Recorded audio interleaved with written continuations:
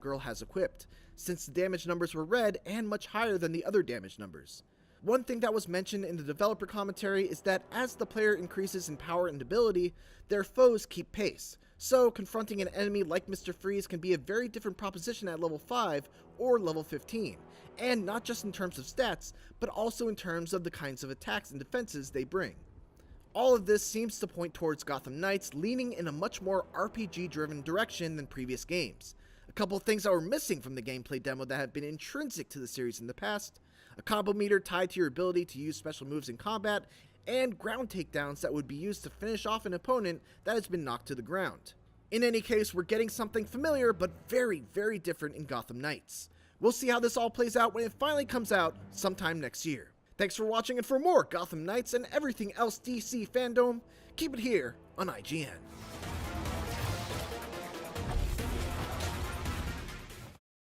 Gamescom 2020 is the heart of gaming, and you can keep to the beat right here on IGN. We've turned the single biggest show in gaming into 5. Gamescom Now is your virtual show floor with up to the second live coverage. Gamescom Daily Show, Gamescom's first ever late night talk show, our Gamescom Awesome Indies show, the freshest deep cuts in indie gaming, and finally the Gamescom Best of Show, including the Gamescom Award.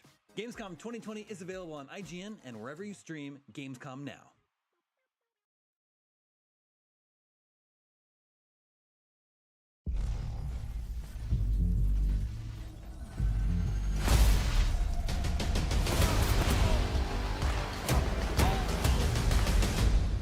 I had nothing.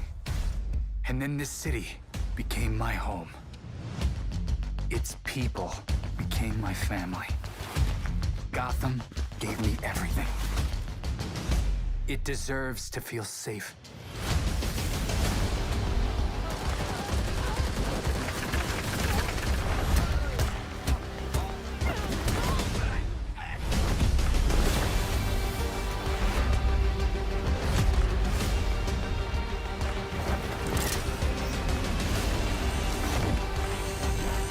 No matter how hard we try, there's always more to do.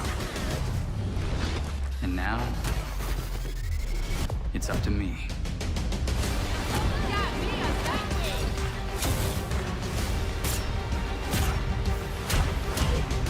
Got time for a dance, Nightwing?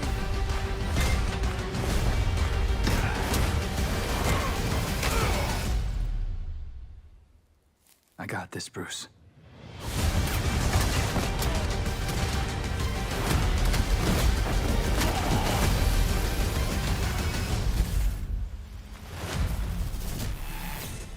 Pre-order now and get the 233 custom Batcycle skin.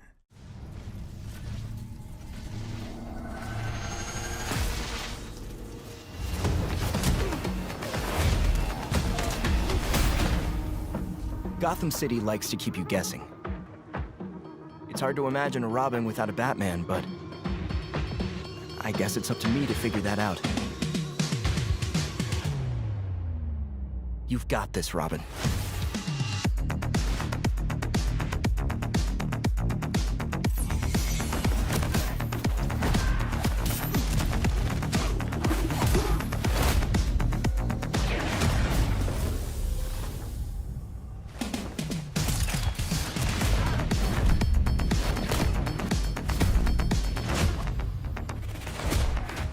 Using teleportation tech from the Justice League satellite, I bet I could zap myself short distances in a fight.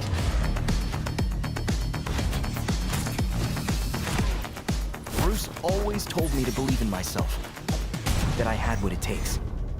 Let's prove him right.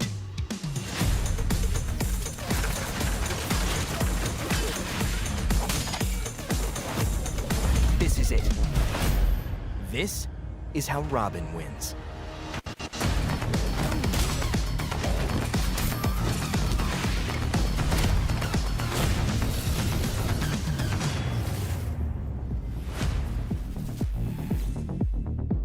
Pre-order now and get the 233 custom Batcycle skin.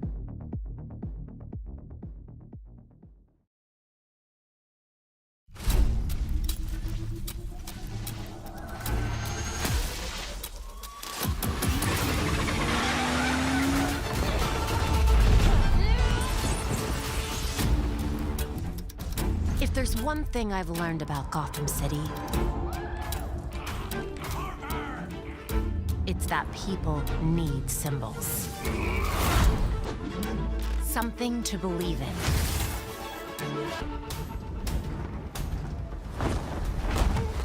What was that?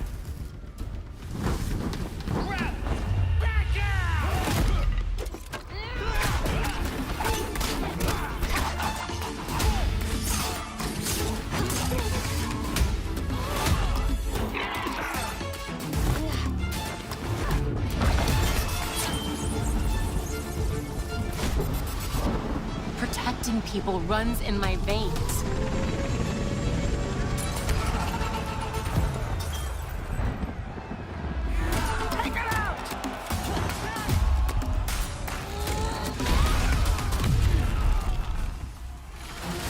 No matter what alias I go by. That's who I am. That's who I'll always be.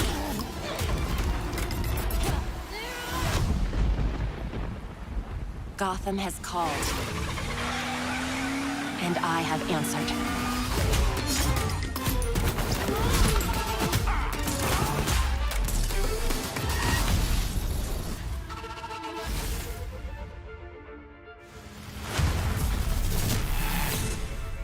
Pre-order now and get the 233 custom Batcycle skin.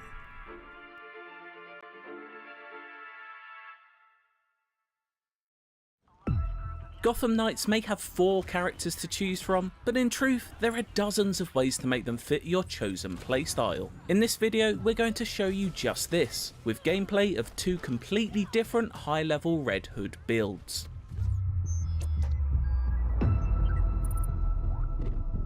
We made the decision, the Gotham Knights collectively were working together, and they were reflecting this notion of the Bat family. So our Red Hood, we wanted him to be aligned with the intentions of the rest of the family in that sense. He's still an angrier person, especially at the start of the story, but we wanted them all to be on board with the general notion that we are in walking the path of Batman after his death. All of them are on board with the non-lethal strategy. So the marksman tree is kind of self-explanatory. It's really about dealing more damage at range. Red Hood is our most range-focused character out of the Gotham Knights, so a lot of his abilities focus on, I have guns with non-lethal rounds, and I would like to make them as damaging as possible while remaining non-lethal.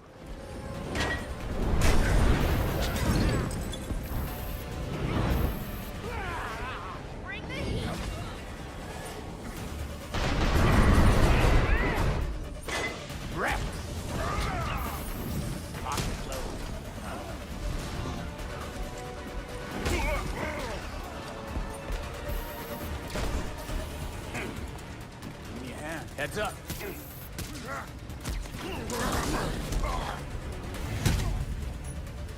I know that one hurt.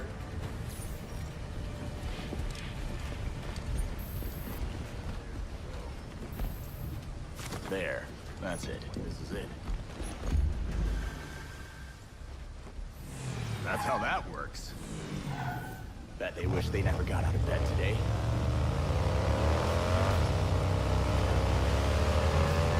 The Brawler skill tree is about melee combat, but more importantly, it's about powering up the fact that Red Hood is our largest character, and he's got the best grab and throw mechanics in Gotham Knights. That's a really, sort of brutal hand-to-hand focused skill tree. So if you're into that style of play, it's a great place to invest early to get the most out of Red Hood.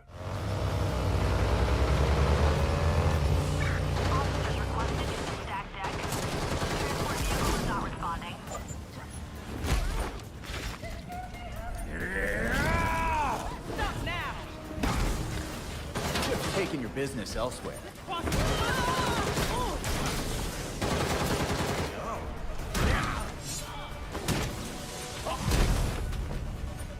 Hey, look, more scumbag looking for a beating. Here comes the boom.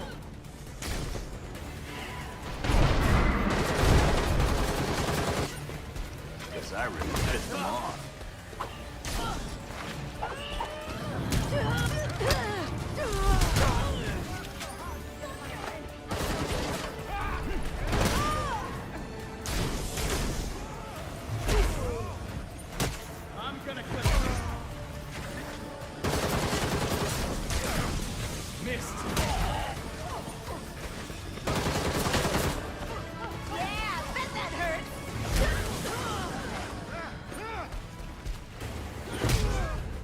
That was just a taste of the different ways you can build out your chosen hero in Gotham Knights. Stay tuned later this week where we'll be digging into skill trees and how they work. For more from our Gotham Knights IGN first, check out the first 16 minutes of gameplay or how the developers built their Gotham City on 400 years of history.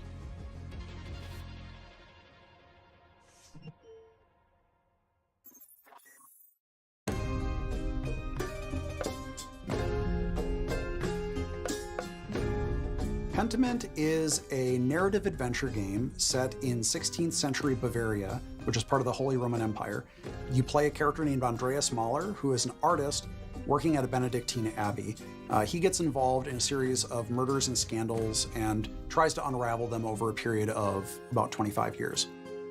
The name Pentiment, it is specifically referring to paintings in which there's an older painting underneath the painting that you see on the top. And if you scrape away the top layer, you see what was left behind. This has a bunch of significance. Obviously, you're playing a painter, but also it has a lot of significance to the idea of history kind of being covered and uncovered over time. When I saw narrative-driven games with really distinctive art styles, I was inspired to make a historical game that focused on the unique art style of the early modern period that was really driven by the relationships between characters and the stories that played out over time. Hannah Kennedy was really integral to defining the art style of Pentiment, especially blending the late medieval illuminated manuscripts with the early modern woodcuts. Yeah, so there's a lot of major points to solve and kind of marry between wanting this to be a true to the history, true to the feel of the source material that we were referencing as far as the narrative, but also thinking about the types of games that were like what we imagined we wanted as far as a gameplay experience. From the beginning, I knew that I wanted to portray a community that changed over time, which meant that characters are changing over time. That's really the focus of everything. The buildings do change, but really it's the characters where you see all the crazy stuff happen. Kids that I had become attached to because it's a 4-year-old and we designed them to be a 4-year-old and then they're getting married and then I felt a weird like emotional reaction to that because I'm like, oh, baby's all grown up.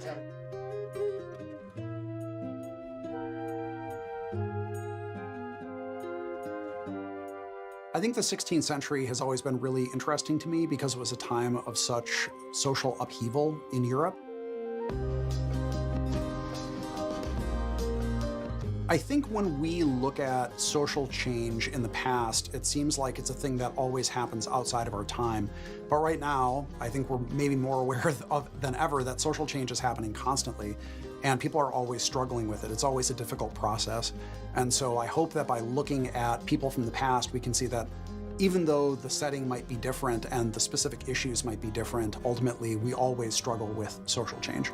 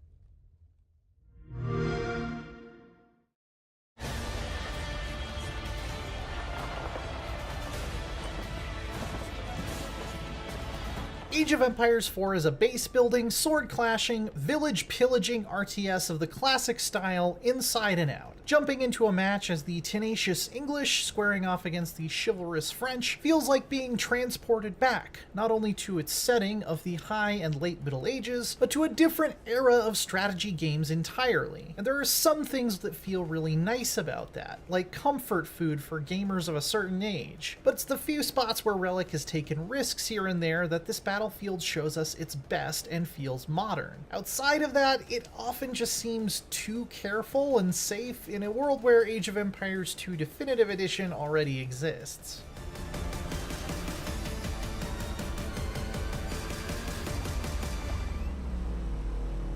If you've been sending villagers out to hunt animals, mine gold, and chop wood for decades like I have, you can slide right into the armored boots of most of Age 4's factions with no real fuss at all. Winning pitched battles reliably requires knowing the rock, paper, scissors relationships between spears, horses, and bows. A quick raid to murder some of your opponent's villagers and shut down their economy can be more strategically valuable than victory in any head-to-head engagement. Building walls and other defensive structures turns the late game into a tense chess match where map control is key, though eventually high-tech artillery like cannons will break the stalemate and lead to a decisive sweep for whoever fields them the most effectively. The pacing is right where it needs to be when you're against an evenly skilled opponent. But for 6 out of the 8 playable factions, I just didn't feel like there was enough new going on here. I mean, they each do play quite a bit differently. Unique techs, units, and landmarks are great at establishing an identity that evokes their historical inspiration and varies up how you maximize your economy. The Chinese gain much of their gold income from imperial officials who walk around collecting taxes from your buildings. The Abbasids get the Baghdad House of Wisdom, which positions them to be a leader in tech, and hilariously, if you know its real-world fate, grants fire resistance to nearby structures. But these modest touch-ups didn't do much to change the fact that there's almost nothing in Age 4 that couldn't have existed 10 years ago. That includes the graphics. Even on max settings, they don't look that impressive, especially when I could go play any Total War released since 2010 and see an order of magnitude more units with much more detailed models and far higher fidelity environments. And with Microsoft signing the checks, it's not like they made this on a shoestring budget. At the same time, new mechanical ideas, like being able to hide units in forests to set up ambushes, are a nice twist, but other than that, I'm not really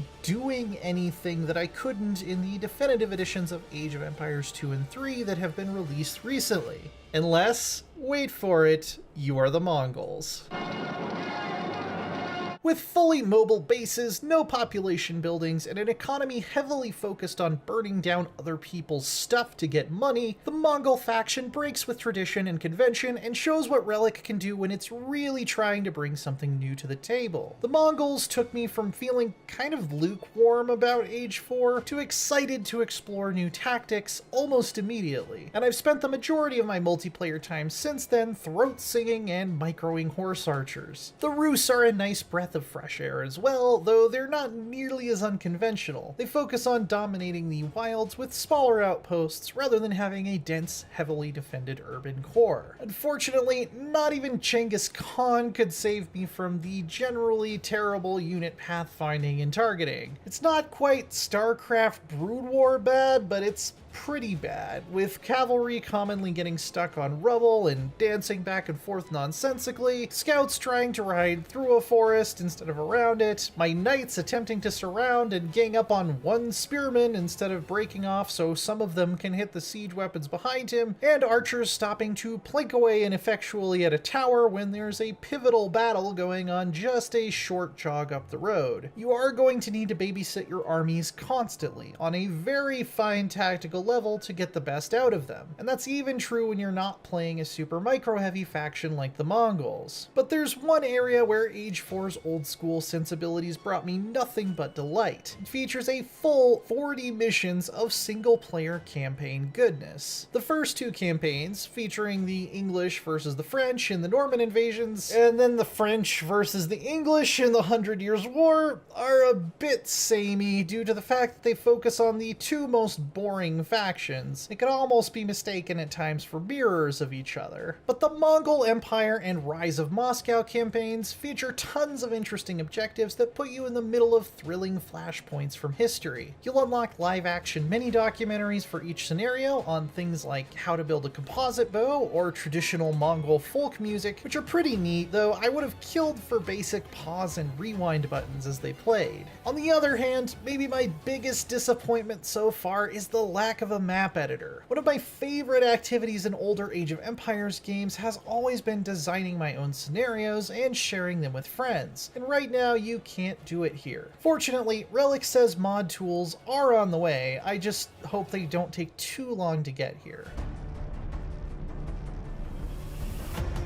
Age of Empires 4 plays it safe a bit too often, but really excels when it wanders outside its very traditional comfort zone. The expansive campaigns and offbeat factions like the Mongols and the Rus are major highlights, even when it loses some of its sharpness to a small unit cap, frustrating pathfinding, and relatively unimpressive graphics for a 2021 game. I've been enjoying it a lot as a whole, but it also sometimes makes me question how much room I have in my life for this age-old formula these days, when real-time strategy has come such a long way thanks to the innovations of other franchises. For more medieval madness, check out our reviews of Diablo 2 Resurrected and Pathfinder Wrath of the Righteous. And for everything else, stick with IGN.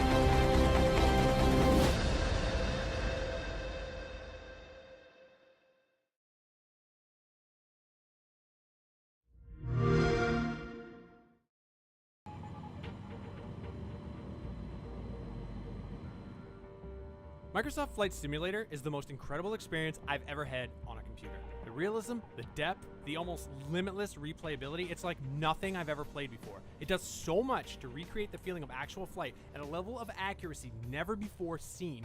There were times when I was landing at real-life airfields I'd seen during my time in the Air Force where I was simply stunned. These are places I could likely never visit again as a civilian, and yet as I gazed out the window during my final descent into places like Jacobabad, Pakistan, or Thumrait, Oman, I was seeing an approximation so close to what I remembered from all those years ago that I actually said out loud, holy shit, I remember this.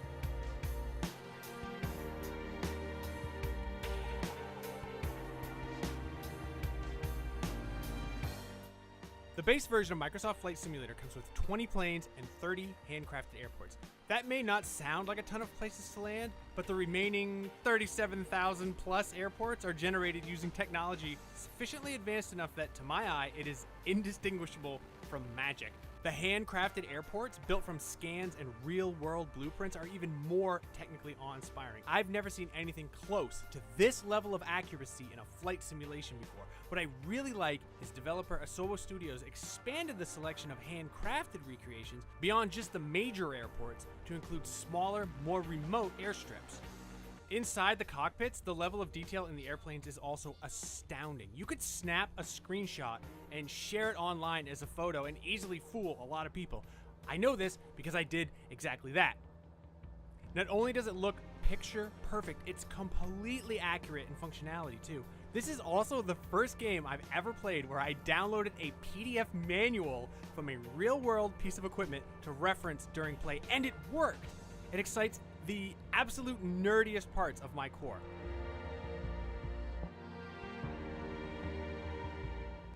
All of that gorgeously detailed equipment is on the inside, but the absolute genius of Microsoft Flight Simulator is actually outside.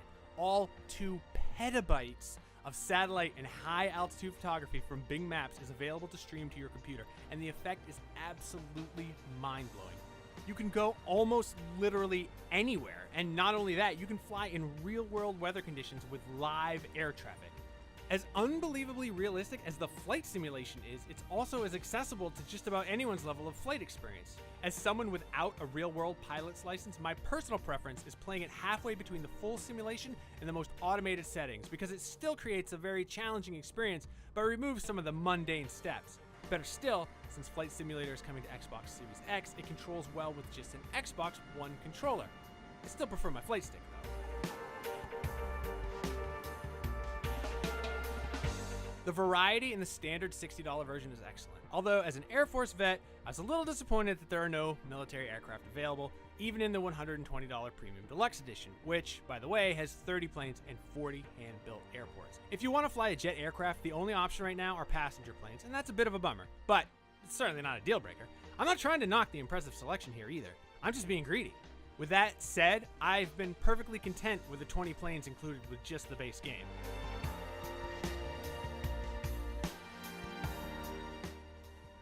If you want to learn to take the training wheels off, there's a built-in flight school that puts you in the pilot seat of the Cessna 172, and it's great. They helped me with a lot of terminology, best flight practices, and getting used to handling aircraft.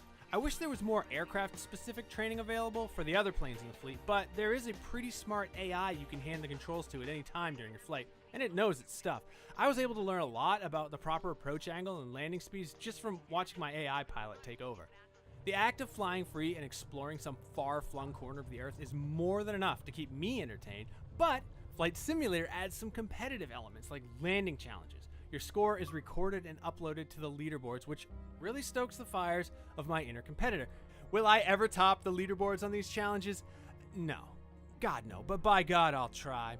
Yes, actually, I am the world's best, at least at a couple of landing challenges, and at least for the time being.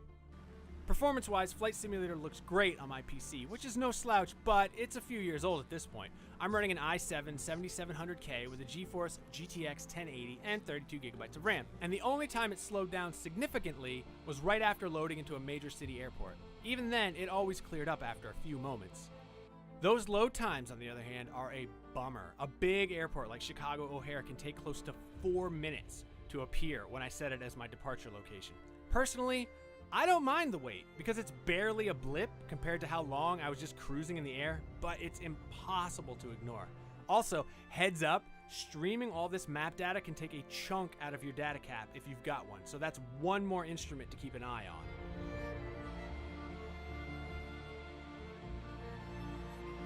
Microsoft Flight Simulator is legitimately incredible. It's difficult to fully describe how amazing it feels to jump into a plane and just fly to and from literally any place in the entire world. The base game's 20 included aircraft feel like more than enough for even hardcore aviation enthusiasts, and the ability to tailor the experience to whatever skill level you desire makes it suitable for anyone looking to fly the friendly skies from the comfort of their homes. The real-world mapping data, however, takes Flight Simulator from being just an impressive game to the most awe-inspiring and limitless simulation I've ever experienced, in spite of its less than stellar load times. Seeing famous landmarks, landing at the world's most recognizable airports, or just touching down in a remote landing strip in South America is mind-bogglingly cool and an absolutely unparalleled way to virtually explore our world. For more Microsoft Flight Simulator, check out our real-time flight from San Francisco to Las Vegas. And for everything else, keep it right here on Igloo Golf November.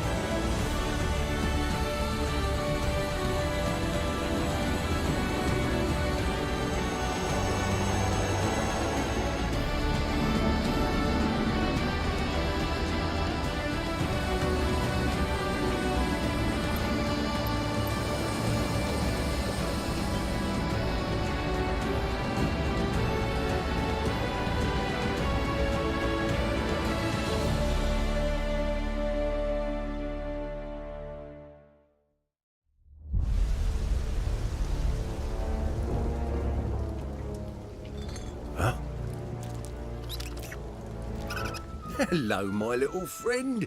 What are you doing here? You want me to have a drink? Oh, no, I couldn't possibly. Besides, that's devil's rum. It'll blow your head clean off. I'm sorry, friend, but I don't understand. I think that it was trying to warn you that I was coming. Though I'm not sure what's more pathetic. That it thought it could help you, or that you have a crab for a friend. Come now, Merrick. You're making this much harder than it needs to be. Just tell us what we need to know, and this can all end. I ain't telling you nothing. Is that so?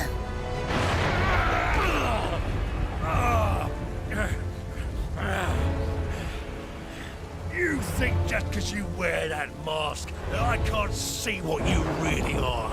I've fought monsters before, and I wasn't afraid then. So if you think you're getting anything from me, you're wrong. Well, I'm glad to see that death hasn't dampened your spirits. But I killed you once before, Merrick.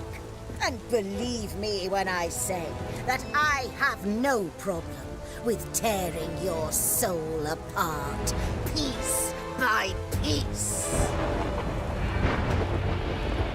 You do realize they'll come here to save him? Of course. And I'd very much like to see them try.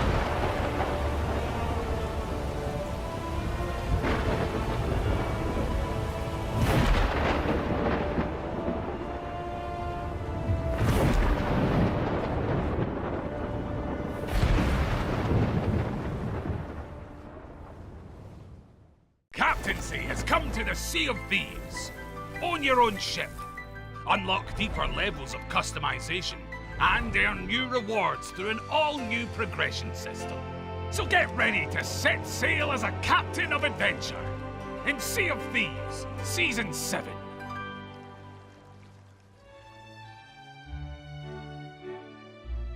In Season 7, hand over some gold and you can buy your very own ship. You'll be able to buy one of each type of ship, but that's just for starters. Owning a ship means you can give it a name. Yes, now you can finally sail the seas with a name of your choosing proudly displayed across the ship's crest. Just make sure to keep it classy. The Pirate Lord won't allow just any old nonsense up there.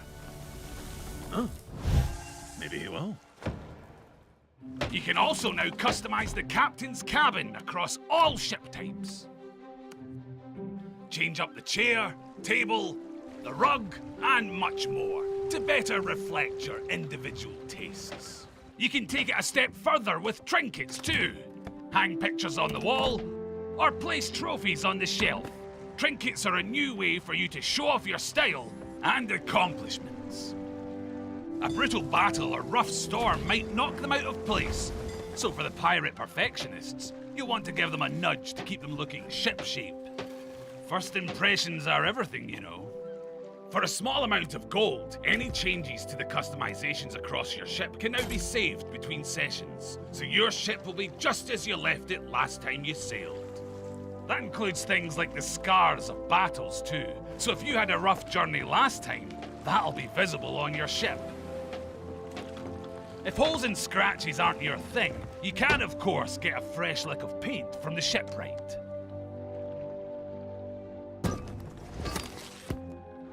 One way to unlock new ship customizations is via a new progression system called milestones. Milestones are a permanent record of your accomplishments and those of your ships. They're divided into alignments, each representing an area of activity within the game, allowing you to see and track the ways that you play and earn unique rewards for it. And you can bring even more variety and customization to your adventures with Captain's Voyages. These unique voyages cover all trading companies and offer you the ability to target specific activities. Captain's Voyages offer both very short single map objectives and longer commissions that bring together various activities for the company in one combined voyage. This puts how you play firmly in your hands. How long your voyages are and what activities you'll engage in is up to you. At each outpost, you'll now find a new group, the Sovereigns. They like to portray an air of exclusivity, so they'll only deal with captains. Deliver any of the loot you'd normally take to the other outpost companies directly to the Sovereigns, and they'll do the rest of the legwork for you. You still get the same gold and reputation as you would have. It's just much easier. And speaking of convenience, there's also a handy harpoon up top to quickly offload the loot from your ship. And that's not the only thing we're making easier. By visiting the shipwright on any outpost, you can now stock your ship with planks, cannonballs and food, buy new captain's voyages, and repair your ship to pristine condition. Each time you sail on a captain's ship, you'll also have access to the captain's logbook, a personalized record of your crew and their adventures, as well as treasured accomplishments. This shows information about what the crew has achieved in their current session. And if you manage to sink a captain's ship, you can steal their logbook and sell it to the Reaper's Bones for gold and reputation. And that's not all. Season 7 is stuffed full of all new rewards to earn as you progress. With over 100 levels of sensational rewards to unlock, there's something for everyone. This includes the Perilous Seas flag and sails for your ship, as well as the Perilous Seas scar, tattoo, and makeup for your pirate. And if you're looking for some fun in the sun, there's also a selection of items to get you into the summer vibe. You can also earn the entire Courage of Captaincy clothing set, the perfect way to celebrate the arrival of captaincy to the Sea of Thieves. And pirate legends can now style themselves as the fan-favourite hunter Merrick, with Merrick's jacket and cutlass. There's also a selection of new emissary rewards to unlock too, with a drum and concertina for each trading company. You'll have plenty of ways to bring sweet music to the seas. And with Season 7 comes a new Plunder Pass, available as an optional purchase, where you can unlock stunning cosmetics, as well as 250 ancient coins. With 3 variations of the Baleful Bloom costume, you can reenact the tale of a stranded sailor and their unfortunate encounter with a mind-controlling plant. You can also earn the entire Beachcomber's Bounty Collector's ship set. This valiant vessel was saved from the brink of destruction and was stitched back together with whatever nature provided. Be sure to keep it well watered. And over in the Pirate Emporium, there are new items in stock. With the Wrecker Wrangler weapon set, these glowing toothy terrors are bound to spell deep trouble for your enemies. The Portable Portrait Emote Bundle is perfect for pirates who know that they're the most picturesque sight on the seas. And with the Wrecker Wrangler ship set, you'll be able to flaunt your affinity for the fang-faced fish from the flag down to the figurehead. Wrecker fish are more commonly spotted around shipwrecks, so put those cannons to use and send another crew down to see the wreckers for themselves. And if you can't get enough of glowing eyes, fangs and fins, then the Wrecker Wrangler costume is the one for you. And keep your enemies guessing. Are you dangerous or just drunk? With the Bilge Rat weapon pose emotes. There's also a selection of new crests to adorn your ship. Even if you're already starting to regret the choice of name, at least you can show it off in style. And finally, there's the Promising Portrait emote, which is free to all players. Ah yes, very handsome. So get ready to revel in your accomplishments, experience a whole new level of customization, and enjoy all the benefits of being a captain in Sea of Thieves, Season 7.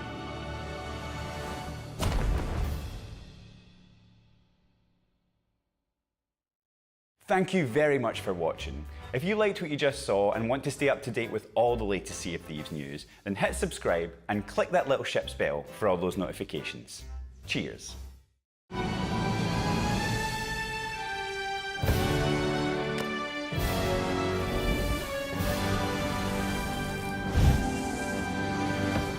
In Season 7, all players can become a pirate captain, which means they can buy their very own ship, give it its own name, and forge its legend.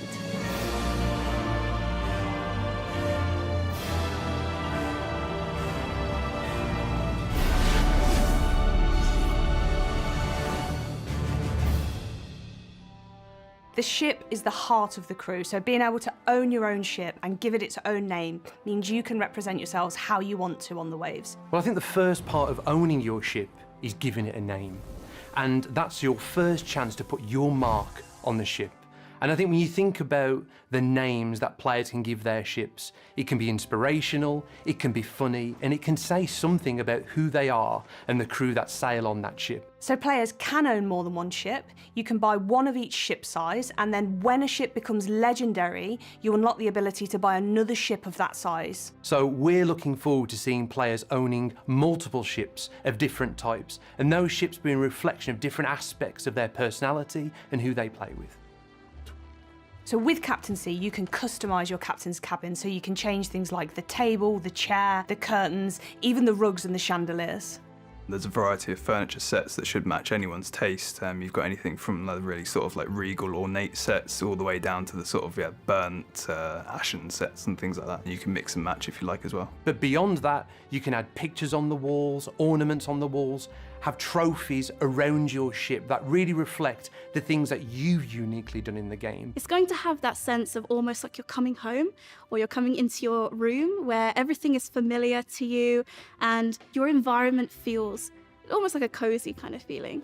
The trinkets are just another way for players to express themselves. Some kind of like carry more of a meaningful achievement connection that a player might have, whereas some just range just down to maybe personality types. One other cool thing about the trinkets is they can actually be knocked out of position during storms or as your ship's sinking or when you're in a firefight, and then you can go back and sort of straighten things back up.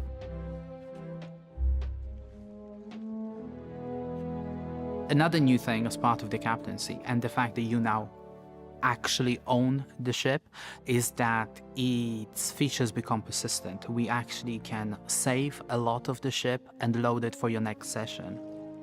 Every hit you take, every fire that you have on your ship, every map pin you make, they're all saved and will come back to haunt you when you next play. Your battle scars will come with you, but you can repair them at a shipwright and decide whether or not you want to roll with the punches you've been given or if you want to be the cleanest ship on the seas. So players will find these new customization options in the shops at the outpost, but in order to unlock them, they'll need to earn milestones on their journey as a captain or a member of the crew. Milestones are a new way of tracking the things that you do in Sea of Thieves, and what makes them different is that they're uncapped. They're tracked forever, allowing you to look back on all the unique things that you've done. They're also aligned to different playstyles. Of course, there's so many things you can do in Sea of Thieves, different places to visit, different playstyles and quests to engage within. And milestones allow you to see the unique areas of Sea of Thieves that you're personally invested in, and then show off that preference in your ship and the way it shows up in the world. So when you meet with other players in the game, you want them to be able to see everything that you've accomplished. You want to show it off. That's what it's there for. Whenever someone's boarding your ship to kill you, they get to stop and look at everything that you've accomplished in the game. The Captain's Log is a new book that you'll be able to find on the Captain's table, and inside you'll find important information all about the ship and its crew. Looking inside the captain's log, you can see the playstyle of that ship, the name it's been given, but the captain can also choose a key set of accolades that that ship has accomplished to show off what they're most proud of. And when your ship sinks, you'll lose your captain's log and it can be stolen and sold to the Reaper's Bones by enemy crews. With the logbook, we got given a few keywords of what each of these playstyles were, ranging from the Theod set, where you have really nasty symbology with like the skulls and the sword, all the way through to the rogue set, which is a lot more lighter in tone. We have banjos, musical instruments and notes. We needed to translate that through to the crests, and we just wanted to craft a series of almost building blocks for people to pick and choose how they wanted to reflect themselves. We also wanted to bring in a set of unique conveniences for captains, and a big part of this are the sovereigns. The sovereigns, they are this new faction that you will be able to meet on every outpost. They're very proud of themselves, very full of themselves. They will only deal with you if you are a captain. And, you know, if you're not worthy to speak with them, they'll just send you away. You can bring all your treasure directly to them, which will speed up the process of selling your treasure and gaining you that reputation, which I'm very excited about. I want to get back on my ship and sail to a new adventure as soon as possible, and the sovereigns allow you to do that. So for the aesthetic, we really wanted something very regal, and I think the team did a really great job of this just in the Sovereign Hut, which looks very fancy, and the iconography for that really reflects that as well. You have like the purples and the oranges and the golds that you see through the set, and we've brought that through to the dressing on the tent itself and their outfits. You can have a sense of the history just by looking at everything else beyond their uniform. You can look at their scars, the choice of hair, the choice of anything else that's not, you know, their uniform, that will tell you a bit more about their personalities. You'll really be able to see like the hut from a distance. It's this tall structure, it's got nice draping flags off it, this real regal feel to it. It's draped in cloth, it's totally different from any other building we've got.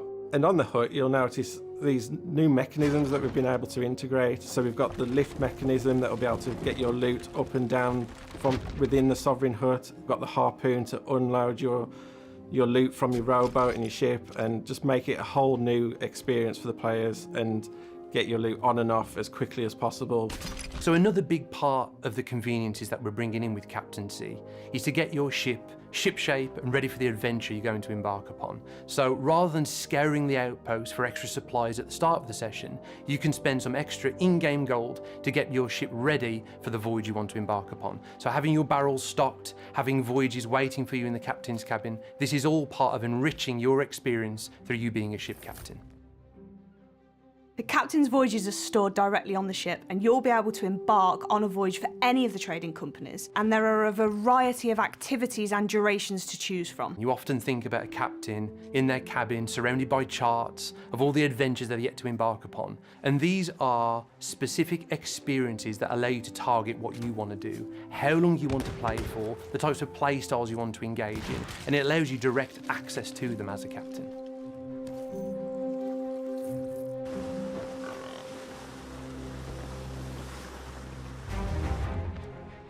So what I'm really excited for Season 7 is definitely the logbooks, just being able to return to your ship and have this log waiting for you. I think what's really fun about it is I just want a physical copy myself.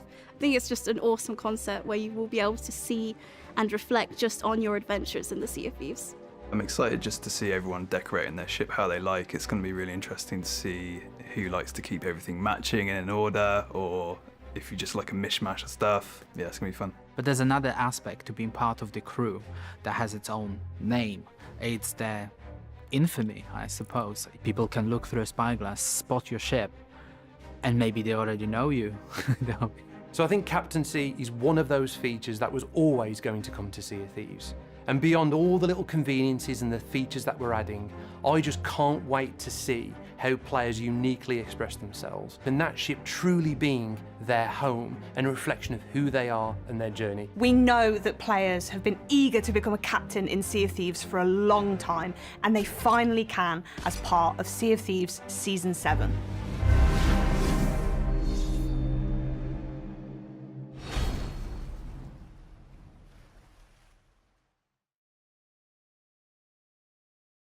Thank you very much for watching. If you liked what you just saw and want to stay up to date with all the latest Sea of Thieves news, then hit subscribe and click that little ship's bell for all those notifications.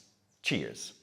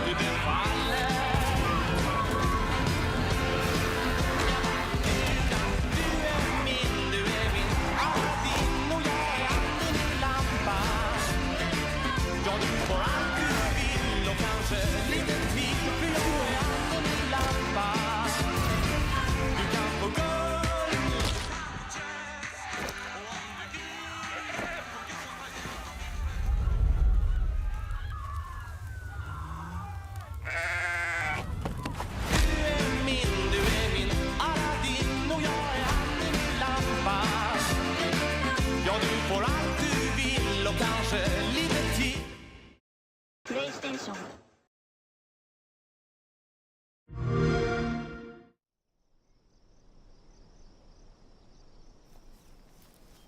Ima. Hola, Imui.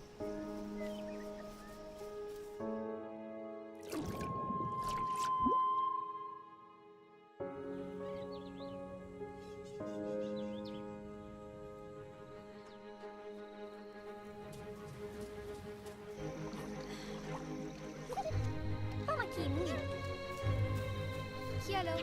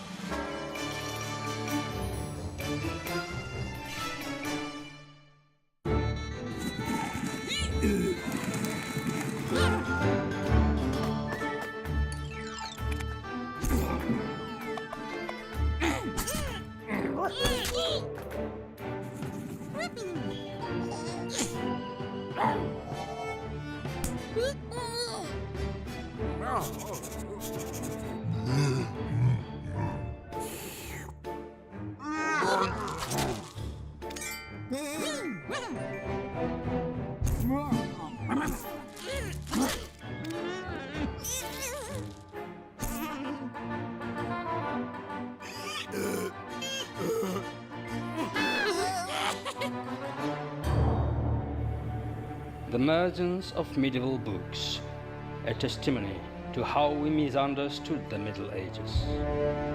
Pourquoi les escargots combattent les chevaliers?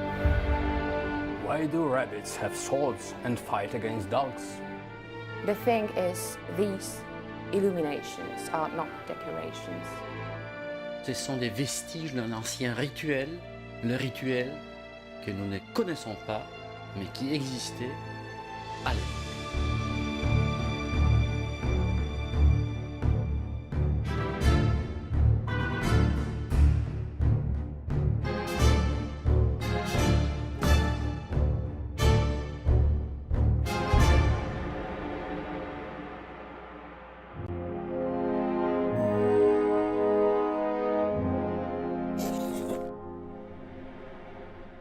A small and selected group of scribes and illuminators had access to an extraordinary substance called living ink.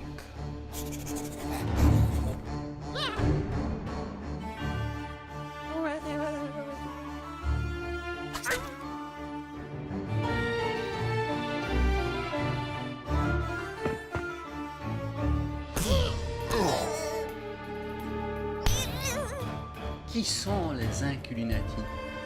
Il est évident que ces hommes étaient beaucoup plus que de simples décorateurs de manuscrits.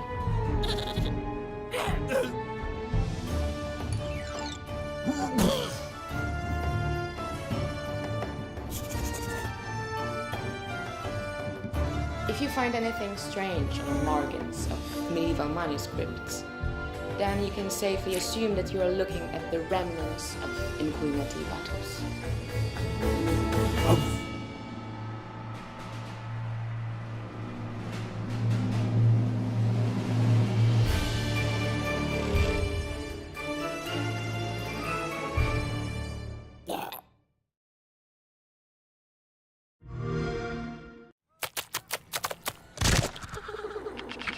Selling humans as drugs. You're the only one that can stop them.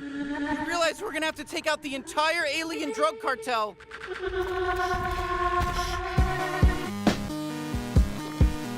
You're just gonna leave me here in what, space? Everybody lives in space, including you. All right, you're a bounty hunter now. You gotta help me rescue my friends. They're Gatlians, just like me. Hey, why are you squeezing me so tight? How about a little dinner first and some bubble bath maybe first? Look at us, blasting away! Oh yeah, that's one of my children. They die fast. Don't worry, it's easy to make more.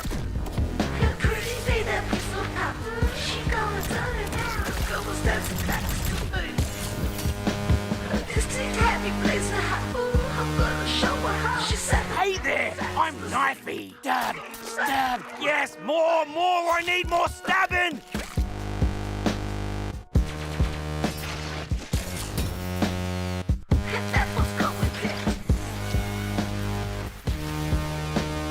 Everyone, fight each other! Okay.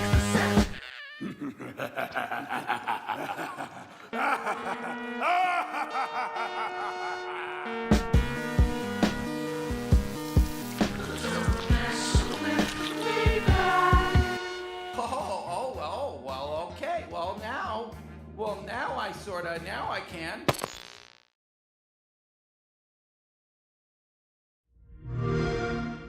Play it day one with Game Pass. Hey, we're just a snippet of Squanch Games, and we're here to talk about High on Life, our new action-adventure, comedy, Metroidvania, first-person shooter that is nothing at all, a little bit like Microsoft Excel. All right, you're a bounty hunter now. You gotta help me rescue my friends. They're Gatlians, just like me.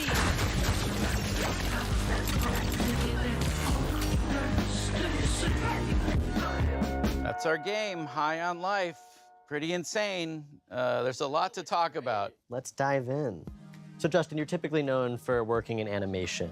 What brings you into the world of games? Why are you in the world of games?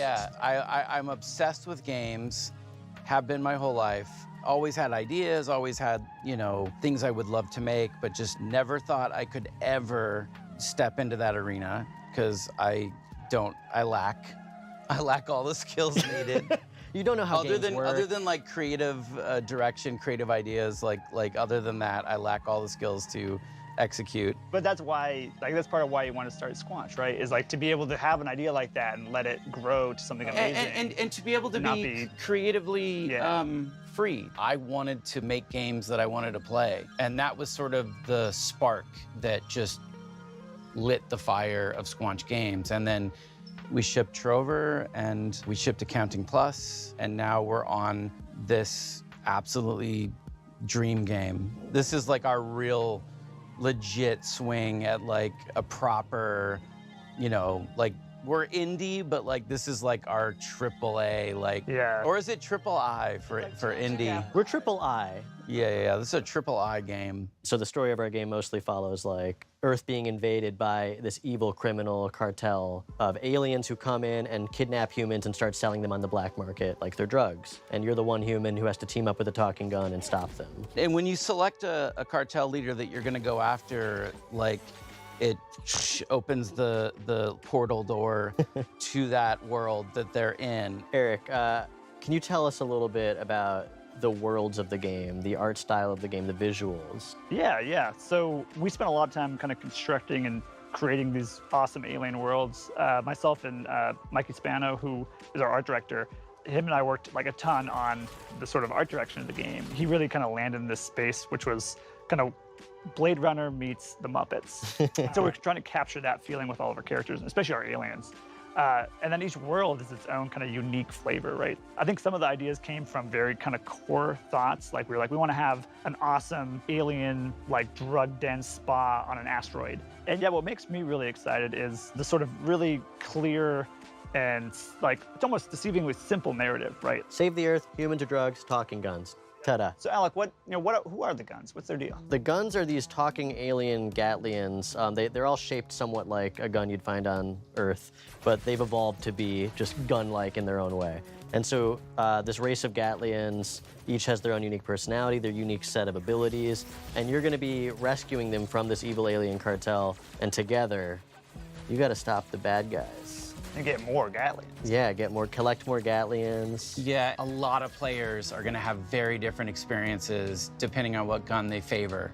Yeah, you kind of pick your favorite companion to have out a lot and hear their dialogue, be part of different dialogue scenes and stuff. Yeah. Look at us, blasting away! And sometimes you can unlock the guns in a different order than another player has. So when you go back through a level, you'll see things that you would have been able to access if you'd done it in the other order. That's and you can come back. That's a huge one. All right, so we've talked about this crazy good game that sounds amazing. Why should people be excited to play it?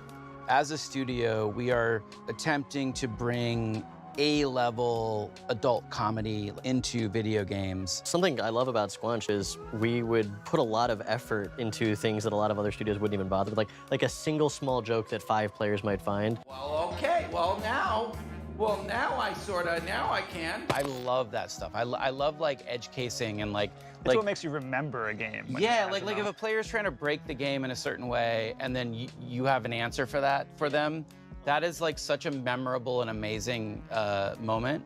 It's almost like watching TV, but the viewer is able to reach into the TV and poke a thing, and the character has to respond to that. And there's so much fun to be had for the most part. You can skip it all. We worked really hard on it if you want to skip it. Yeah, if you want to just like miss out on like, you know, yeah, if you're like a big dummy and you don't want to play the game at all, that's fine. We're not going to judge you. We're just going to be upset.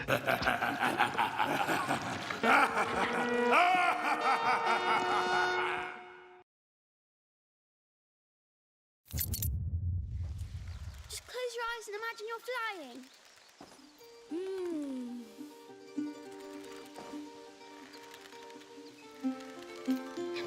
Can we have a swing in our next home? We'll find one with trees around it. Oh, yes! Apple trees! Hey, I've flown enough, I think. Should we go back? Yes.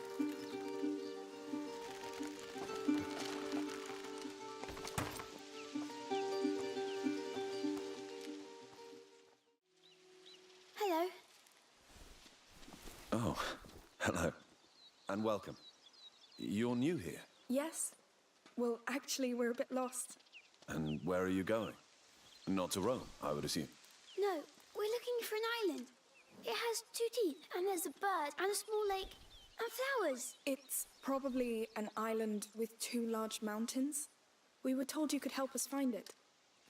Not from memory. But I have an old map of the Mediterranean Sea somewhere. Do you want to have a look? Yes, thank you. That'll be perfect. Good people! What's going on? We're looking for a boy and a girl. The girl has killed several soldiers. She's armed and dangerous. By order of Count Victor of Arles. We're searching this camp. I know a guilty look when I see one. But whatever you've done, I won't give up a child. Come with me.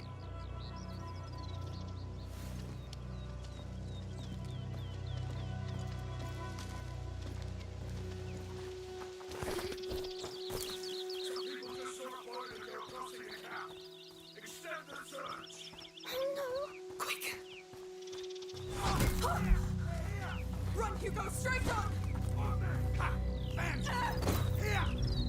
Take your hands off me! Oh no, Hugo!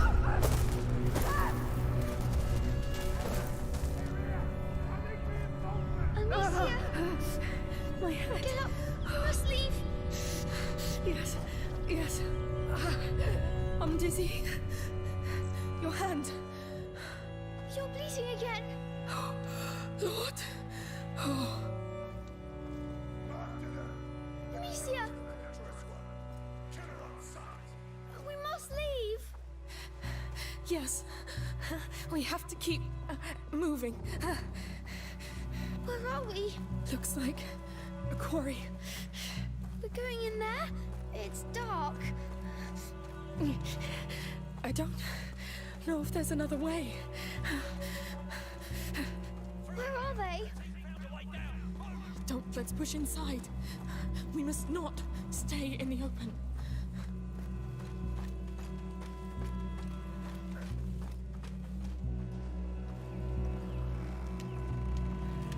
Stop, Amicia. There are people. I hear nothing. How do you know? I feel them. I think it's the rats. I can try to feel better. You're sure about this? Yes. Don't worry. Fine. Careful. Yes. I see them. They're here. Soldiers. Hold on. How? The rats. They can feel people's blood. Now I can too. It's like a noise. Like an echo. So where are they? Close. Coming. I can do it again if you want. Got it. Let's go. Careful. They're trapped in here. They can't go back. Where are the workers? This mine isn't abandoned, is it? I don't start with your bloody superstitions. It's the captain you should be afraid of. The girl pissed him off worse than 1,000 Englishmen.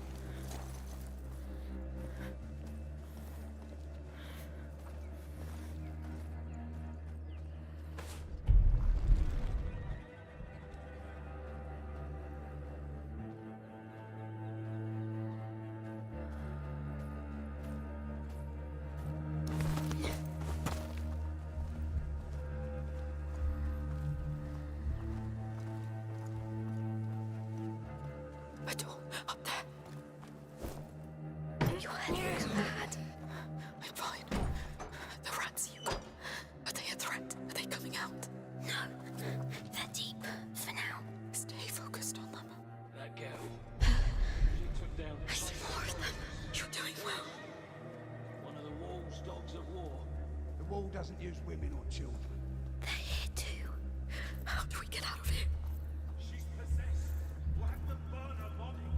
Go to hell.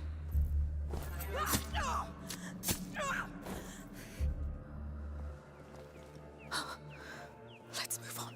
Yes, we need to get out.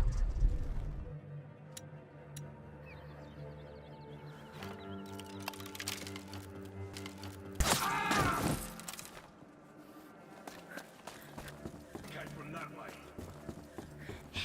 A trapdoor. Yes, that's our way out.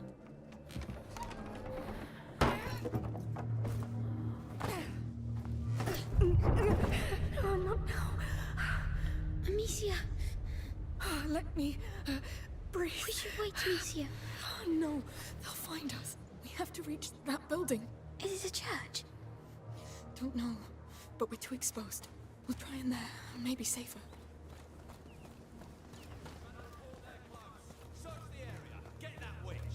They won't give up. They're butchers. Did you kill a lot in the Red City? More than I should have.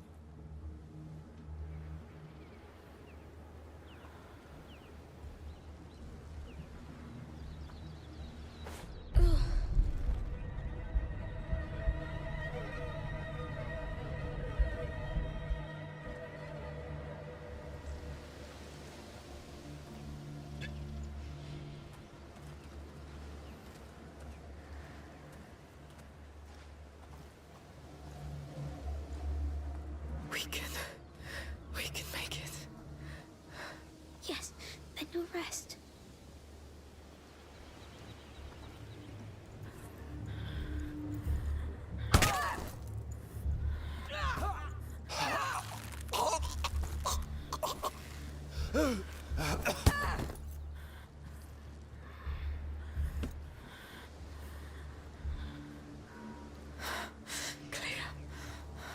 Be careful. You're too tired. Don't worry.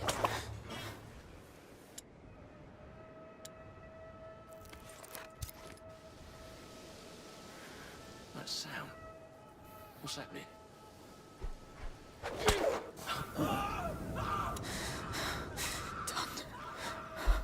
There are too many. That's what it was. Out of our way. Please, be careful of your head. I'm fine.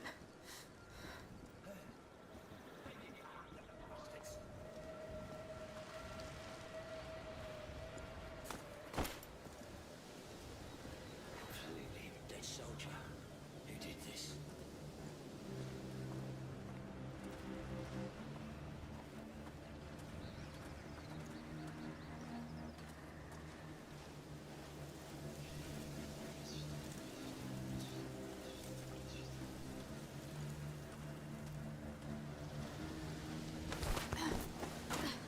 Remember, the Council wants this land clean of its scum. This girl killed your brothers. Her execution will take place here. Huh?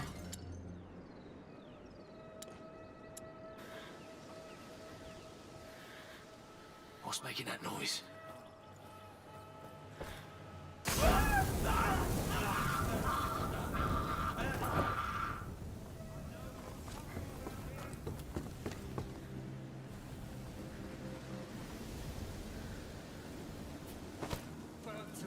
Someone's been murdered! Look sharp!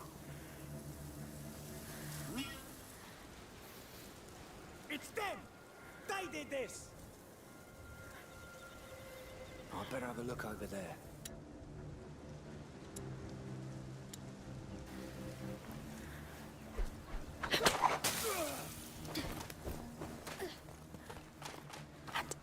On my way.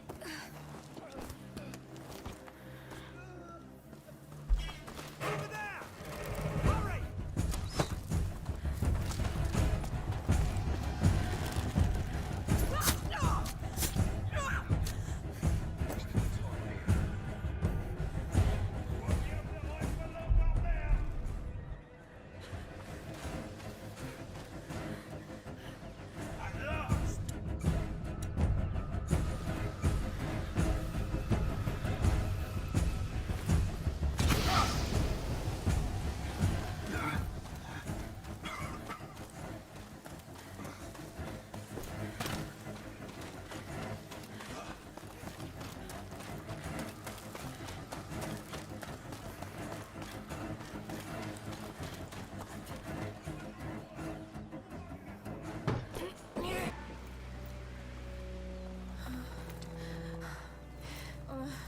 Amicia?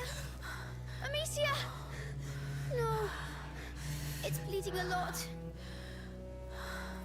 Oh, hey, here! They're coming! I can't. You have to handle it yourself. Are you sure? Do it. Quick.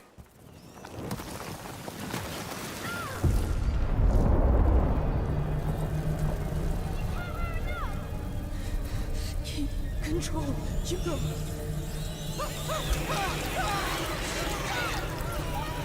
Be careful. You're too tired. Don't worry.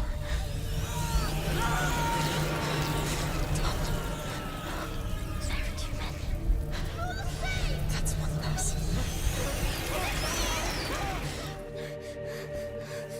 Hugo? Hugo? What's wrong? What's wrong?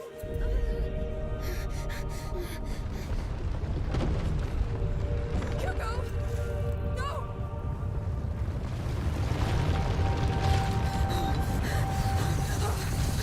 Oh, Lord.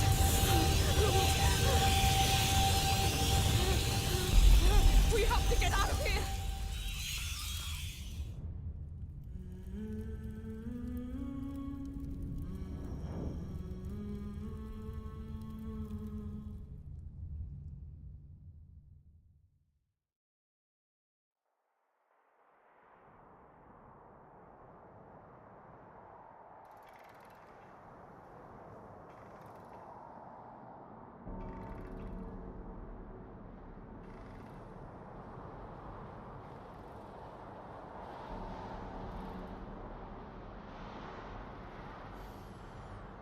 Grat, blossomed into fortune by hands of craftsmen. Truly, a beautiful city.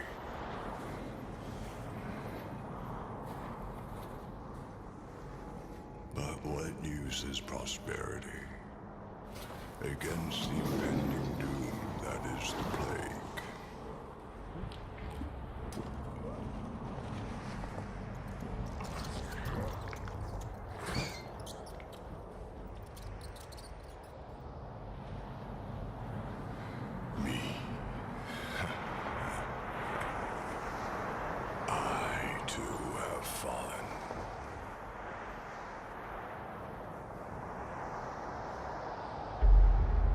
This graveyard, I must find it. That is my fate.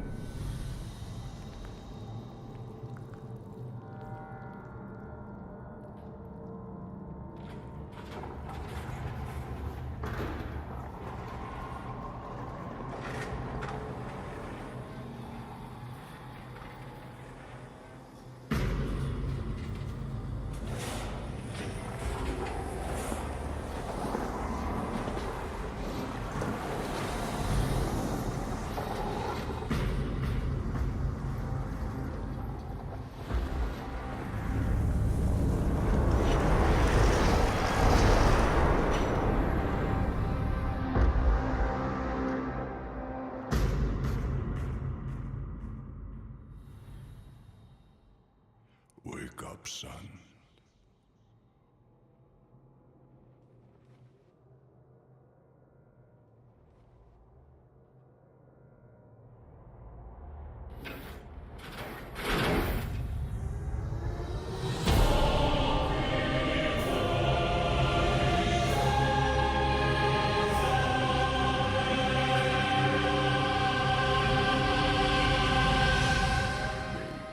Your father proud.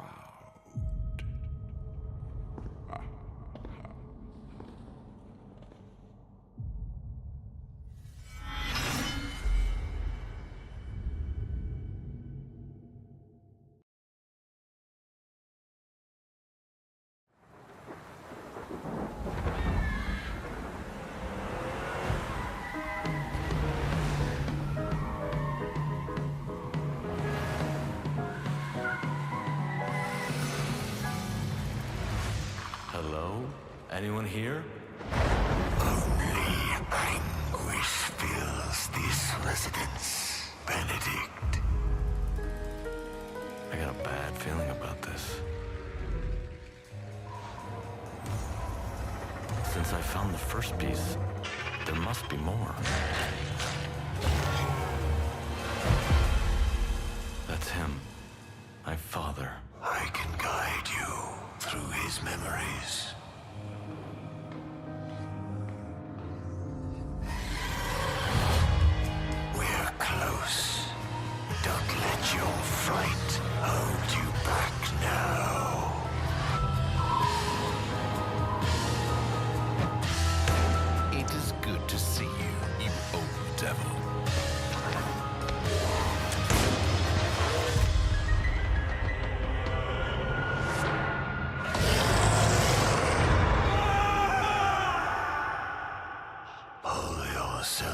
together, Benedict.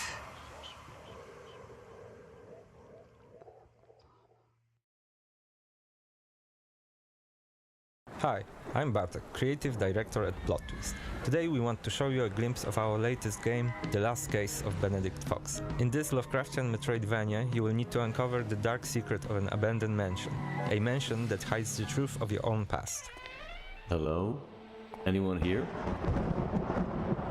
Only anguish fills this residence, Benedict.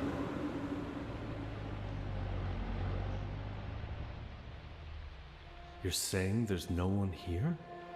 Huh?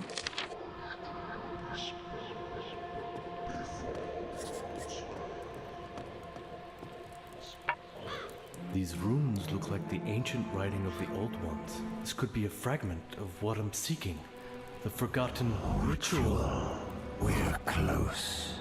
Don't let your fright hold you back now. Since I found the first piece, there has to be more.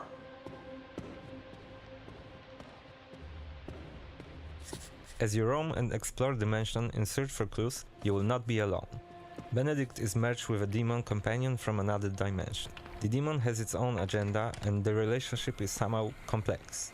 And although his motives are not yet clear, he does give Benedict supernatural skills and the ability to plunge into memories of the deceased. That's him. My father. If I only had found him sooner. I can guide you through his memories.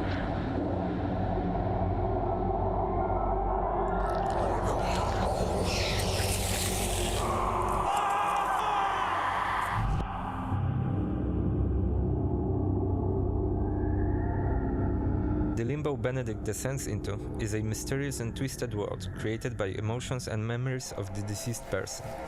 It's a place where on every step and turn lurks something sinister and dangerous. It's a place where you keep caution.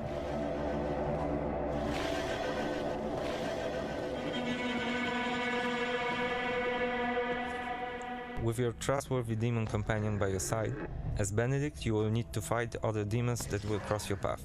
And as you search for clues that will allow you to unfold the mystery back in the real world, you will encounter different limbos, each with various menacing biomes and threats within.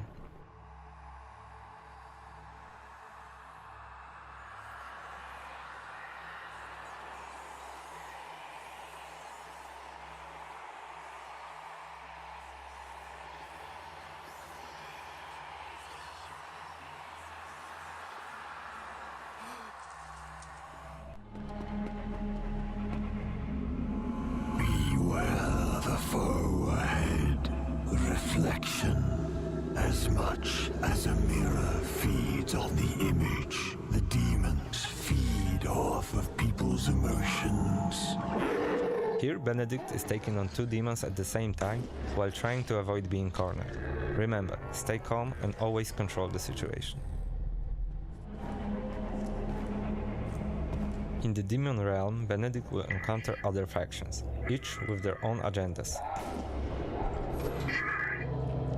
Fighting them will require different approaches. Not all encounters are the same.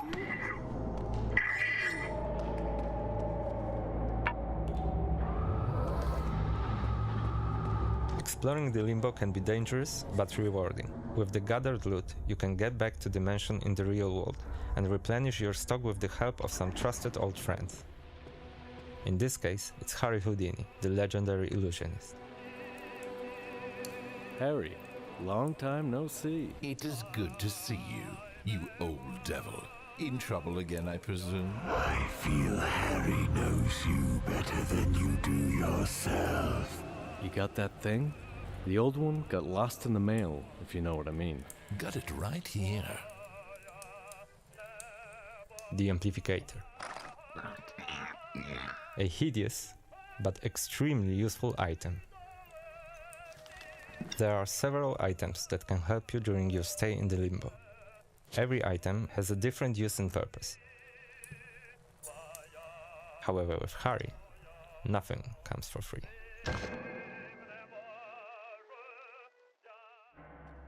We hope you enjoyed our quick tour of the mansion and of the demon realm. The last case of Benedict Fox is coming next year to Xbox and PC. Thanks for watching, and be careful of what secrets might be revealed.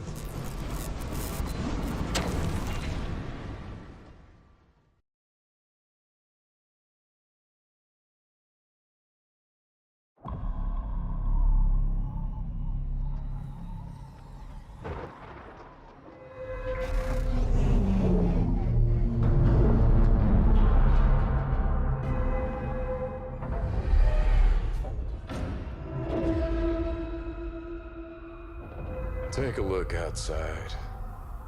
Did you know that they call Callisto the Dead Moon? Dead. Just like you would have been if I hadn't fished you out of that wreck. So whatever you're holding on to right there,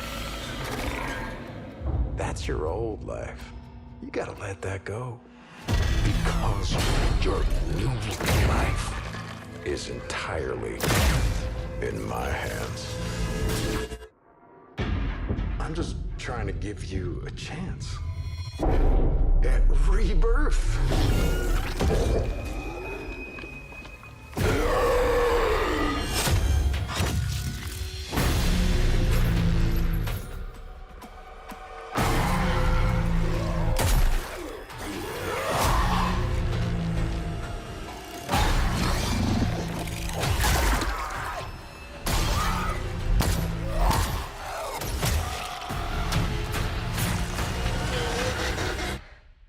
I just love that last part.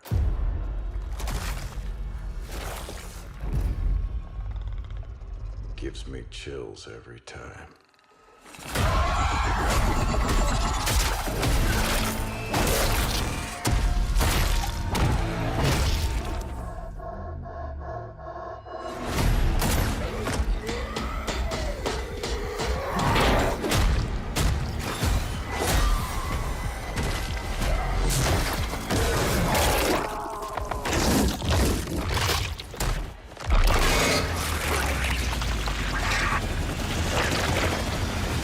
Welcome to your new home.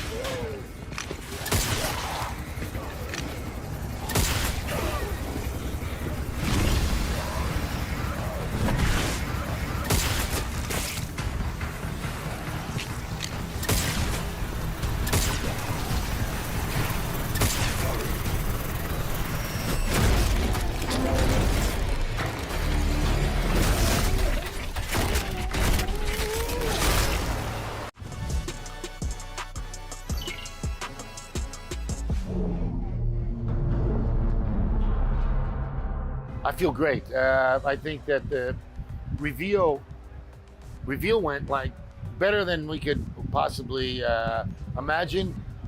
You don't know. You're making a game for 3 years and your first time out. Like, let's hope people like it. You know, so went really well.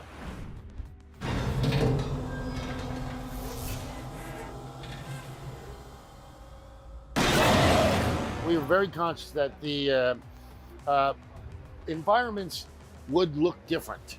That was very important. I think you're gonna get in there and you're gonna play the game, maybe and think Dead Space, but when you're done, it's a different story, different characters, different universe, different way we tell the story. We go really deep on story. The combat is different, enemies are different. I can't see people going, oh, that's Dead Space 4. They call Callisto the Dead Moon. Dead. The different environments allow for different types of scares. They allow for different ways for the enemies to come across you. And they allow for different places, different types of combat for you as well. So we tried to mess it up as much as possible and just make each area unique.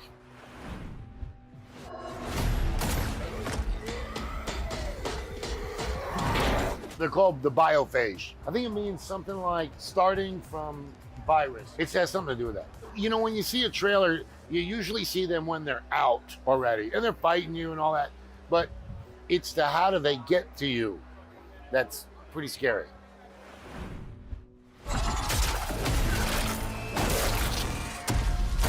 We spent a couple years on what we call the gore system. Like engineers, rendering engineers, a couple of artists, they just spent time tearing each and every enemy apart. And then, you know, there were times where like, no, tear another hole in him. You know, go do this. Or, and so each one, like, you may never see the same torn apart guy, you know, twice. And that was part of it too. We wanted each and every person to have like a different horrific experience. Not only do we have a bunch of like horrible deaths, but then the way that he is built, he can be torn apart just by a normal, you know, the enemy slicing him, and maybe his arm already has enough hit points. His arm will come off, his head will come off. So even the ones that aren't sort of planned are going to be different. Resident Evil 4 was a great game, and I'd finished it just before Dead Space, and it had a lot of influence. All due respect, wasn't the scariest game in the world, but it had a lot of tension. Loved that game. Can't wait for the remake. It looked fantastic. Whenever I see any studio shut down or anything, it's you know, I'm not a fan of that. I actually named it Visceral. So and we were at that time, the plan was we were going to make that kind of game. So Dante's Inferno came out a little after. We had another one that we were working on, but then I eventually left to go start Sledgehammer.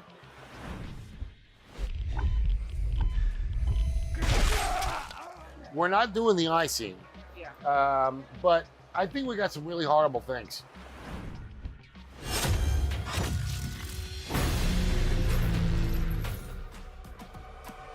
One thing that we did when we set up Striking Distance was we put a mocap studio in our office. No longer are the days where we would have, hey, in 3 weeks, we got 2 days down in LA where we got mocap. Now it was like, anytime we wanted, we could go back in and shoot. And that allowed for just greater range of movement, better quality across the board. No doubt that was conscious right from the very beginning. My chief creative officer was just like, you gotta put a mocap studio in your new place. So we did.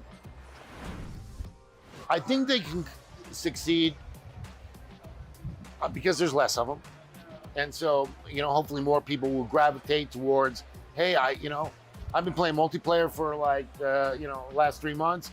But let me go play a big story game. Let me go play Last of Us or Horizon or something like that. And that was what we were seeing.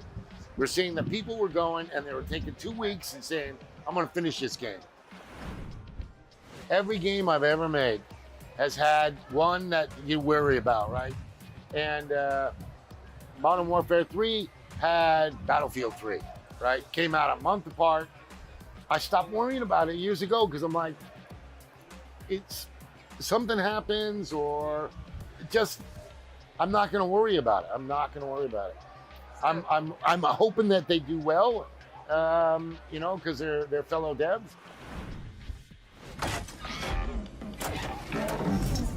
See this?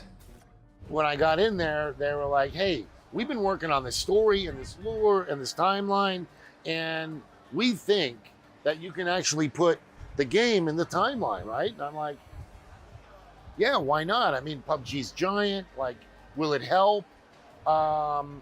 And then, you know, we're a year into it and we're like, well, the story, we just did what we wanted. Characters, universe, you know, all that.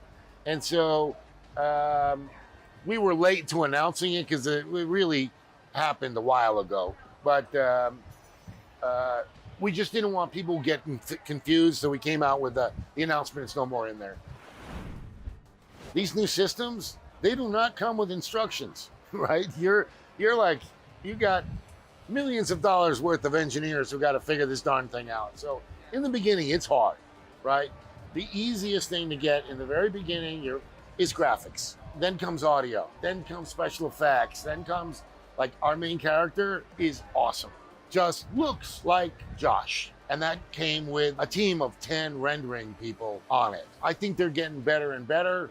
I think, yes, games have had moments. I think now you're going to start to see people, you know, playing more. So whatever you're holding on to right there,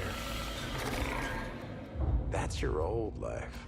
It's kind of linear, but then we went back and we added beta paths for exploration, and we added a lot.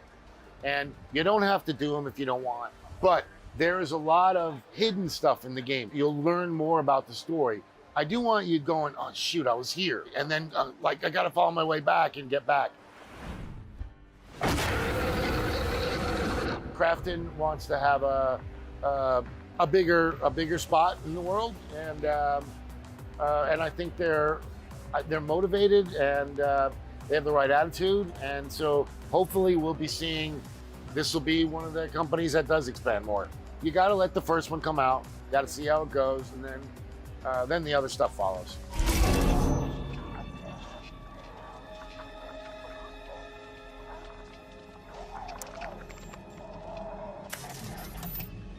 This is Black Iron to transport ship Charon. You are cleared for landing.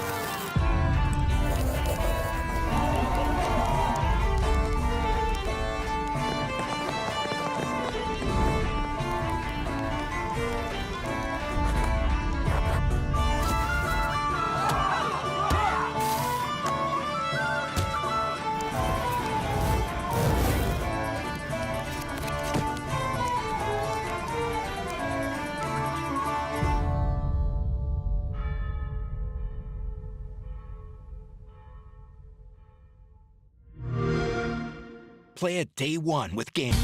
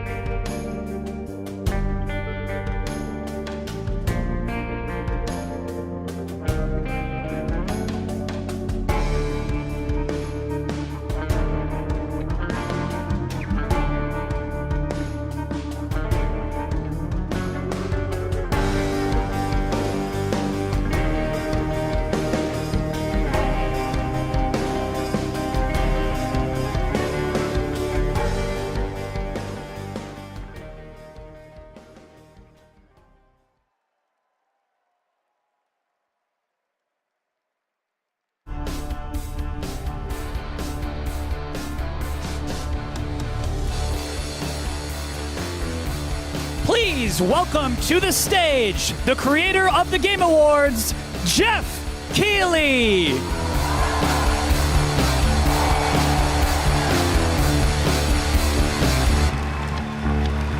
Oh my God, hello everybody. How you doing? It is so great to have a live crowd with us here in Cologne, Germany for Gamescom 2022. I'm Jeff Keighley, and I gotta say, I am so excited to be here with you. We did this in 2019, live in person in Germany, and then the past 2 years, we had to do it virtually from Los Angeles. And in 2020, the first show that my team did together live was that August, Gamescom, and we connected with all of you virtually. And the fact that we're back here in person, I don't want to ever take this for granted before. So, guys, are you ready for a fun show? Well, I gotta say, we have a lot of great stuff for you tonight. We have tons of world premieres. The entire industry has come together to showcase the future for you. We've got games like Sonic Frontiers, The Callisto Protocol, Outlast Trials, Hogwarts Legacy, Gotham Knights, and a lot of surprises of things that we didn't talk about in advance. So we've got some good stuff for you tonight here at Gamescom, and I can't wait to get started. We've got 2 hours of stuff, so should we just get right to it? All right. I love the roar of a live crowd, and because we got a live crowd, we got to surprise you with some stuff tonight too. So let's start things off with our first world premiere. It's a new world from a brand new team that has a bold vision. Let's check this out.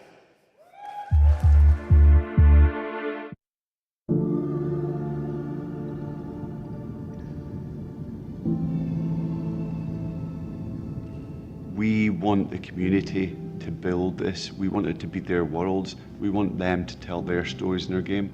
I think it's human nature to navigate uncharted territory, to find a place where we're free to explore, to be creative, and to share amazing experiences.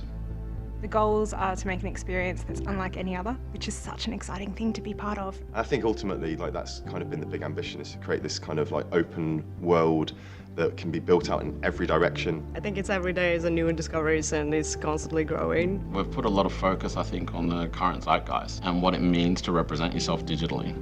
This is more than a game. It's a labor of love and it's a labor of passion.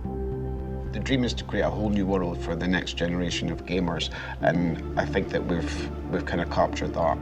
Players will play a massive part in this. It's not going to be just our game. It's not going to be just what we decide to do with it. There's something in it that will definitely appeal to you, no matter what it is that you love to do. The really thrilling aspect of all this is that people are going to get to see what we're doing for the first time. I'm just so excited for people to see what we've been spending the last 5 years pouring our hearts and souls into. And I'm excited to see how they feel about it, even though they will have to wait just a little bit longer. Everywhere has become more than just a video game for us. And today, we're delighted to give you a peek behind the curtain at what we've been working on.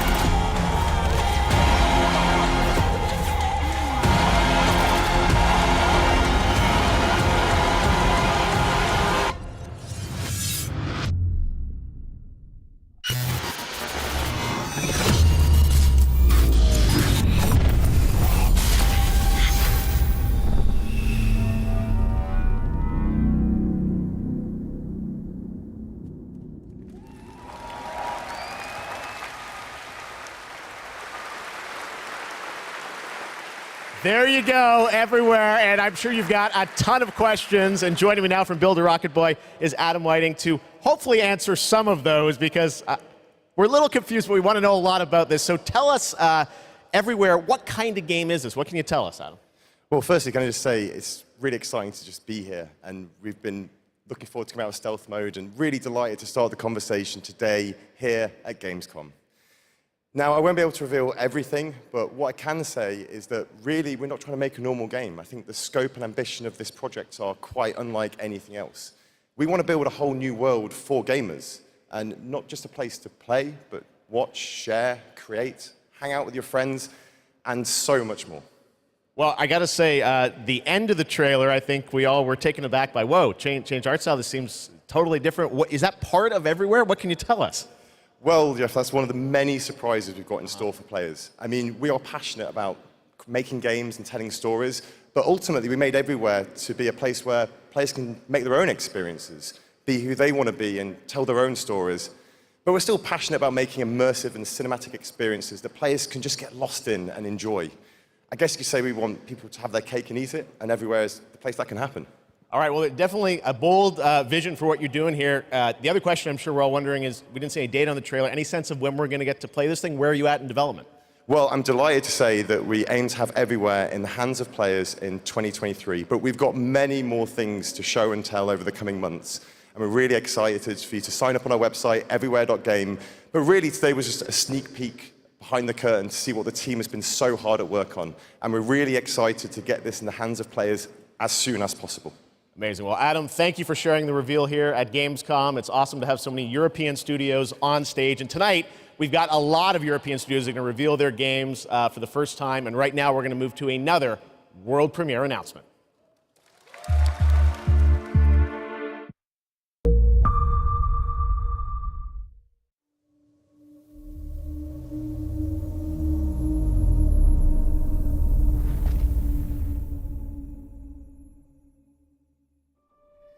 I must not fear.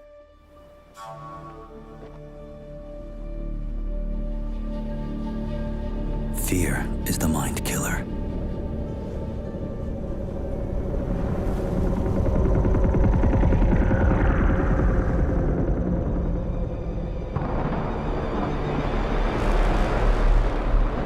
Fear is the little death that brings total obliteration.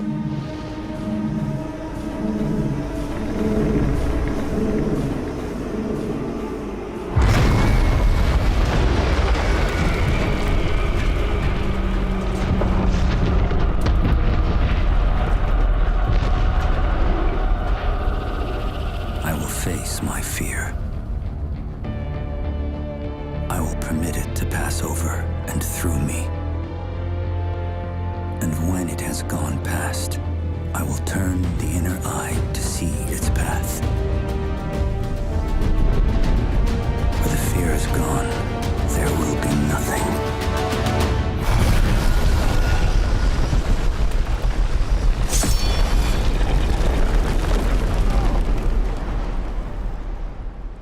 Only I will remain.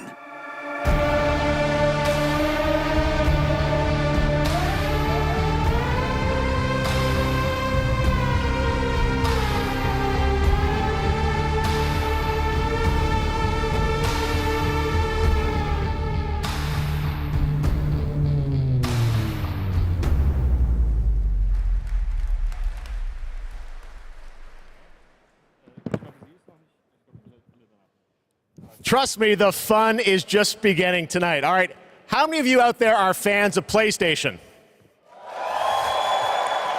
Well, we've got a fun surprise for you. I said, PlayStation, what can we do for all the fans coming together here at Gamescom? And right now, I'm honored to share this global PlayStation announcement with you right here at Gamescom.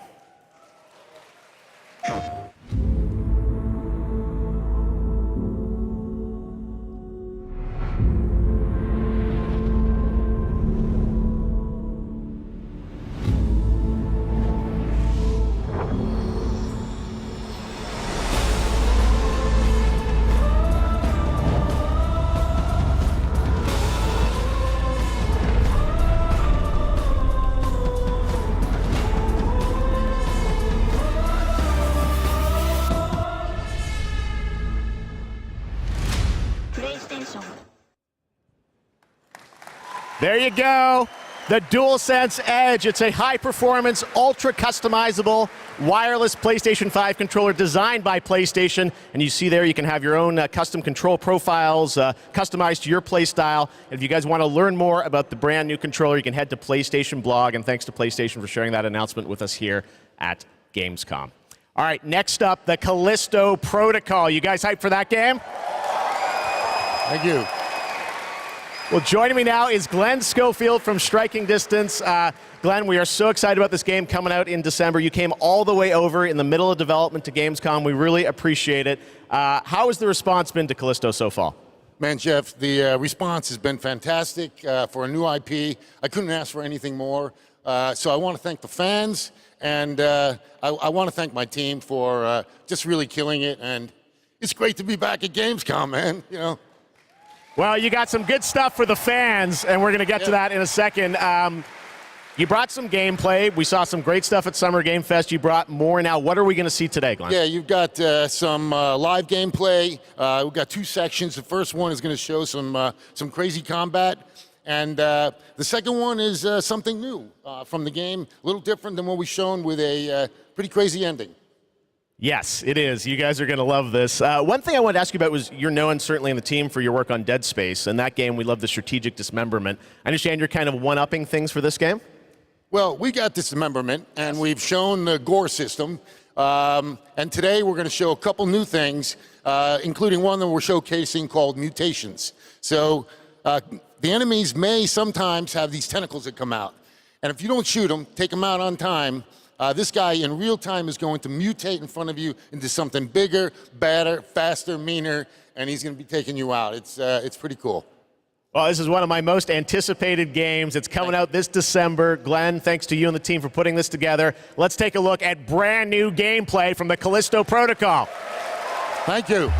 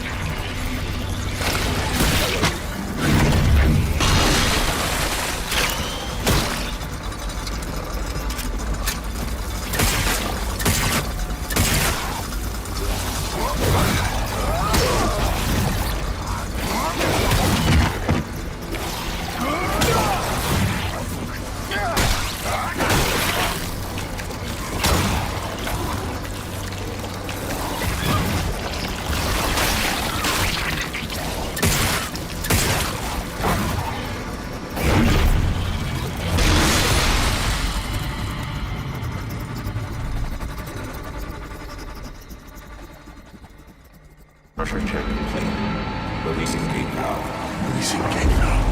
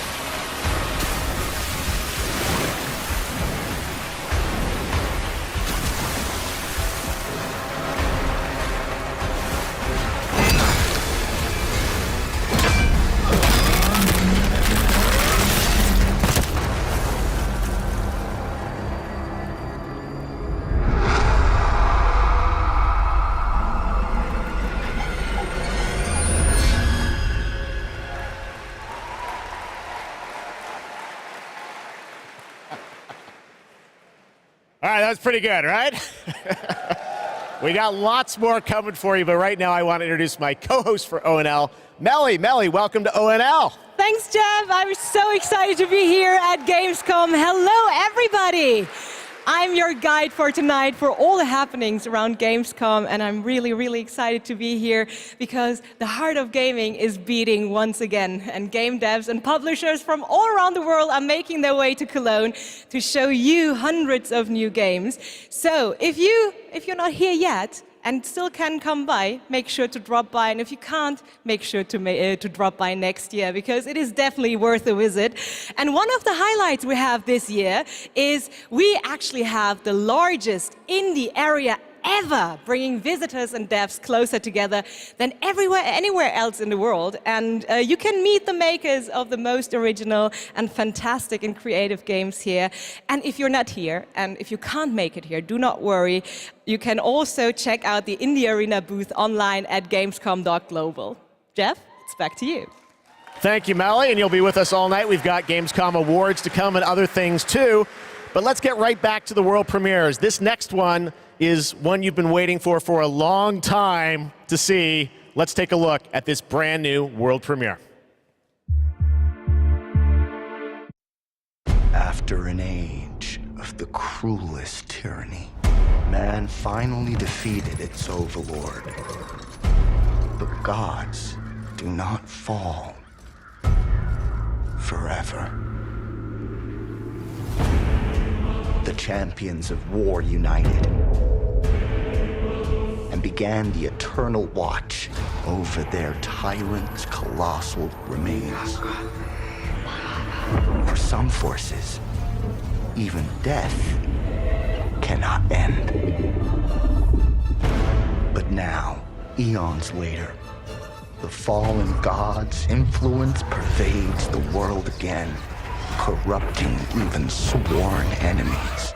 To join his accursed lords of the fallen and damn humanity to a new age of devastation.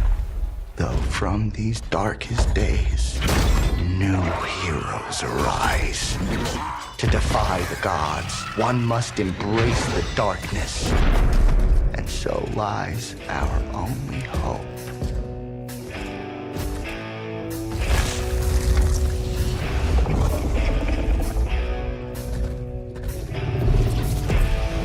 Mother, tell your children not to walk my way.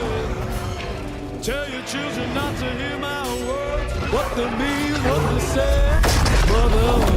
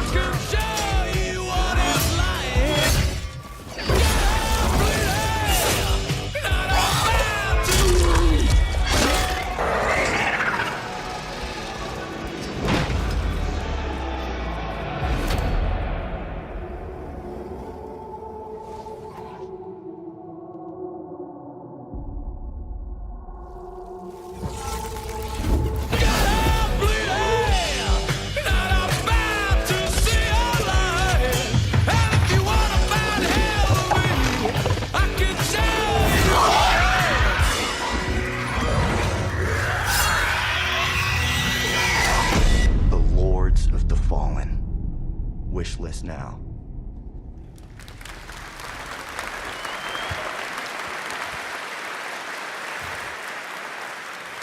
That's right. They dropped the two. The Lords of the Fallen. All right, now it's time for another new game announcement. The sequel to a game that redefined the term couch co-op. Check this out. Are you struggling? Missing your regular FARTs? Have you tried going online? Visit exotic destinations. Move your dreams, whoever you are. Apply today. No skills? No worries. Everybody's welcome. You're hired. Open a door of new opportunities. Work alone or with a friend, or two, or more. You can do it. Move locally or connect together online. Yeah! Nice one. Coming 2023.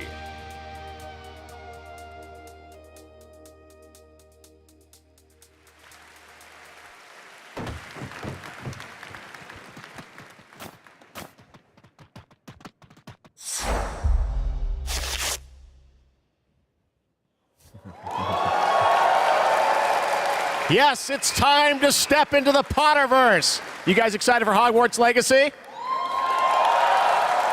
Well, it is coming out in February of 2023, and tonight at Gamescom, we've got the brand new trailer for you to take a look at. I don't want to say much and spoil much. This is an incredible trailer. I hope you enjoy it.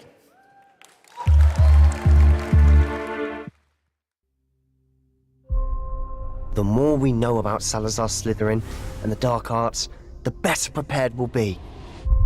If either of you uses dark magic, I will notify the headmaster immediately. Unforgivable curses are so named for a reason. A spell that could save your life shouldn't be unforgivable. The dark arts seem harmless until it's too late. None of us will be able to avoid dark magic forever. What do we do now? It's up to us. I can teach you Crucio, or I can cast it on you. I'm ready. Crucio! You've made your choice.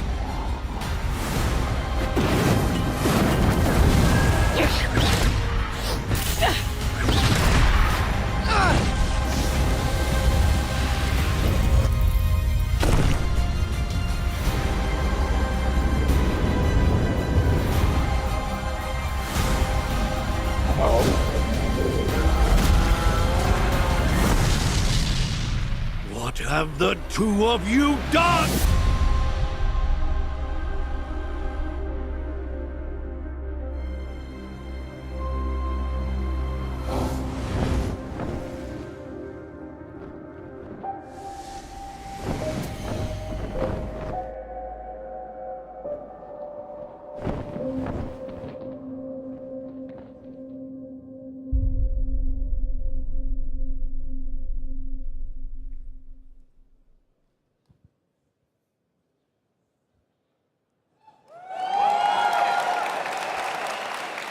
That's right, it's time to step into the world of Borderlands now. Joining me is the founder of Gearbox Entertainment Company, Randy Pitchford. Randy, great to see you here. Thanks for the intro, Jeff. I think a lot of these guys probably know me from my work at Gearbox creating Borderlands. Any Borderlands fans in the house? Well, I got good news. I know some of you hardcore folks saw the leak, but I'm here to officially announce new Tales from the Borderlands. So, tell us about this. We remember Tales from the Borderlands. This is new Tales from Borderlands. This is new characters, new story? It is. You know, I loved the original game, and so that's why we got some of the original storytellers and writers that were back in the day at Telltale and developed an all-new storyline with all new characters, created with production from Gearbox Studio Quebec. It's an all-new experience, and we're here to show it for the first time today. You guys want to check it out? Let's do it. It's coming soon, too, right? That's right. Coming in October of this year. October this year, all platforms. Awesome. Well, let's take a look, Randy. This is exciting. New Tales from the Borderlands, first at Gamescom. Most stories in the Borderlands start bloody. They end bloody, too. Sometimes, all it takes to change the galaxy is a trio of losers trying to get through a bad day. We are in the middle of a TDR invasion. Leave immediately! This area is now under TDR jurisdiction! They think there was a vault key being kept on the station. If we can find whatever's in that vault before TDR does, we can change our lives.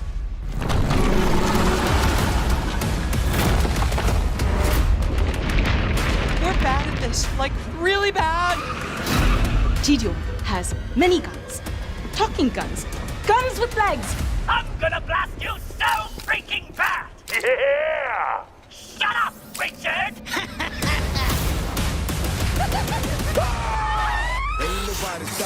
I always wanted to change the universe for the better, and now we actually can! But more importantly, we'll be drowning in ash!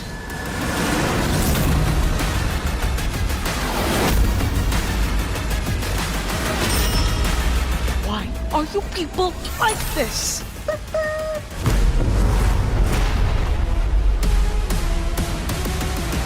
If you happen to see any corpses along the way, don't worry about them. They're just, yeah, don't worry about them.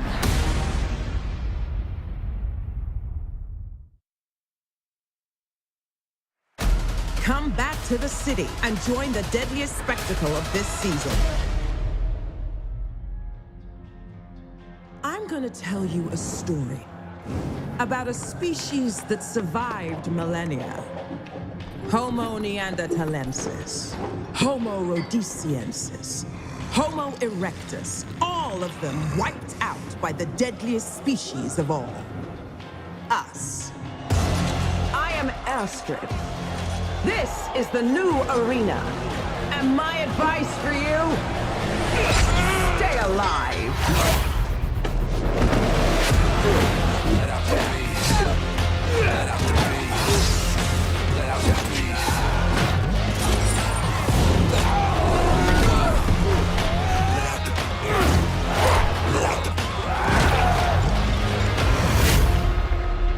Every day you fight for survival, but today you fight for glory.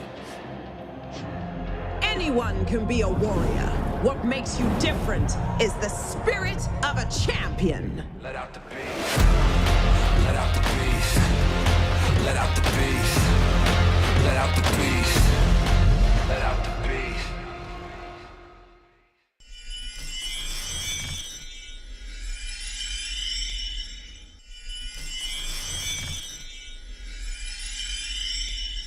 Red Bull gives you wings. So you want to join me?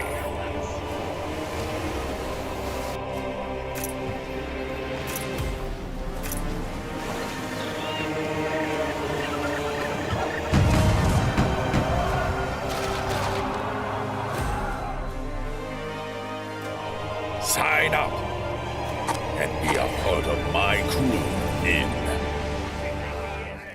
Tortuga. Product not yet rated.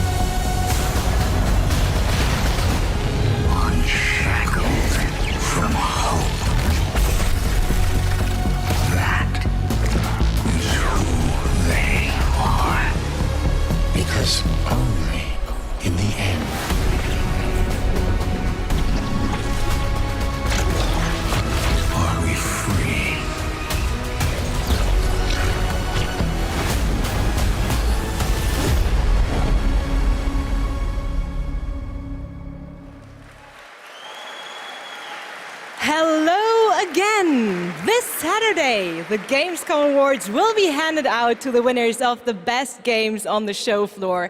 Only submitted games showing at Gamescom will be eligible to be nominated, and the awards will be streamed on all Gamescom channels, so make sure to tune in. But tonight, I'm allowed to hand out 4 awards. I'm very, very excited about that. And I would say, let's jump straight into it, starting with the most wanted PC game. Here are your nominees. Metal Hellsinger, System Shock, Warhammer 40,000 Darktide, and the winner is Metal Hellsinger. And here to accept the award is Sheila Wikström, executive producer at The Outsiders. The stage is yours. Thank you so much. Wow, this is a lot of people. I was practicing my speech a lot, but of course, you know, when it's as much people as there is right now, you'll blank. But I want to say that I am honored to receive this award on behalf of my team. The team behind Metal is an amazing bunch of people that I'm so lucky to be working with every day. And the truth is, making games is super hard. When I started out, I don't think I really realized how hard. And what I learned is that focusing on compassion, kindness, and empathy just as much as any other craft in games would be the key to successful game development. And it's precisely those qualities that my team possess and why I'm so privileged to be working with them every day. I love you guys at home. I miss you so much. So what I want to say to you, my industry friends and colleagues, is treat each other with heart, kindness, and respect every day. Make games with humanity. Thank you so much. Congratulations once again. And Jeff, back to you. Thank you, Melly. Well, the world premiere train keeps going. It's time to move to the world of Sonic. Any Sonic Hedgehog fans out there? Sonic has had a pretty good year with the Sonic 2 movie, which was a ton of fun earlier this year. Well, Sonic Frontiers is in development, and we've got a brand new trailer for you and confirmation of the release date, too. Check this out.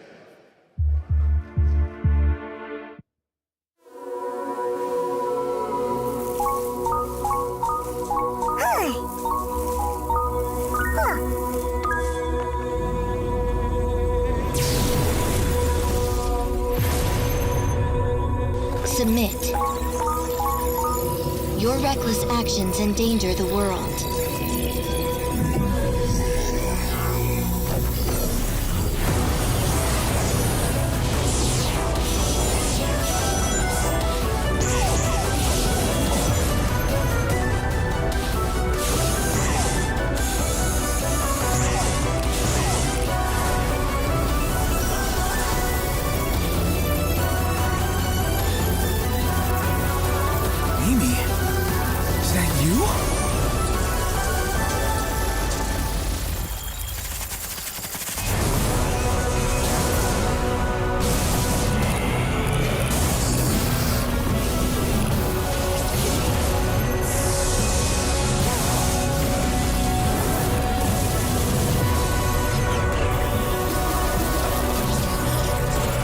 You cannot run forever.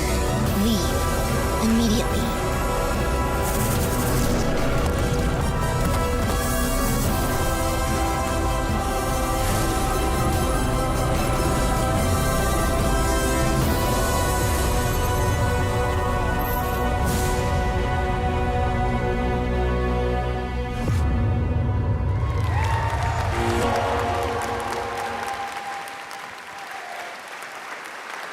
There you go. It is coming this year, Sonic Frontiers. All right, well now, another European studio wanted to use Gamescom O&L as a platform to announce another narrative experience. This comes from a French studio. Check this out.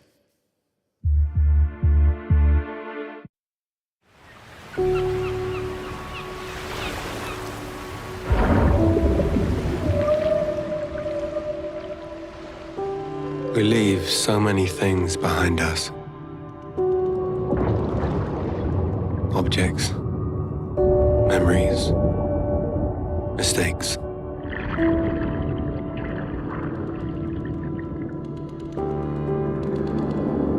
They sink in time, touch the bottom and go to sleep. Silence is full of ghosts.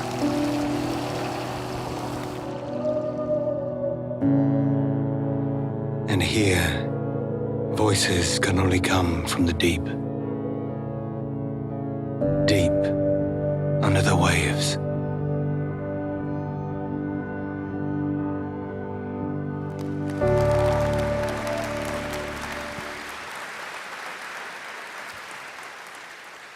Guys, it's time for the goats. Ready for some goats?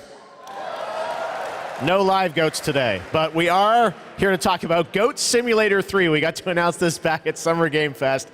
And now it's time to see the gameplay of Goat Simulator 3 for the first time. Let's check this one out.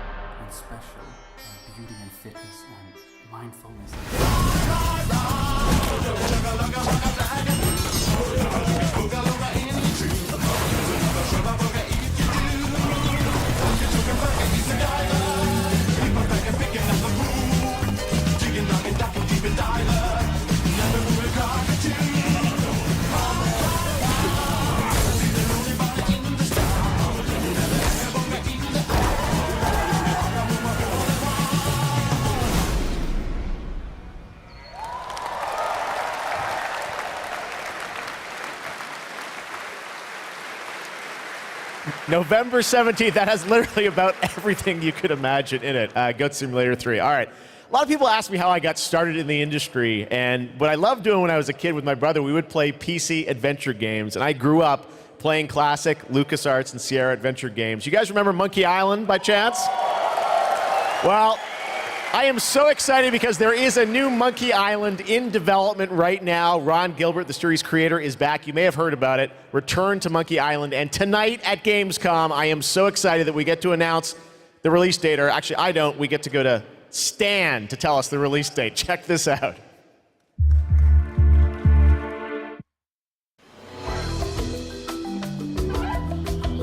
Hello, friends. It's your old pal Stan, coming to you through the magic of marketing to let you know that your search for quality entertainment is about to bear fruit.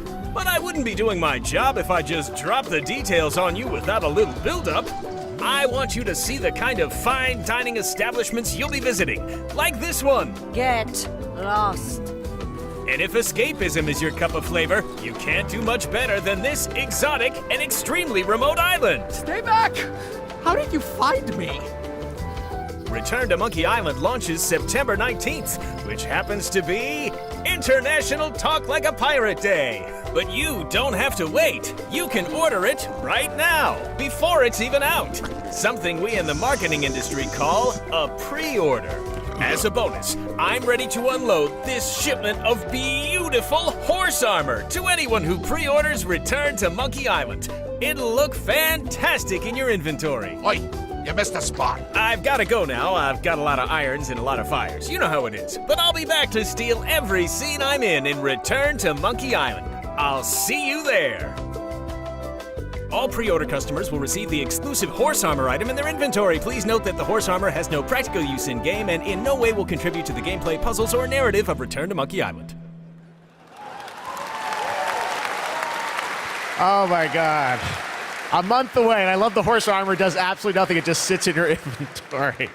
Return to Monkey Island. Cannot wait for that. All right, now let's turn to the world of Unknown Worlds, the creators of Subnautica. As we've teased, they are here today at Gamescom to unveil a brand new IP, and it's a departure from Subnautica. It's a brand new turn-based sci-fi game, and we're going to reveal it for the first time right here. Actually, a special guest is. Let's check this out.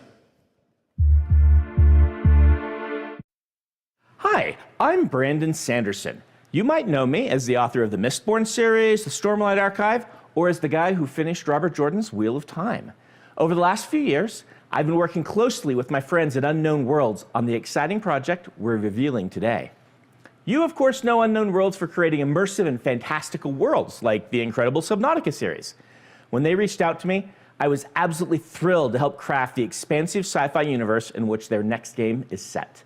This secret has been a hard one to keep, and we're so excited to finally show you what we've created together. So, without further ado, this is Moonbreaker.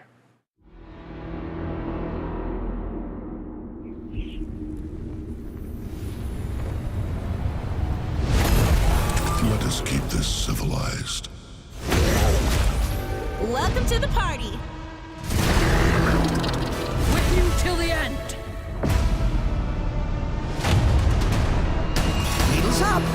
Stay alive.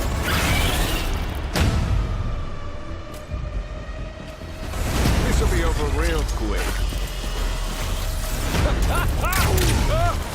Me. Get over here. Ready? Okay. Grenades, anyone? They'll never see this coming. I taste their panic. Good game. Stop this treachery! Come on, it's fun.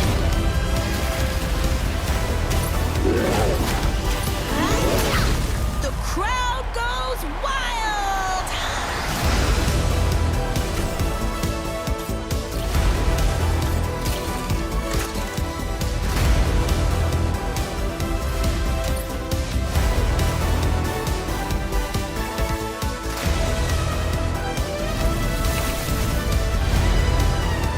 Let there be fire!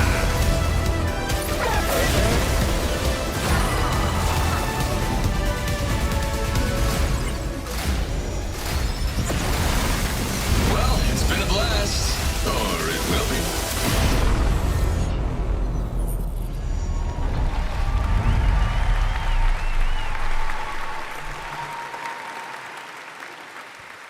And joining me from Unknown Worlds is Charlie Cleveland. Charlie, Moonbreaker, it's real, and it's so different than Subnautica. So Yes, tell us, it is. This departure, you guys like to kind of reinvent yourselves every game, right? Yeah, so people thought we were kind of crazy for making Subnautica after making Natural Selection. We went from a strategy shooter to a pacifist underwater game, survival.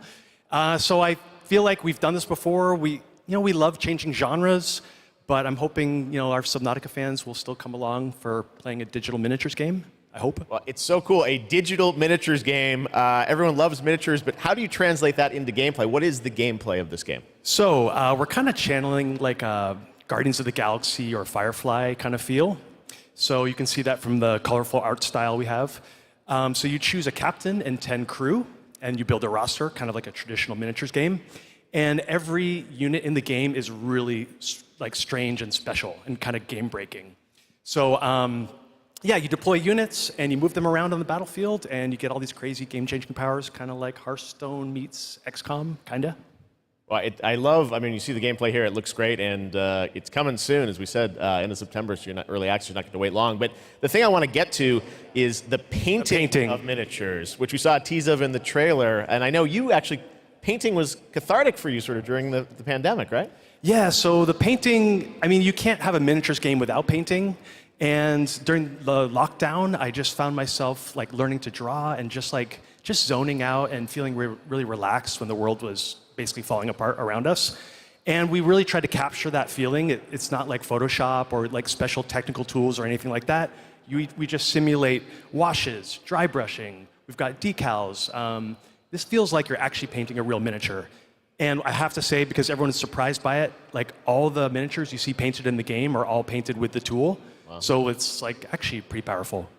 Amazing. Well, it's so cool that you're revealing it here, and it's playable at Gamescom, right? It is. It's here. You guys are the first ones to play it. Wow. And oh yeah, it's more.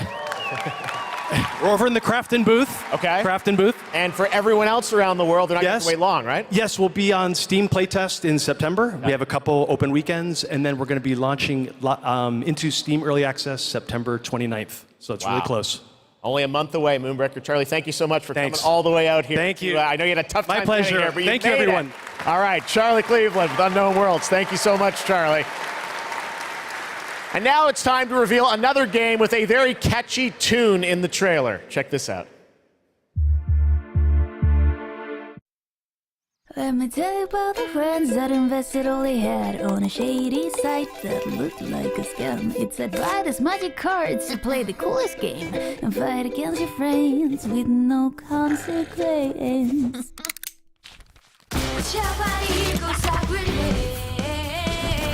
You know where to find me, this is friends versus friends. You're a time, but I am not afraid. You will need a hell of a play. Friends versus friends. Friends out, yeah, it's like we're poison bullets. Here's the tower and hide your heart. Get a friend, make them have a big freaking head. Friends versus friends. Friends versus friends.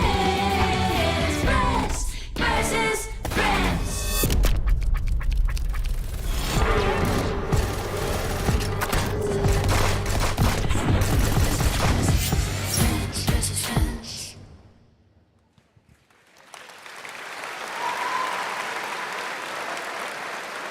Inspired by the familiar story of Pinocchio, Lies of P is a new action Souls-like game that is coming out from NeoWiz, and you guide Pinocchio on his unrelenting journey to become human. This game looks absolutely great, and we've got a brand new gameplay trailer to show you, and this game is also coming to Xbox Game Pass on day one. Let's check it out.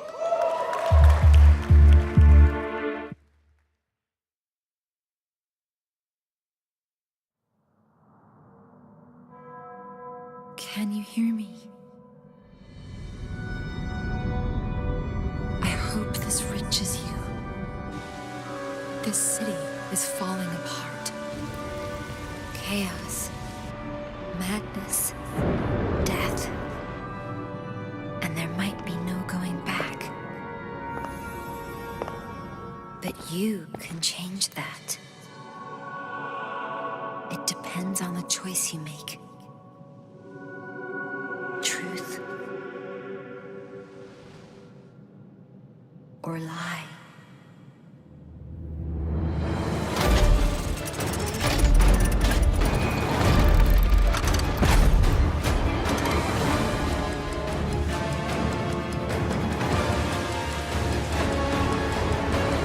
I might be asking too much of you. But I don't have a choice.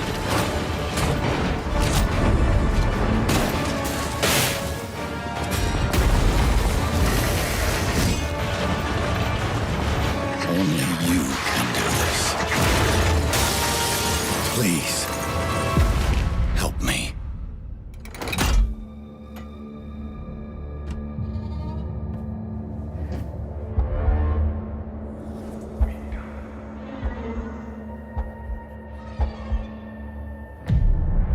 Finally, we meet, son. The stage is set. The light shines brightest in the darkest of times. All right, buddy, I'm here for you. Don't worry.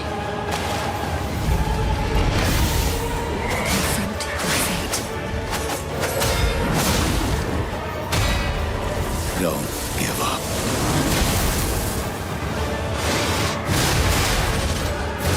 Keep going.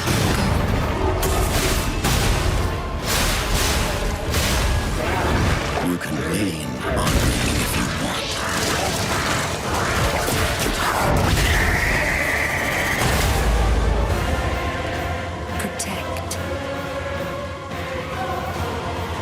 fulfill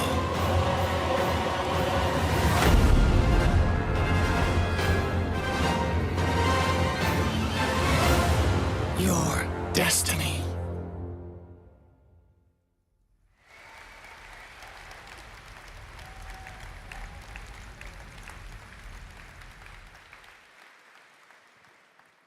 Hey, you! Yes, you! Do you have fun? Fear of missing Gamescom? Relax. Gamescom is everywhere you want. Gamescom now. Register now. That's right. All the fun of Gamescom is available from wherever you are online, obviously. And, well, in case you're wondering who that little guy is, that's Epi, and he's on a mission to save the Gamescomverse from the evil future. And if you want to help him, check out the Epic section at gamescom.global. You can solve quests and win prizes, so take part and help Epi to save the Gamescomverse. But first, I want to tell you more about some of the great program we have for this week, and it's quite a schedule, so please bear with me. There is, for example, the Gamescom Studio by IGN, featuring game spotlights, dev interviews, and all insights into this year's Gamescom, so please make sure to check that out so you don't miss anything.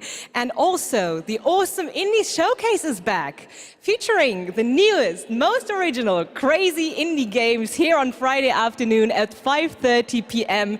CEST, and I'm really looking forward to it. And something I'm really looking forward to is the cosplay contest on Sunday, where the super creative cosplay community takes center stage. And this is absolutely one of my favorites, so make sure to not miss it out. It is definitely worth a watch. And for more updates, follow @Gamescom on all platforms. And, well, now it is almost time to introduce our next guest, but sadly she couldn't make it since she is a tad far away. So let's see, she sent us a video, and I would say, let's have a look. Hello Gamescom, I'm ESA astronaut Samantha Cristoforetti, currently flying at around 27,000 kilometers an hour, 400 kilometers above your head on board of the International Space Station. Today, I come to you to say bravo to the games industry. We see how many space games you've been creating recently.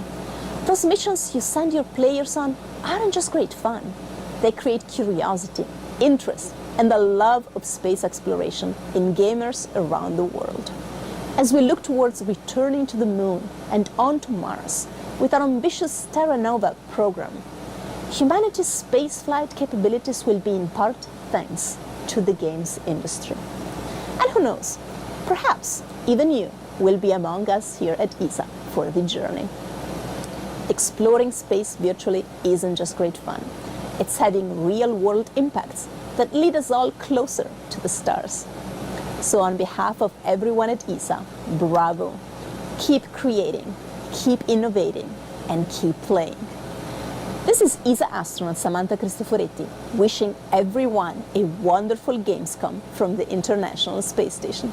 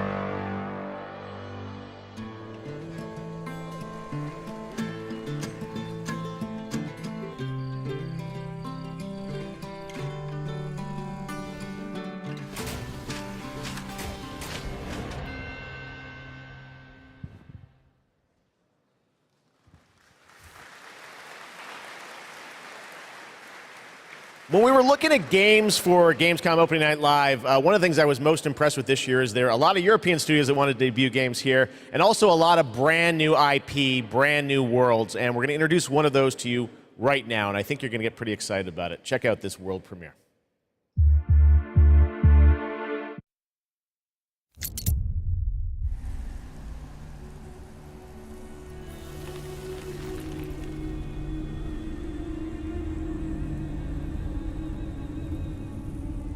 The sand has memories.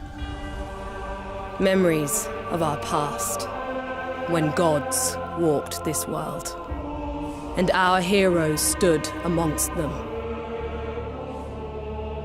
But the gods' vanity grew, and in their struggle, we were cast away. Only remnants of these stories remain in the sand. In the ruins of this shattered, broken world.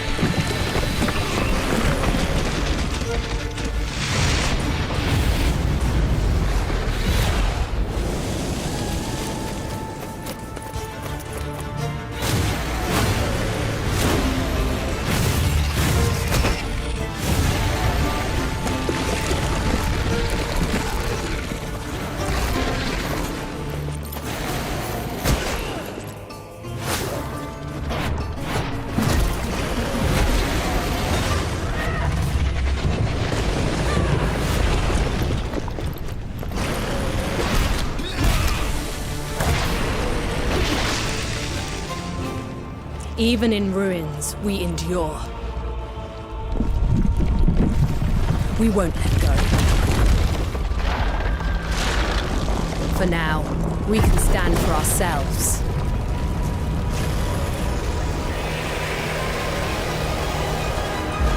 And face gods.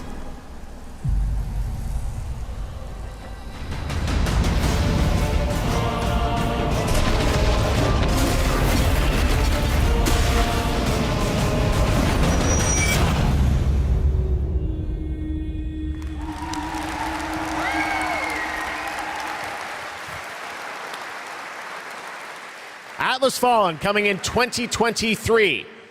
Now, a classic strategy game that I remember playing in the late 90s is Homeworld. Did anyone else play that back in the day? Great PC space RTS. Well, a brand new Homeworld is coming out next year, and we've got a brand new look at some new gameplay from Homeworld. Let's check it out.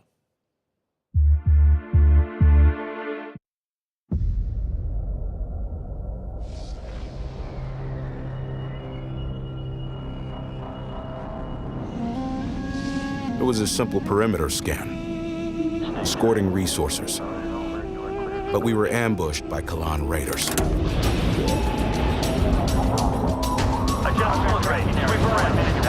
Fighters were no problem, but the missile frigates were a different story. Command got clever. One wing used cover to keep themselves safe on approach. Target acquired. While another group found a tunnel in the structure to sneak behind them. We're on the run top with range. Teach them up. Let's do this. It worked. But just before a carrier battle group arrived. We scrambled bombers. Sector confirmed. Scanning zone adjusted. Perfect for attacking capital ships. This is bomber lead. Engaging carrier. We protected the resourcers while they hauled in the goods. Which meant we could roll out assault frigates. Cleared hot. Let's take it to them. Stay on them. Break contact. The raiders weren't pushovers, but command countered their hit-and-run tactics. The way their carrier exploded, beautiful. And we even grabbed a little souvenir. That missile frigate is ours now.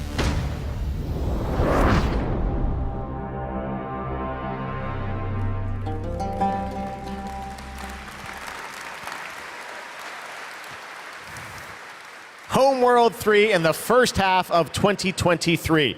Now, today is a big day, speaking of threes, because it's the version 3.0 update to Genshin Impact, which is an incredible action RPG from Hoyoverse. Well, today we've got an exclusive new look at version 3.0 in the new Rainforest Nation, as well as a sneak peek of a mysterious ancient civilization and settlement that is found deep inside the desert. Let's take a look at this world premiere.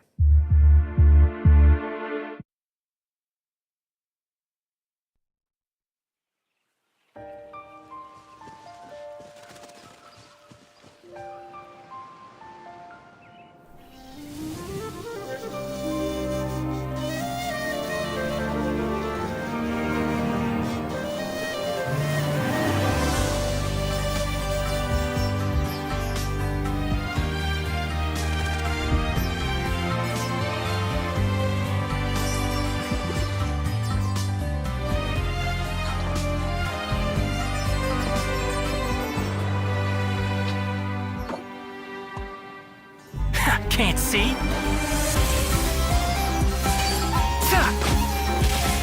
I'll uproot you! Go!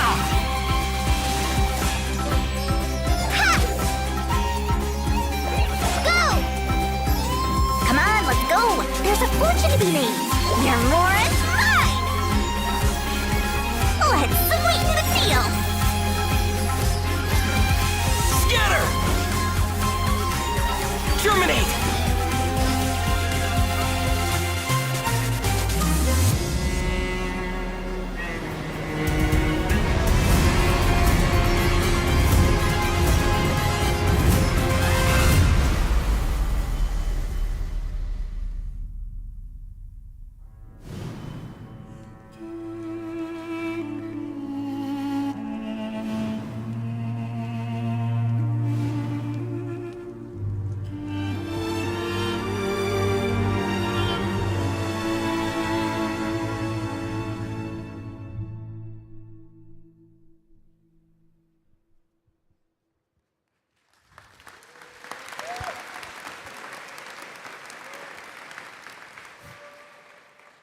What an absolutely beautiful game. And that's not all from Hoyoverse, because they also have Honkai Star Rail in development. It's a grand interstellar adventure with strategic turn-based combat. And now we're going to take a new look at the story and adventure that awaits you in Honkai Star Rail.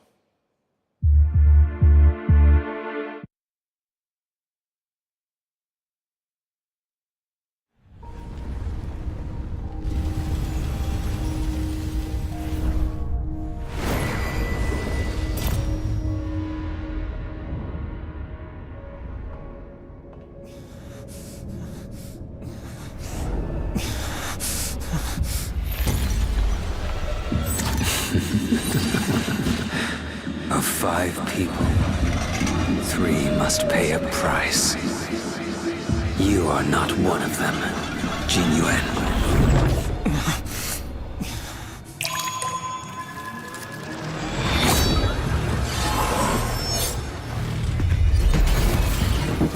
You are one of them.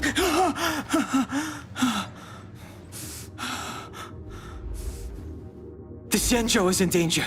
This man, he... The train is about to make the jump. Hold on, everyone.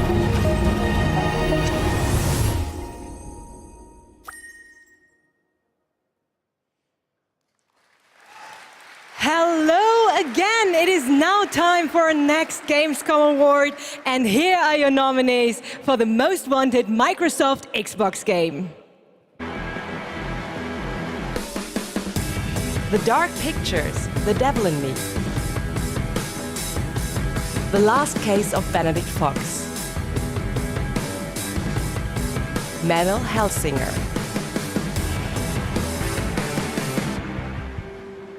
And the winner is The Last Case of Benedict Fox.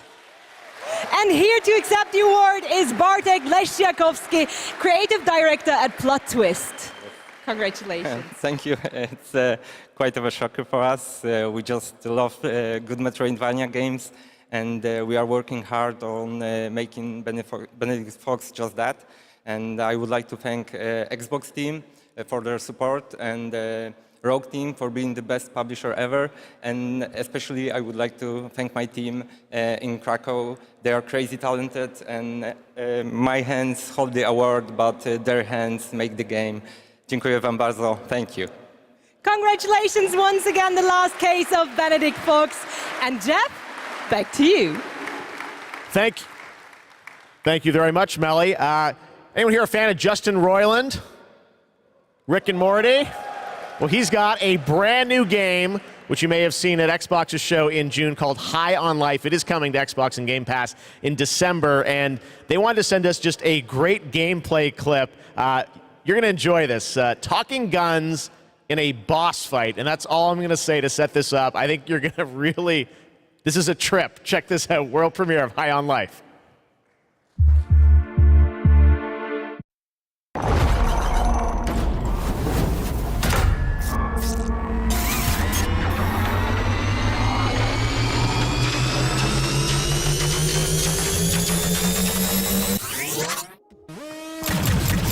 Wow, we're actually hitting her! Holy crap! That was cool!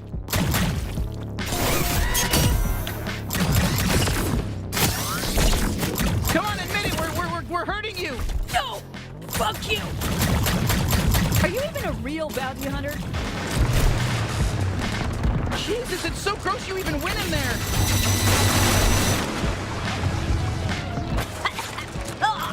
Sludge tastes like shit!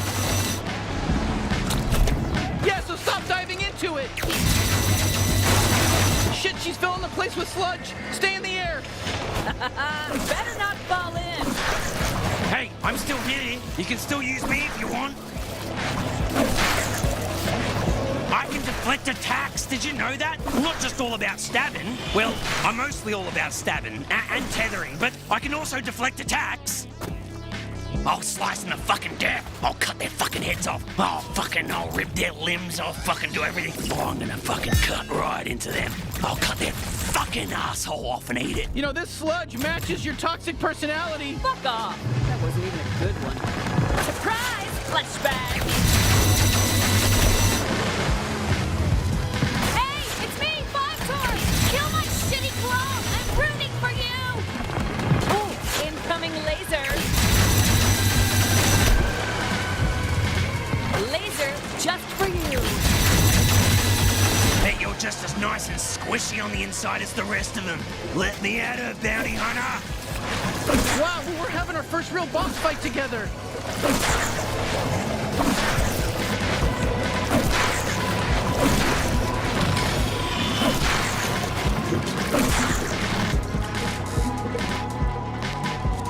I'm the strongest out of all the Torg clones. I'm impressed you made it this far. My ex-soldiers are extremely strong. Honestly, I don't think they were. We're new at this, and it was pretty easy to kill them all. If I'm going out, I'm taking you with me! Just stay alive. I think she's basically done for.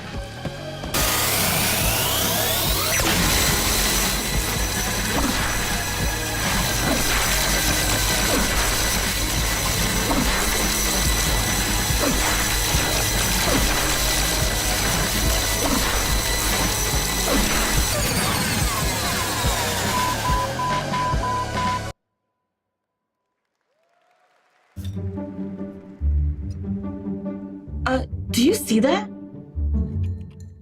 What? Where? What is it? Wait, what are you? Dude, don't eat that. Come on, dude. Dude!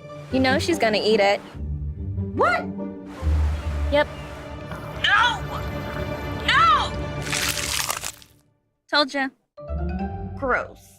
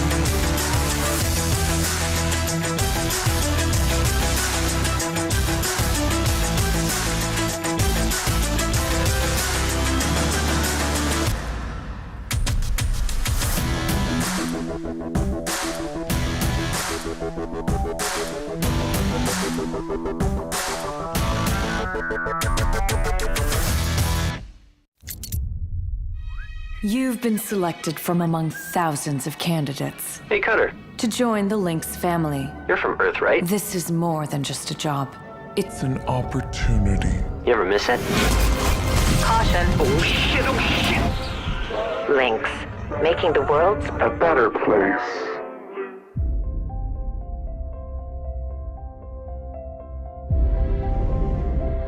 What they say about work in space is true. There's something real special here. You don't have power here. You never will. Look around you. We're expendable. I can hear them in the walls. Ain't a trade like it.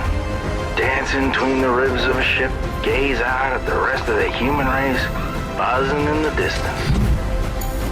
That's when the sky fills up with flames. That's the way things go.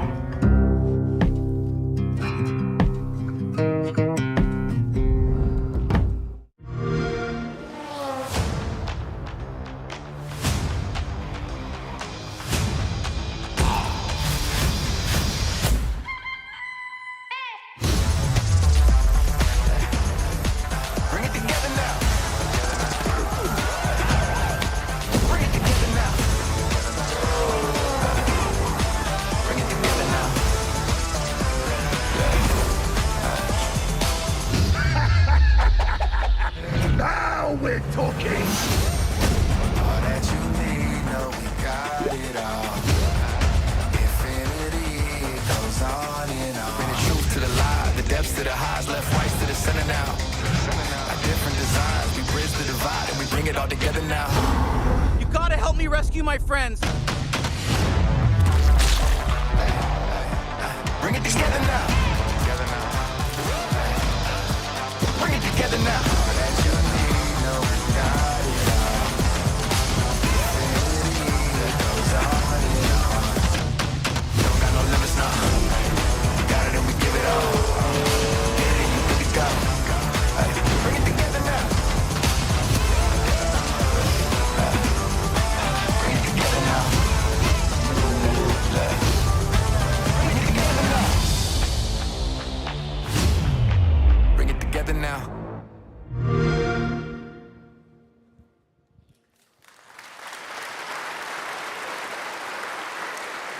First announced back at the Game Awards, Telltale's next project is based on the Prime Video series The Expanse.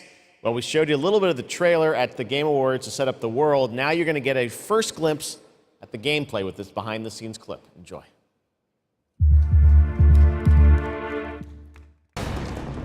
Drummer, his suit is punctured and losing pressure. You need to release the vault attached now or he could die. Hold still. We'll see what we can do. Captain Drummer, what are your orders? The Expanse is obviously one of those universes that has a ton of opportunities to tell great stories. One of the things I'm super excited about is the zero-G stuff that we've been doing. A big part of when we're making the game, not only are we thinking about the characters, we also have to think about how can we evolve the genre in any way that will make players excited to be part of this universe and feel like they're engaging in something rather than just being a passive audience member. You'll figure something out. I know you will. It's actually been a really interesting thing as an actor to explore some of her more vulnerable sides that by the time we meet her in the series, they've been cauterized. Because this score drummer This is the greatest score any scavenger has ever come across. You'll need me if you want any chance of unloading it.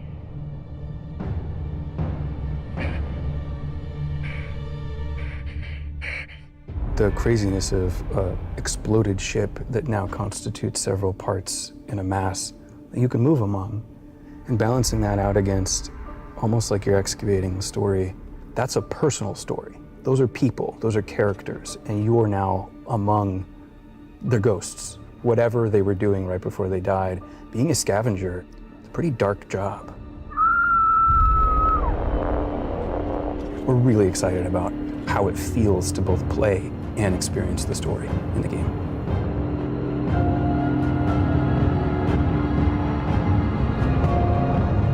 Whoever did this is long gone, and we still have a ship that's ready to be scavenged. So get to it.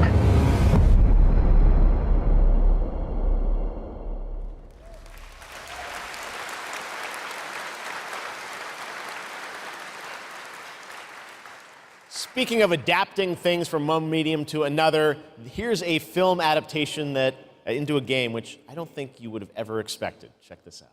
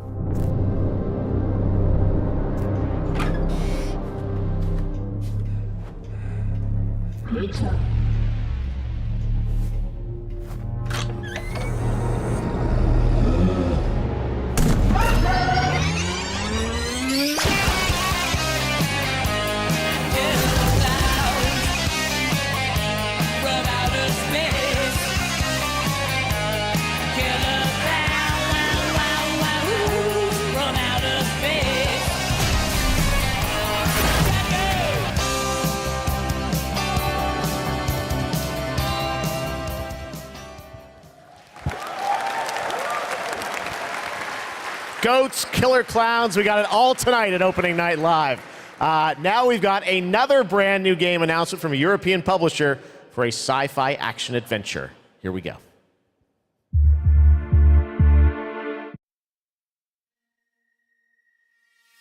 We always wondered if we're alone in the universe.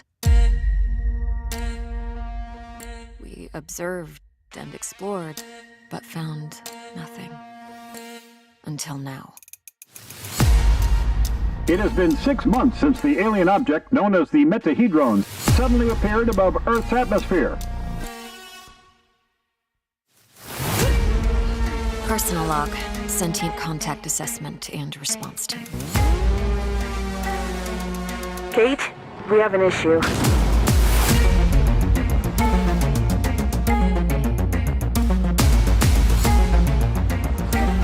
What happened? Power supply failing. Sensors offline. I'm switching to backup generators.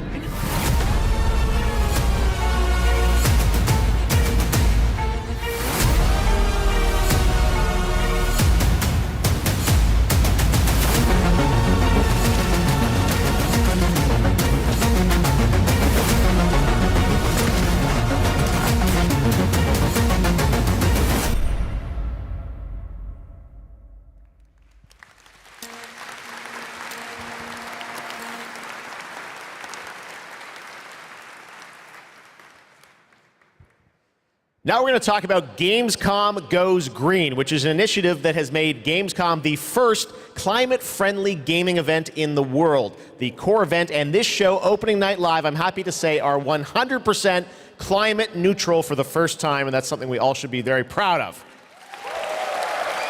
You guys are part of that too.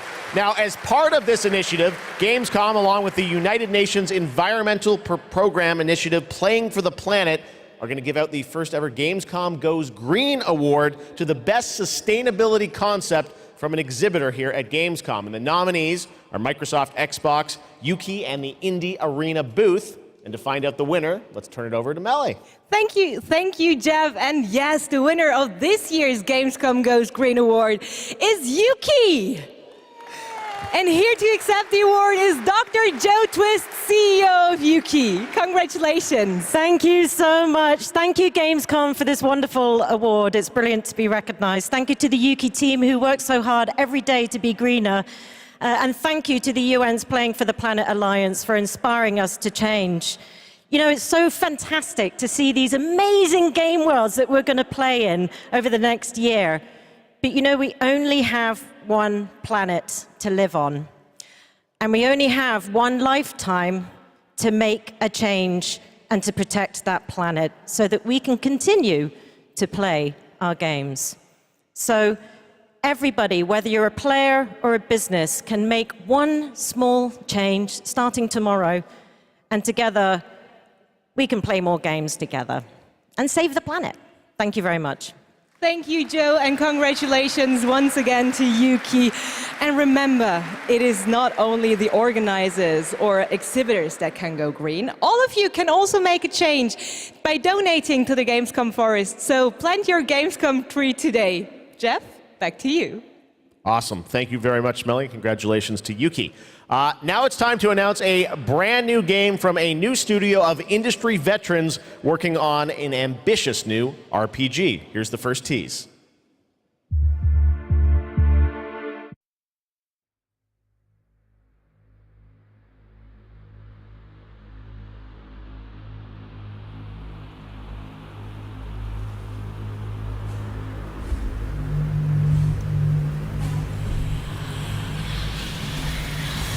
In the crux of reality, there exists two lies. One before the shadow, and one behind the eye.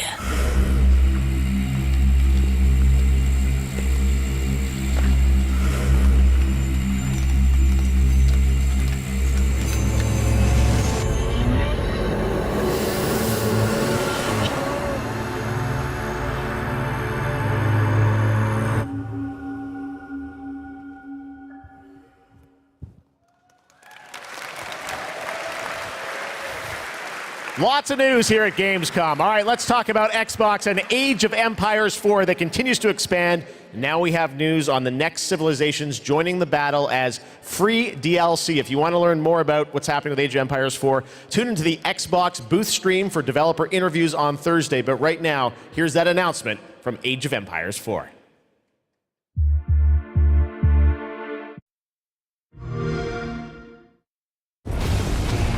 There's more than one way to win a battle, and every empire must find their own path to victory.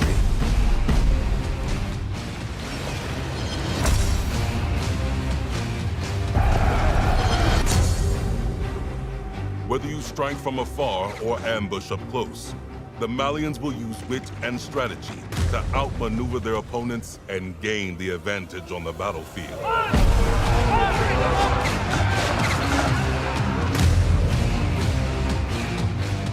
With powerful siege tools and the ability to rally large formations, the Ottomans can keep the pressure on to bring down their enemies' defenses.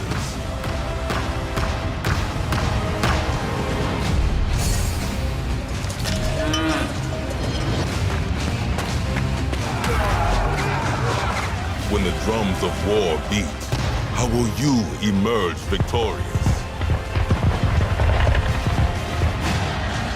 History is in the making, and your place in it has just begun.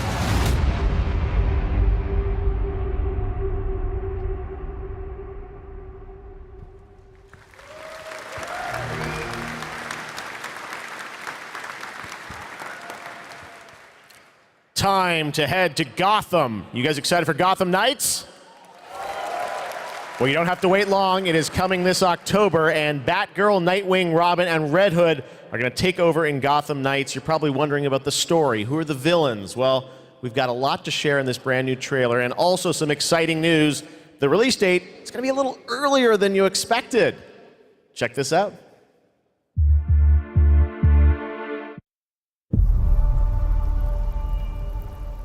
Jim Gordon never gave up on anything. That's why Gotham City is still here. It's why I'm still here. And I've known for a while now that someday, like him, I'd have to work with you.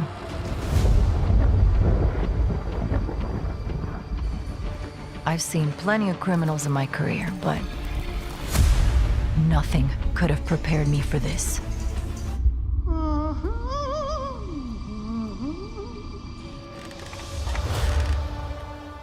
Well, well, if it isn't Brat Girl.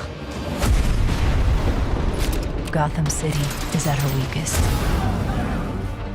There's blood in the water, and the sharks are circling.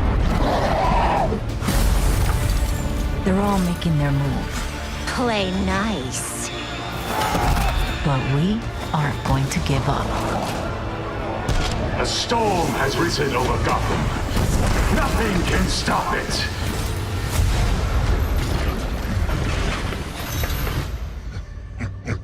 See you at the premiere. I need your help. Your skills. Your knowledge. Your adaptability.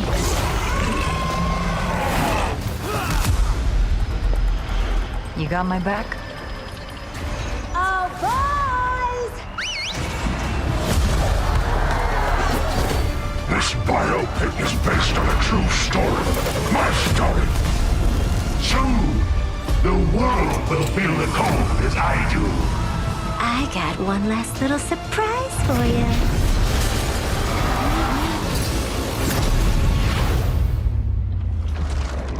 Come to watch the show, Red Hood. Nah, I'm just here to kick your ass.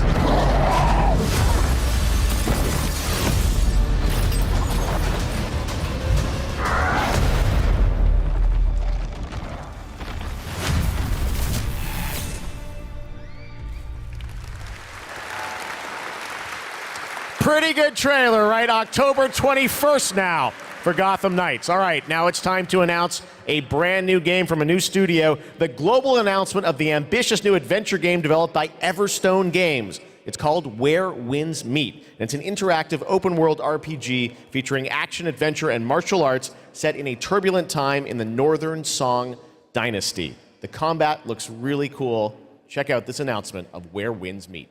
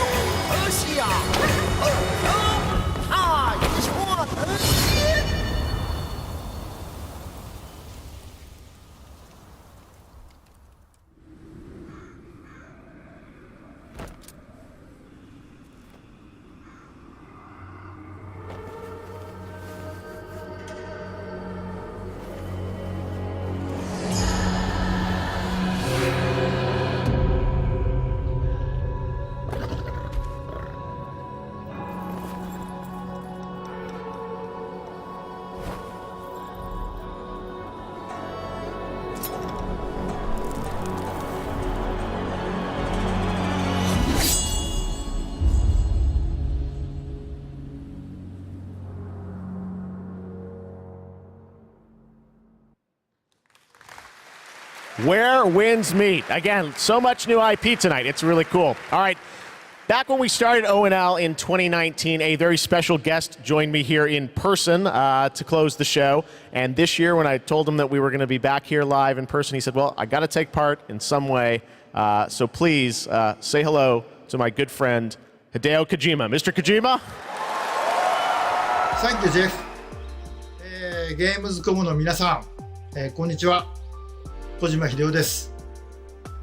僕は今ですね、ゲームの制作、ゲームの新作に取り組んでおりますが、今回は別のニュースのお知らせとなります。この度9月から、僕のポッドキャスト番組を Spotify でなんと独占配信することになりました。おー。それでですね、英語版と日本語版をそれぞれ同時通訳を交えて制作するというですね、新しい試みです。全世界のリスナーに向けてお届けをしたいと思います。またですね、ジェフ・キーリによるエンタメ業界ニュースのコーナーもレギュラー化の決定です。第1回の配信は9月8日を予定しております。各分野を代表するですね、超スペシャルゲストも登壇予定です。ぜひリンクをチェックして楽しみに待っていてください。以上、小島秀夫でした。ありがとうございます。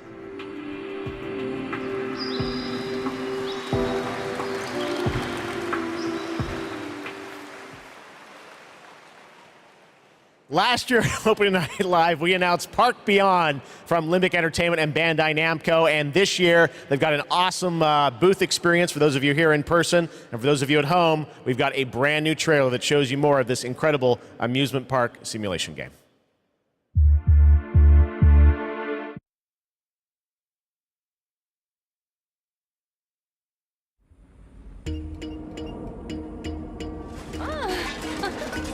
Here is a little something to inspire you.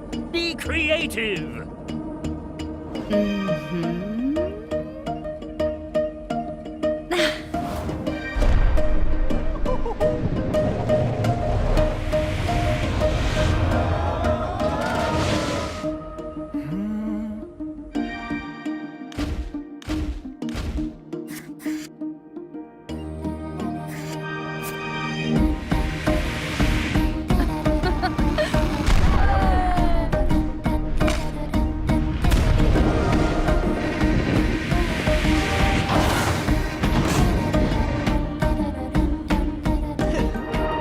Great job, guys. This has a lot of potential.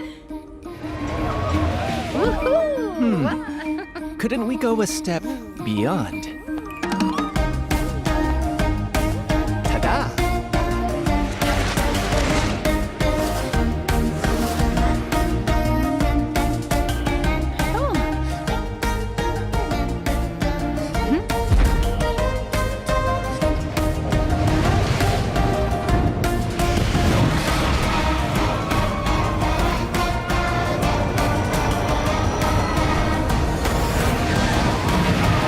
What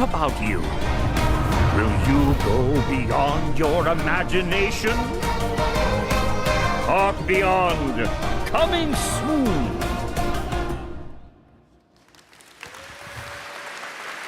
So much fun. I love the diversity of games we have here. Amusement Park Simulator. I love Theme Park back in the day. Great to see that's coming out from Limbic and Bandai Namco. All right, now it's time to share another special announcement here at Gamescom. Not a game, but a concept car. That's right, it's here at Gamescom, and I got to catch up with Oliver Heimer, the head of Mini Design.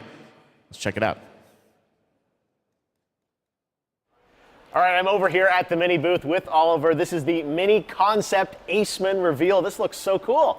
I'm glad you like it. Well, let's take a look and learn more in this trailer.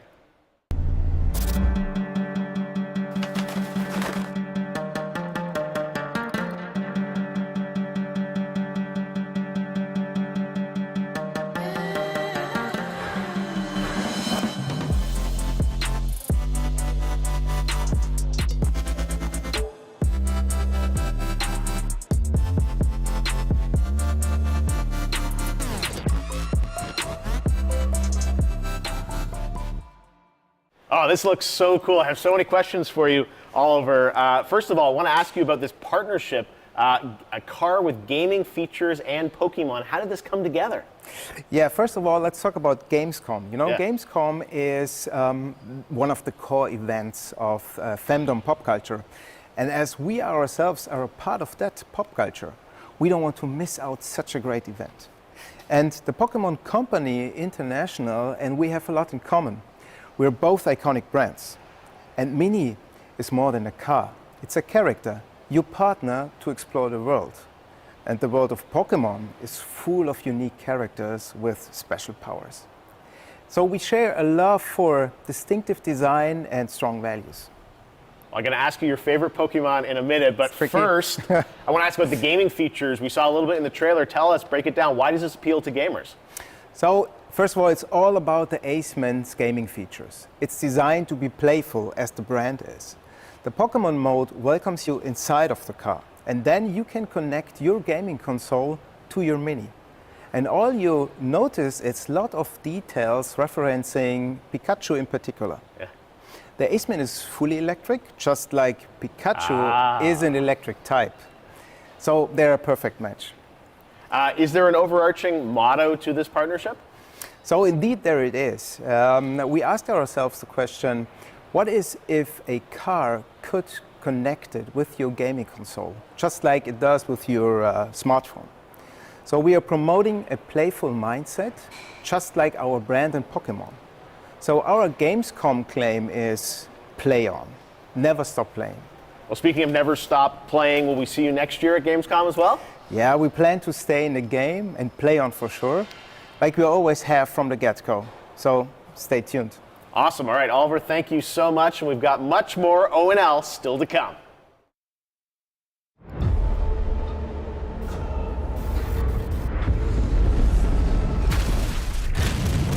Darktide is a first-person co-op game set in the grim dark future of Warhammer 40,000. Welcome to Tertium, a sprawling hive city on the brink of destruction. You are a reject, a convict freed to serve the Inquisition in this darkest of hours. It is your duty to fight, and, if necessary, die for the Emperor. You can expect no help. No reinforcements. You are Tertium's last line of defense.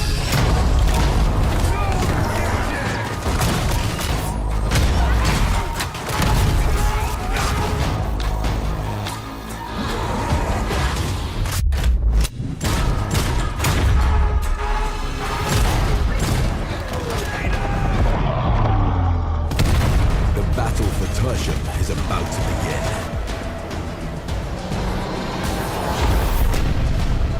Rejects will rise.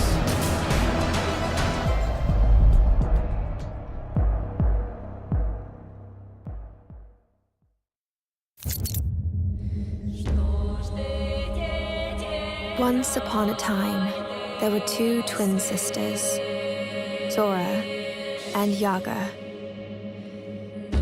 You got it all wrong. Once upon a time, there was a freak with no face. Stop it! You can't hide from Baba, Princess. How much longer you want to be a nobody? I just need to find the Red Oak. What you really want to find is the hut.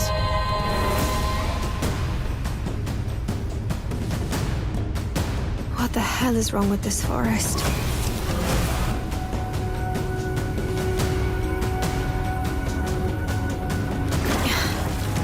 Not bad.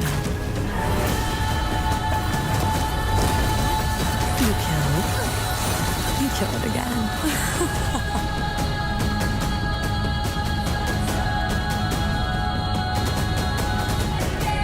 If anything bad happens, always head straight to the Red Oak.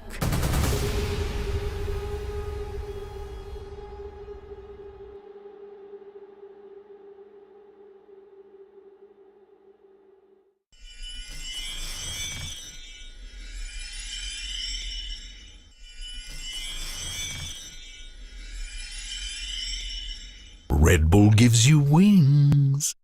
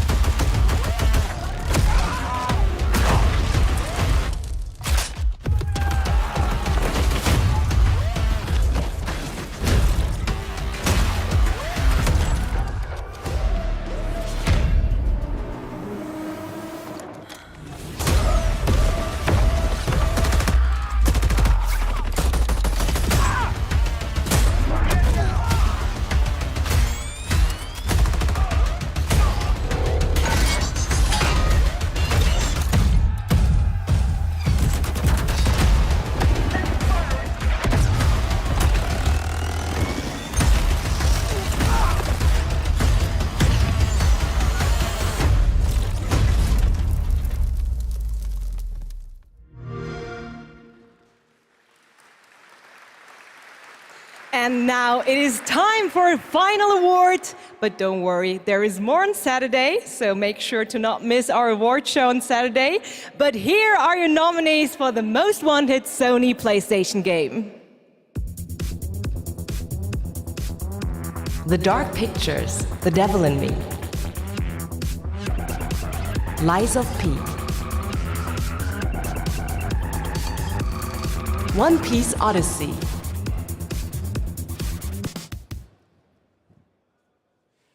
And the winner is Lies of P. Here to accept the award is Ji-won Choi, Project Director at NeoWiz. The stage is yours. Thank you. First of all, I'm very proud of my team members, and we always do our best to live up to our team's name enough. And finally, do you know BTS? Like BTS in Korean pop, will be enough in the Korean gaming industry. Thank you. 감사합니다. Thank you. Congratulations once again to Lies of P. Thank you so much. And yes, that's it from me for tonight. But before I say goodbye, I want to bring your attention to a more serious matter. The past 5 months of war have been devastating for the Ukrainian families, and UNICEF and partners on the ground are supporting those in need. And of course, funds are needed. So please consider donating at unicef.org if it's possible. And yes, we have to take care of each other. Gamescom also supports the development of Antura, the language learning game for Ukrainian children. Antura is based on an app which was made for Syrian war refugees to learn the local language. And I mean, in times like this, it is more important than ever to take care of each other. And I hope you keep that in mind, not only for Gamescom this week, but way after. Thank you so much. That's it from me, and have a wonderful Gamescom. Jeff, back to you. Thank you, Melly. Great to have you with us. We got a few more games to go. Now, one of the great things about Gamescom is we love to profile games made in Germany, and this next game was made by 4 students in Berlin. It was a big success on Steam, and now it's coming to a new platform, and we've got the announcement right now.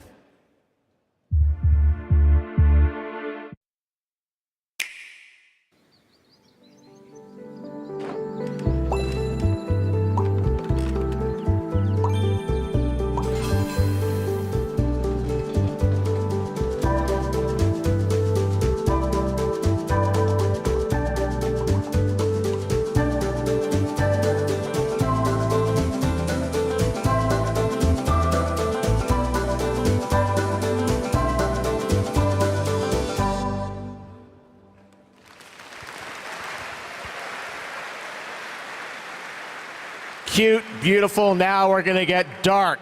The Outlast Trials. You guys excited for this game? The Outlast Trials we showed you last year at Gamescom Open Night Live, and we haven't heard anything since really from the team, and everyone keeps asking me, when are we gonna get to play this? Well, tonight, we've got the world premiere of the brand new trailer, and yes, some news on when you might get to play it. Here we go.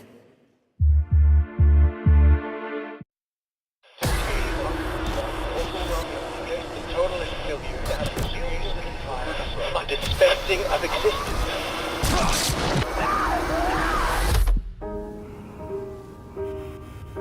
To create constant pressure. Absolute failure control. But we got fucking lost!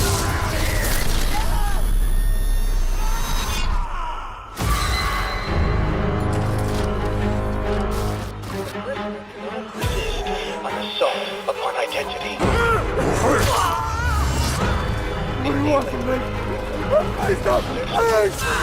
Establishment of guilt. Look at that pretty face.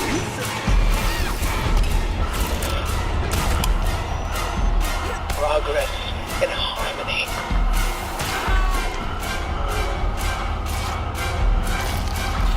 Self-betrayal. A subjugation of perception. Guard.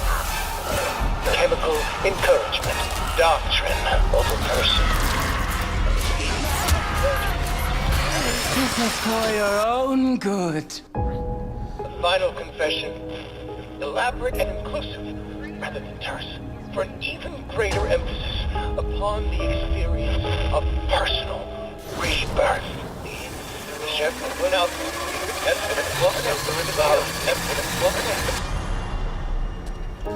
Political criminals are subjected to a literally fatal dispensing of existence by the promise of execution.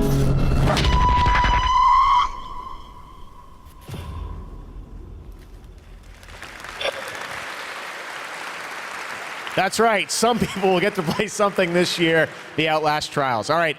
Next up, we've got a tease of the first release from Embark Studios, which a lot of the veterans that worked on the Battlefield franchise in Stockholm, Sweden.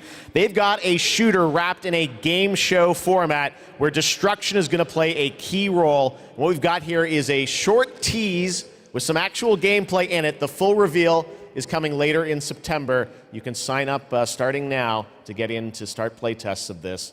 Check out the finals.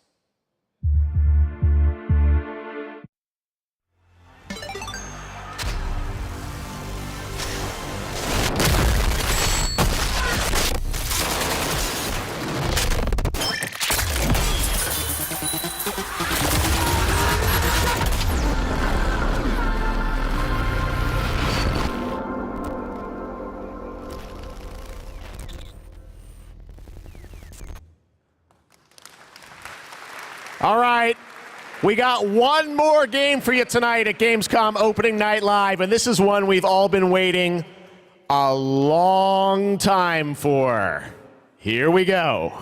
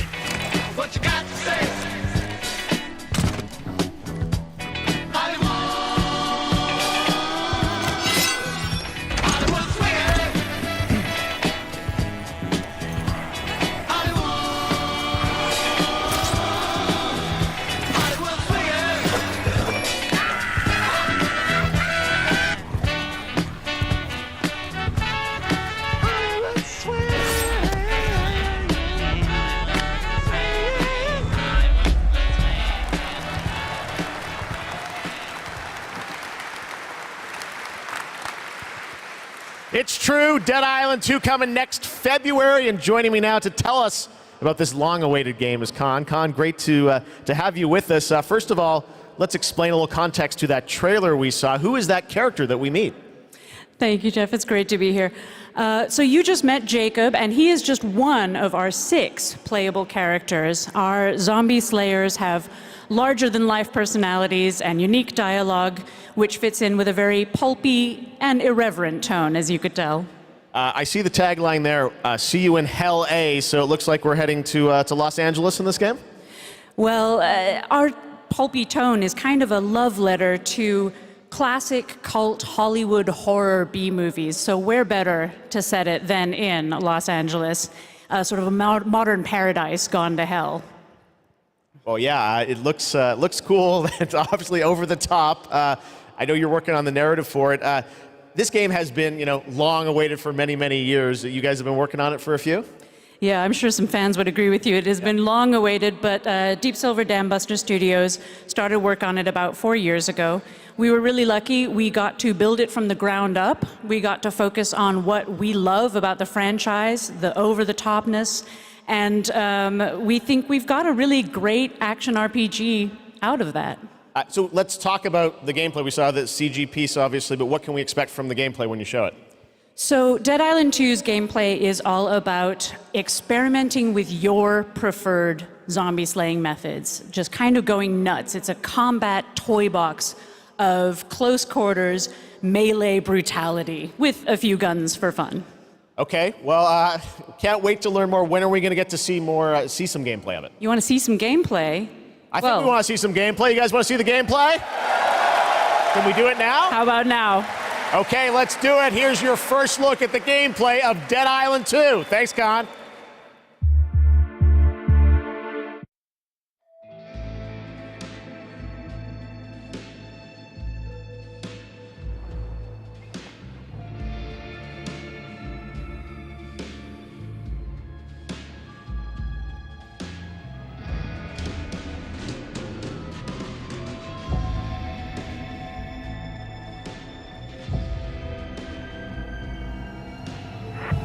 Stand the fuck back.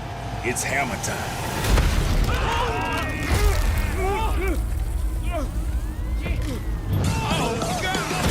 Let's wait for the happy ending. Jimmy?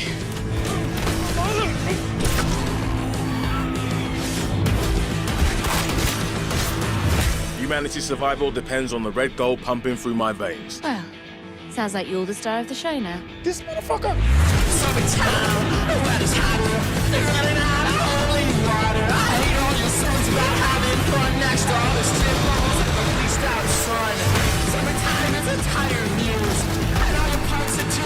Oh, shit. Boom! Gods and whiskey! I will not have this devil in my house!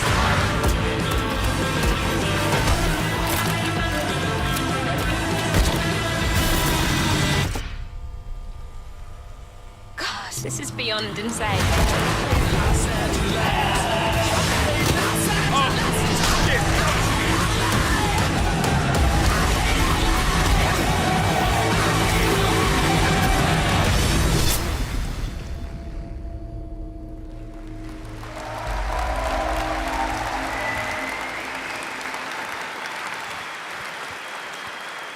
And believe it or not, there is an uncut version of that trailer you can watch online if you want to see even more. All right, well, that's Dead Island 2 coming in February, and that is going to wrap up all the reveals for Gamescom Opening Night Live 2022. It's been a fun show, but before we go, I just want to say I hope everyone has a great Gamescom. There's lots of live streams for the next couple of days, lots of things for you guys to go and play and check out here on the show floor. And as for me and the team, well, we're going to go back to Los Angeles and get ready for the Game Awards 2022, which I'm excited to announce will be live on Thursday, December the 8th, 2022 from the Microsoft Theater in Los Angeles. We've got lots of great stuff we're working on for that.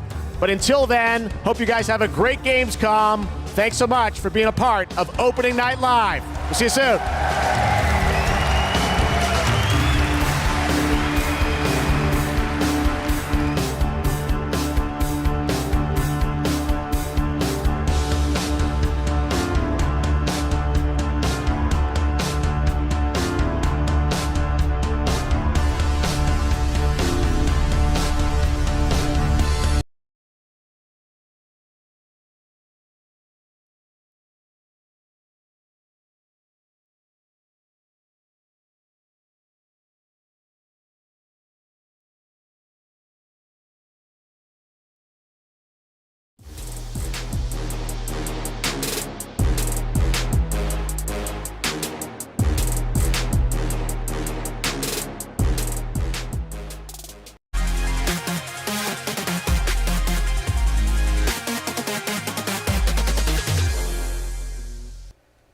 Hello and welcome. I'm Ryan McCaffrey, and that was Opening Night Live, which means that Gamescom 2022 is officially underway. In just a moment, we're going to recap the biggest games that were just shown off, but a public service announcement first that party's just getting started. Right now, joining me to discuss Opening Night Live are my colleagues Jonathan Dornbush and Destin Legary.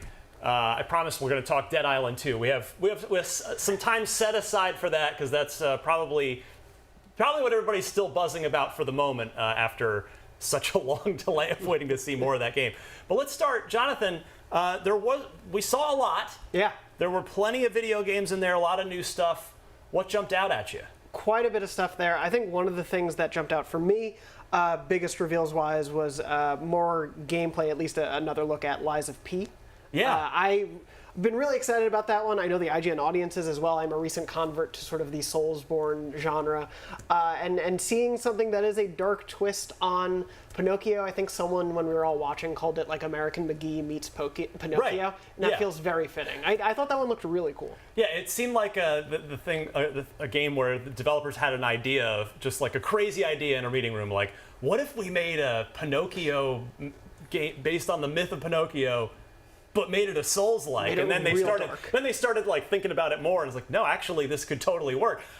That was probably my favorite art direction of any game. Like, I love the like a little steampunk, a little kind of Victorian era. Like, it has a really unique, cool-looking world to it. Some of the enemy design we saw in there in particular, like, really excited me. As you said, like, sort of steampunkish, a lot of, like, moving parts with exhaust fumes coming off of them. There was a really nice shot in there at some point of sort of a, looked like an old theater stage that they were in and fighting in. There's a lot of really cool variety to all of it. I think it's very cohesive as a look. But yeah, I'm a sucker for that look, especially it's very Bloodborne-esque. But slightly different, and so I'm really into this one. I think it looks cool. The gameplay looked pretty varied as well. Yeah. Destin Game Pass, day one for this one too. Yeah, I'm down for it. Obviously, it looks really, really cool, like you guys have already said, and I like that the characters seem to have a little bit of a different flavor to each of the abilities, and I'm excited to play it. I think we saw a lot of these Souls-like games. That is true. Gamescom That is this definitely year. the flavor of the month going on right now. Yeah, this one has definitely got people talking though. Yeah, so we'll stay tuned for more on that coming up. Now, Destin, I got to go right back to you right. because the pre-show we saw the next phase, I guess we'll call it, of Destiny. Yeah, so Destiny had a ton of announcements today, including they're doing a cross promotion with Fortnite. Destiny 2 Lightfall was revealed, which is the next expansion coming up, and we learned that there's going to be a new power that the Guardians are going to have called Strand, which is like, I believe they said it was a psychic power, and I'm just paraphrasing based off of what I watched right before the Gamescom stream, but it's really, really cool to see this new setting. Neo Luna, I believe it's on Neptune, and this is an area that hasn't been like war-torn, so it's really futuristic. We have the new supportive characters who are going to teach the Guardians a few things. I'm blanking off their name off the top of my head, but it's neat because there's this character Callus who's been sort of in the backstory for a really, really long time, and this seems to be when he is coming back with the Witness who has empowered him to really help the Cabal give the Guardians a run for their money.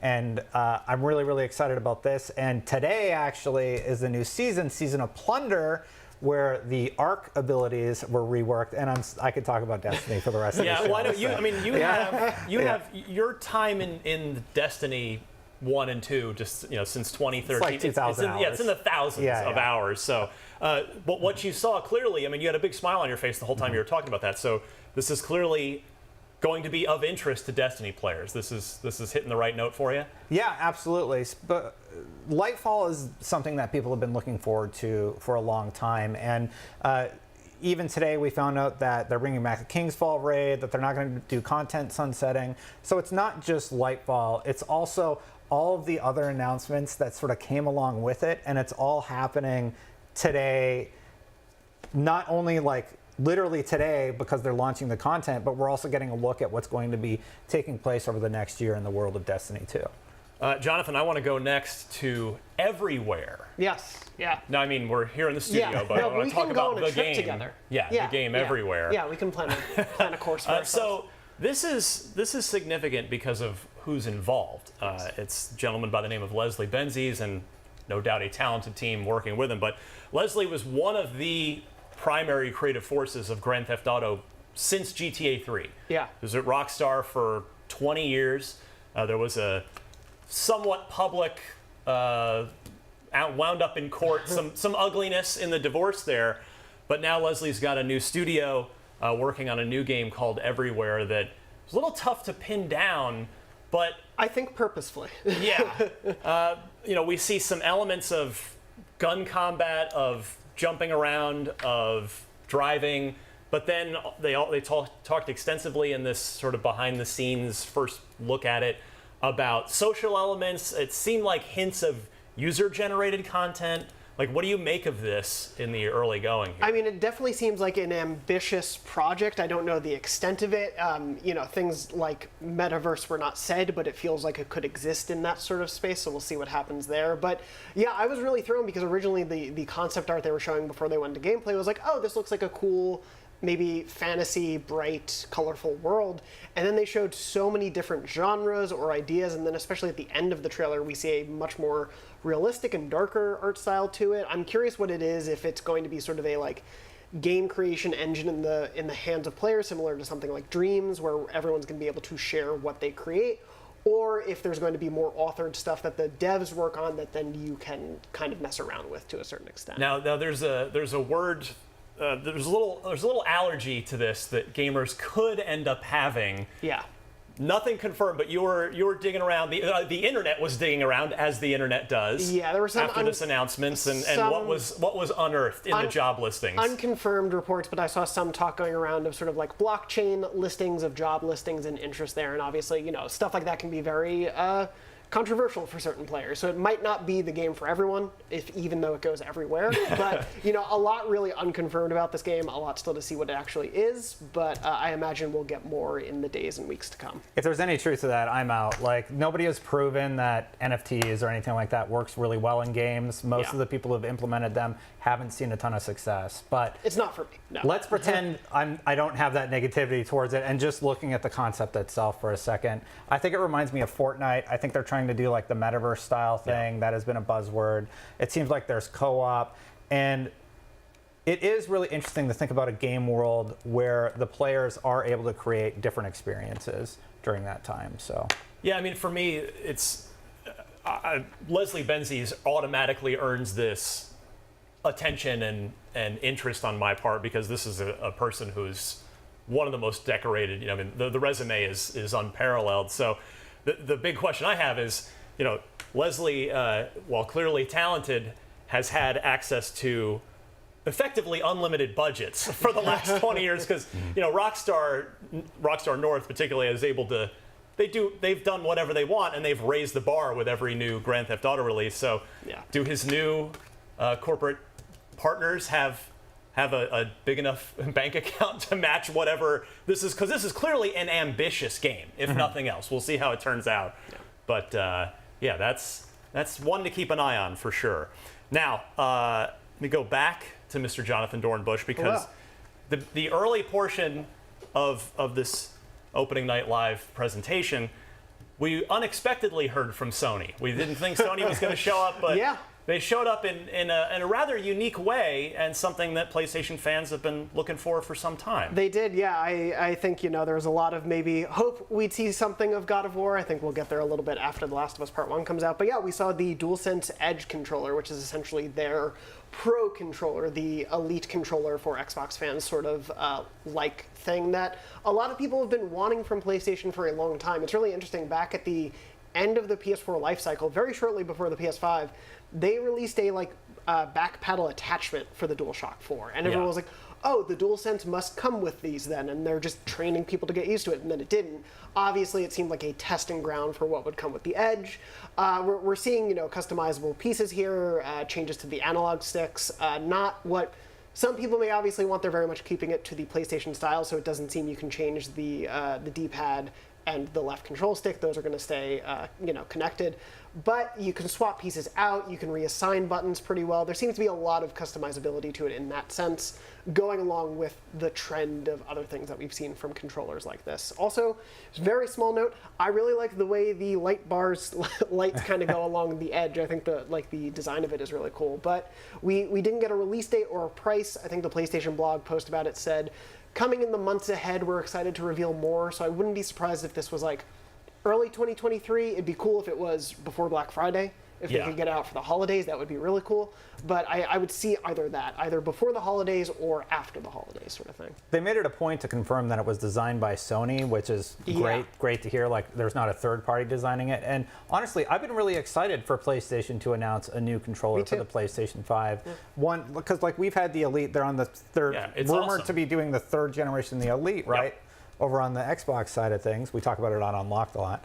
And I'm really happy to see that PlayStation's getting in on this game, because these controllers, while expensive, offer a lot of cool features. Yeah, it's and I would think the price, we can at least use the Xbox Elite controller's price as a ballpark for this. For this DualSense Edge. Now, that was one of the things that was really kind of buzzed about on social media during the course of opening night live. Something else that was, Destin, was The Lords of the Fallen, the sequel to the 2014 action RPG Lords of the Fallen. So going with a Suicide Squad, the Suicide Squad type of thing here, but trailer looked great. Yeah, the Lords of the Fallen is supposedly a spiritual successor to Lords of the Fallen. Actually, a very popular game that sort of was one of the first Souls-like games before everybody started doing it, right? Right. So it looks like we're going back to that world, and we're going to be killing enemies using their abilities. I didn't play Lords of the Fallen, full disclosure, but I love Souls-like games, and to hear that this game that was positively received by the community is getting some new life brought into it, it's great to hear. And seemingly the team has been working on it for some time because, again, as I just said, Lords of the Fallen was 2014. Mm-hmm. That is 8 years ago at this point. So they've been keeping busy on this new one. Now, also buzzed about online, Hogwarts Legacy, one of two big WB games coming up. Both of them were at this show. We're going to talk about Gotham Knights a little later on in this show, I believe, in our wrap up here. But Hogwarts Legacy, February 2023. Destin, this I think there's a lot of excitement with this game because there's really a lot of potential for this to really tap into the Harry Potter universe in a game in a way in a way we've all wanted to see. Yeah, strangely, I'm not a huge Harry Potter fan. I've seen all the movies, right? I didn't read the books or anything, but seeing this and seeing how they managed to incorporate gameplay in the world of Harry Potter in terms of how the spells are going to attack enemies and such has me really listening and paying attention to what's going on with Hogwarts. I'm pretty excited to try it out and hop in and sign up for whichever fat Gryffindor or whoever I end up with and seeing what adventures they have in store. Yeah, Jonathan, I know you're a big Harry Potter fan, and this, now that we're seeing some gameplay out of this, and it's seemingly finally getting closer. I don't really believe any release date at this point until we get the gold announcement of the game going off to certification. But what'd you make of the demo today? It was surprisingly darker, I'd say. I think they're trying to show the different facets of the world that they're going for, because the franchise definitely could go through different, not genres, but different tones at different parts of the series. So this felt like showing you a little darker side of it. I think we got one of the unforgivable curses in here. It's certainly something that it feels like they want to show you the sort of, I suppose maybe not challenge, but what's on the line and what's at stake for the characters in this world. And certainly went to some places I didn't expect this to go to, like the undead. I didn't expect that, I guess, at first glance from this game. So, yeah. Yeah, looking good. So that's on the list with 7,000 other big games for 2023. So we will look forward to that. Now, we've got about 90 seconds before we take a quick break.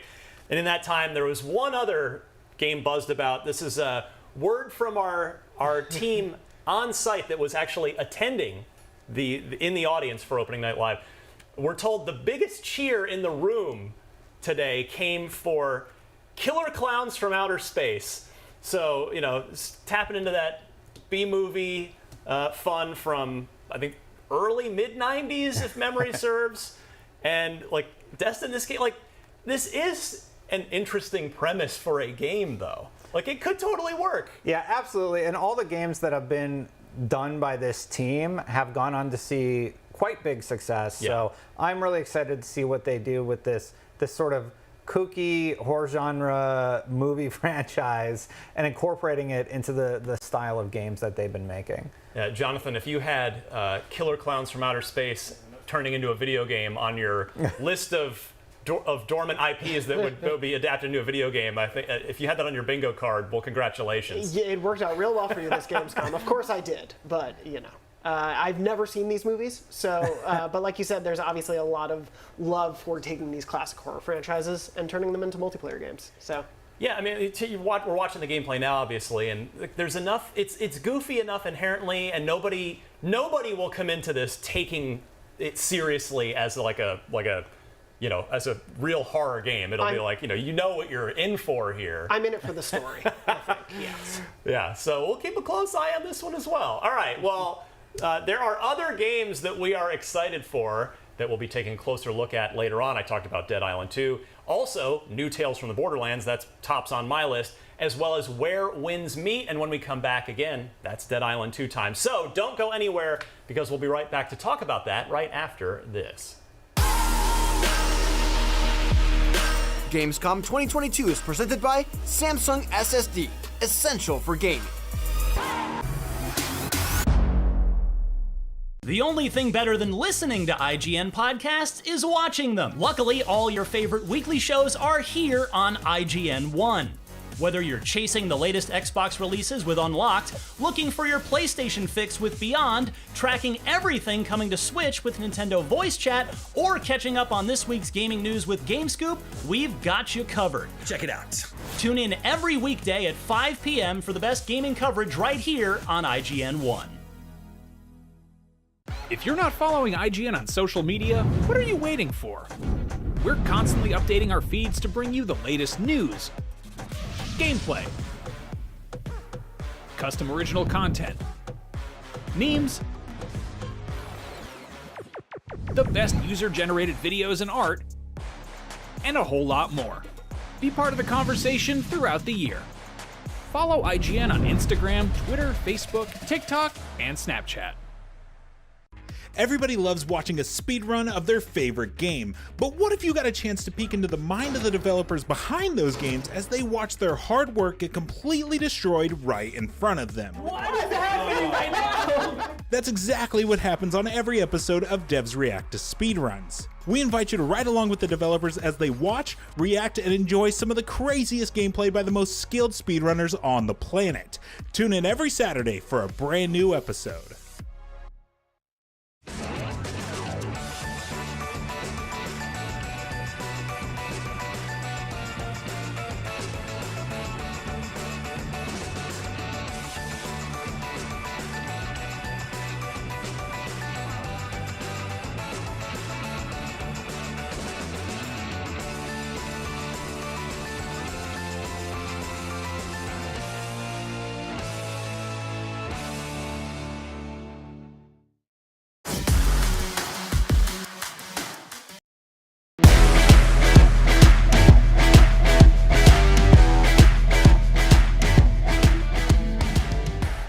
The First Descendant is Nexon's new co-op action RPG shooter made in Unreal Engine 5 that transports players to a sci-fi world where they will unravel the secret behind the Descendant's power across various missions and raids in single-player and multiplayer. Let's take a look at what's in store for players during the First Descendant Steam beta coming this October.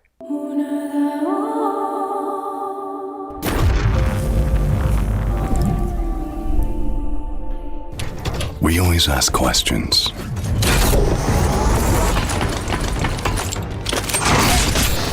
What is it that actually exists? Where does the origin come from?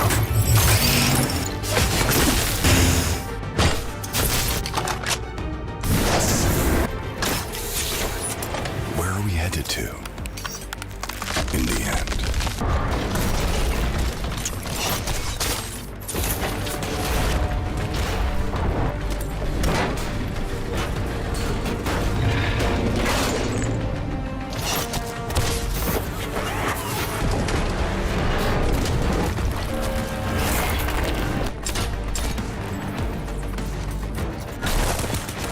If you feel confused,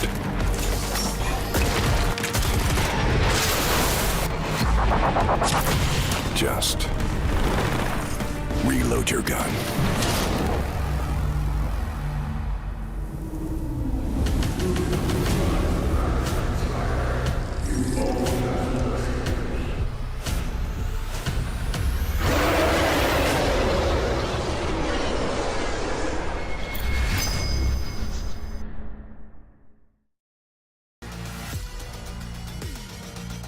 At Opening Night Live, we discovered that Dead Island 2 is very much alive. And here from Dambuster Studios, I've got David and James, the game director and creative director, to chat all about it. Hi guys, it's great to have you here. It's great to actually see Dead Island shambling around. Thank you, we're very excited. So it's obviously a lot of people have been waiting a very long time for this game, and obviously you guys are now at the helm. And I was just wondering, just for a start, could you give us a quick introduction to kind of what Dead Island 2 actually is? Yeah, sure. So Dead Island 2 is an action RPG first-person zombie slaying game, and it's set in LA. We take players on a roller coaster ride through all fantastic locations, postcard locations through LA, from the beaches of Venice and Santa Monica through to luxurious mansions in Bel Air, and it's all playable in 3-player co-op. And obviously kind of we first saw Dead Island 2 a long time ago with a very different trailer. What is the current like creative vision? Is it very different to what we glimpsed back in the day? I think the original teaser trailer back in 2014 now had a really good basis.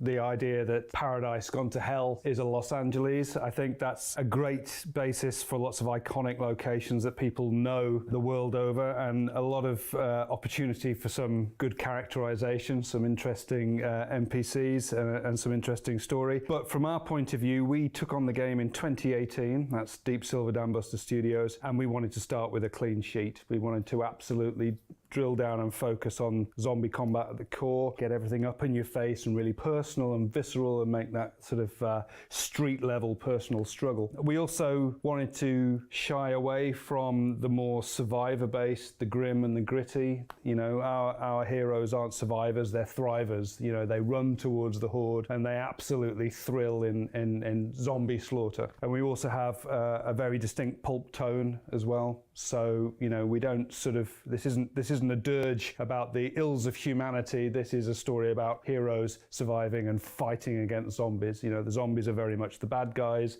humans are very much the good guys, and we empower the player to just sort of really thrill in that experience. We're in kind of like an era now where there are a few other kind of zombie games that do kind of first-person brawling, but what I've seen of this game, you've got kind of like a unique take on it, right? Like, it seems that these zombies are dropping apart with like procedural perfection almost. So David, could you give me an idea of like how you've made this happen? We've probably spent an unhealthy amount of time passionately developing our own gruesome gore tech, which we codename internally Flesh.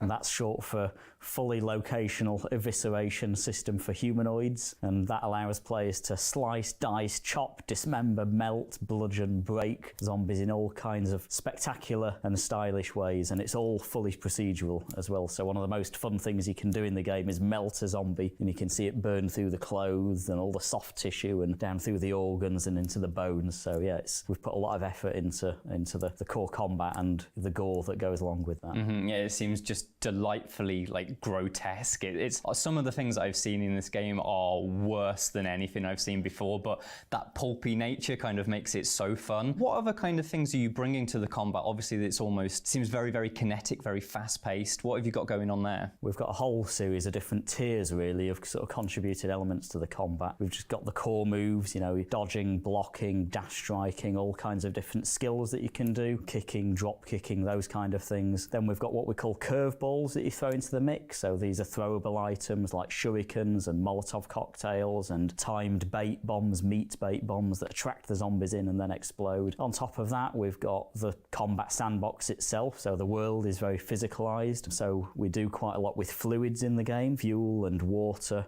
and caustic fluid. So for example, you can use jerry cans or knock over, like spill water on the ground, and then you can throw your electro katana into the pool and that'll electrify zombies. So yeah, there's a whole sort of mix of things going on within this sort of combat sandbox, and it's really up to players to be able to utilize that, especially in the more difficult fights. It's really a sort of a symphony in a way of combat. James, the original game is well known and loved because of its absolutely bonkers weapons, you know, kind of like we're taking baseball bats and axes and putting kind of like electrical components and flamethrowers on them. What is Dead Island 2's approach to this kind of stuff? Well, all of our weapons, and we've got a range of them, each of them has its own style for use and benefits and drawbacks. I think the best way to sum it up is you have to get used to the right tool for the job. You can modify all the weapons, and those modifications stack with perks as well. And so the idea is that you're building a loadout. No matter what kind of bizarre zombie situation you come to, there's I've got a weapon for that, right? Okay. Learn how to chop and change quickly between the weapons, and then combine that with all the moves. And of course, we haven't even mentioned the skill deck yet, which is a kind of deep RPG element. Well, let's dive into that. It's an RPG, so obviously that means that skills, traits, that kind of stuff. But the way that you're approaching it is like with a card deck. So can you explain how it actually works? Yeah, that's right. So over the course of the game, you'll be able to pick up and discover or be rewarded a series of skill cards. The skill cards have fantastic pulp imagery, and the idea is that we have a series of tiers within our skill deck, and you'll accrue cards within those tiers, and then it's really up to the player choice according to whatever playstyle they want to partake in. You play certain cards into your deck to suit that particular playstyle. So we've got ability cards that more obvious, like kinetic moves like drop kicks and dodging and blocking. We've got what we call survivor tier cards and slayer tier cards, and then a more secret sort of plot related tier as well. So yeah, the skill deck provides a lot of sort of rich gameplay customization to suit whatever playstyle players prefer. And one of the things that we haven't really touched on yet is the fact that you've got all of this cool equipment and these cool card decks, but there's also something unique about your player character, right? Like their nature. They're not entirely all human, are they? Yes, I mean, we don't want to give too much away, but you are bitten and infected, and it's changing you in powerful and perhaps disturbing ways. So as you adventure through the game and as you unlock different tiers of your skill deck and different cards to go into that skill deck, you kind of have to embrace your slayer. Perhaps you're also embracing a bit of the zombie as well. So as you go through the game, you're constantly getting glimpses of what it's like to kind of let yourself go and let the virus take charge of you and empower you to chew your way through the horde. Now, obviously, that's a lot of chatting about kind of the who we are and what we can do, but I guess the secondary main character, or maybe even the main character, is LA itself. So what can you tell us about kind of your approach to the world and what kind of things that you can do within it? Our LA is divided up into a series of really recognisable, notable districts. I mentioned a few of them earlier, beaches of Santa Monica, luxury Bel Air mansions. We have quite wide open districts with plenty of exploration within them. There are side quests. We have hub locations where you'll go and meet other survivors. We have workbenches that you can go and customise your weapons, weapon lockers, things like that. So yeah, there's a lot of really fun gameplay just exploring some of these interesting spaces, and obviously with it being LA, you'll sort of meet all kinds of quirky individuals and get to pick up plenty of world building and really interesting lore about the outbreak and about the lives of these different Angelinos. And in terms of quirky characters, obviously some survivors, but plenty of dead as well. You've got a very interesting kind of collection of different zombie types and different kind of zombie models. But what has been your approach to zombies? Did you want them to be kind of like the traditional Romero Shamblers, or had you got like a fresh take on them? Well, first of all, we wanted to keep zombie at the core. So, essentially they are humans that have turned into zombies, but we have various different sort of flavorful variants which reflect the different iconic locations. And then we have zombies that have slightly different bizarre effects associated with them. And then on top of that, we've got a more sort of sinister, we call them the Apex variants, and they're the ones that have been changed a little bit more by the zombie virus and perhaps give hints about where you yourself might be going. So yeah, we've got a panoply of zombies, each of them reflecting the different locations, the iconic locations. We've got various tiers of zombie kind of evolution, but we are being very careful to still keep them as very much recognizably human, right? To us, the whole point of a zompocalypse or a zombie outbreak is that you still have reflections of the life that's been lost. Even when we look at our locations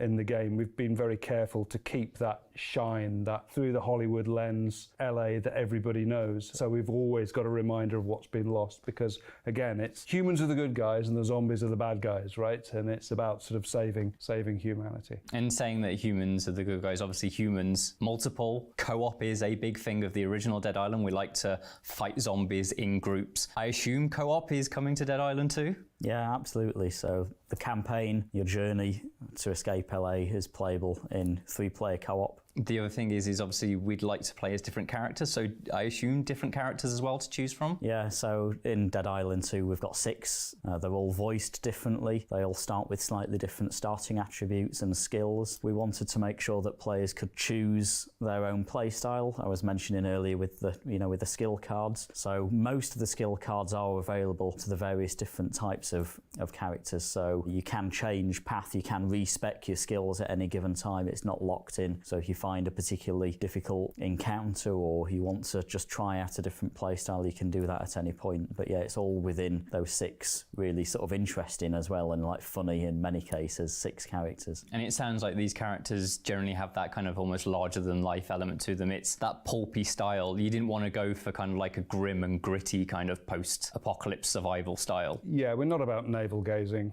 You know, we're about those sort of John McClane style, die-hard kind of characters with a kind of wink to camera, bit of a quip, and then sort of just wading into the fray. So, can you give us an idea as to when we might actually be able to play it? Absolutely. So you'll be able to get your hands on Dead Island 2 on February the 3rd, 2023. Fantastic. David, James, thank you very much for joining us. Thanks for having us. And that was one of our many exclusives today. We're with you for a while. Stick with us. We had a closer look there at Dead Island 2 with IGN's Matt Purslow. Let's talk about it. February 3rd, 2023. Dead Island 2.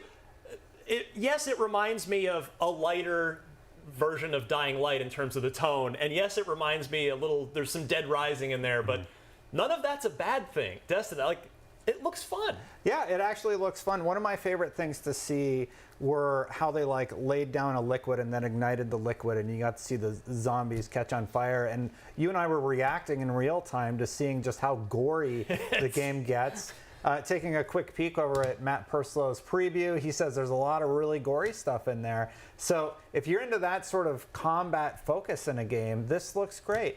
And we talked off the air about how I played this in, 2014 was it? When it came out at PAX Prime. There's footage. 2 developers ago, by the way. Yeah. It's now, Yeah. I don't know if this has ever happened, at least, I don't know if a game has ever come out after switching developers midstream twice. Yeah. Jaeger was the first team on this, and then Sumo Digital, and now it's Deep Silver Dam Buster. So, you know, it's, and you heard on Opening Night Live, that this team more or less started from scratch 4 years ago. So it's been quite a ride with this. Yeah, I'm excited to see this. I really like the story elements too. You and I were talking about how we were kind of surprised that they have a lot of story seeming like they put into this world. Yeah, different playable characters that you can choose from that all seem to have different, at least paths of conversations and different things that will pop up for them. You know, all set within LA, which I think really plays into the lighter, poppier nature of their zombie dystopia, but a little utopian because there's some people are living in some lavish lifestyles despite a zombie apocalypse. And maybe by design or by accident, you get a little bit of that Grand Theft Auto 5 because they're set in the same place. It's like, oh, if this is like a much goofier, lighter version of that world with massive zombie beheading gore, I mean, that's fun. Yeah. There's just there's nothing about this that I didn't like. I mean, I'm really happy to see it actually getting close to the finish line, and if it's really coming out in February, that means we should hopefully get our hands-on playable of it here in, I would guess, the next 2-3 months. Hopefully. Yeah, those zany characters were definitely what sold me on revisiting Dead Island 2. Yeah. Because, I mean, let's be honest, I wrote it off a long time ago, having not heard anything about it, but this looks fun. It does. I mean, and it's, you know, I guess I brought up Dying Light a minute ago. I suppose we didn't see anything resembling parkour, so I'm not here calling it a Dying Light clone, but there's clearly some similarities, and I'm sure that Deep Silver Dam Buster has seen oh, okay, well, Dying Light from Techland, they've found a lot of success with both of those games and their DLC, and by making a good game and supporting it long term, and that's, you know, I couldn't help but chuckle when the developer who was on stage was talking about oh, we took a lot, you know, whatever, our ideas for the franchise. It's like, well, hold on. There was one game over 10 years ago.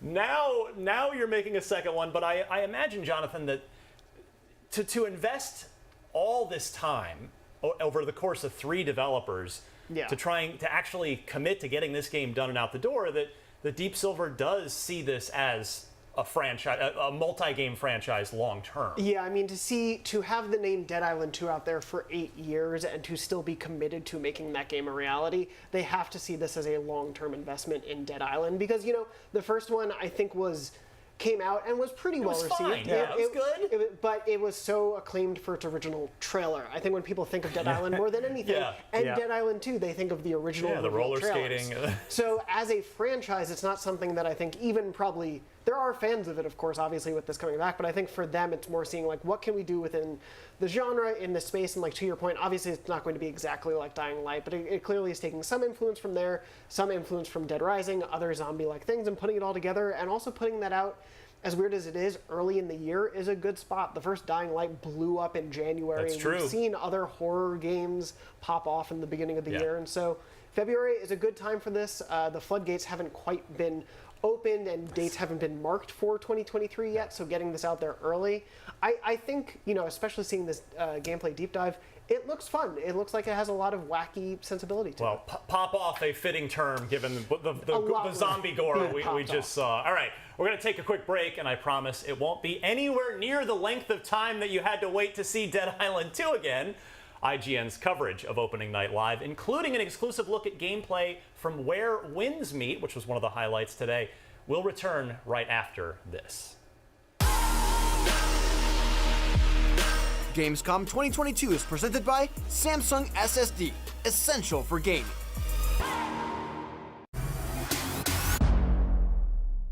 I'm Akeem Lawanson, and this is What to Watch on IGN1. It's a weekly show where we check out the latest and greatest in trailers, reviews, and everything else in the world of entertainment. Tune in to new episodes every Friday at 9 p.m. on IGN1.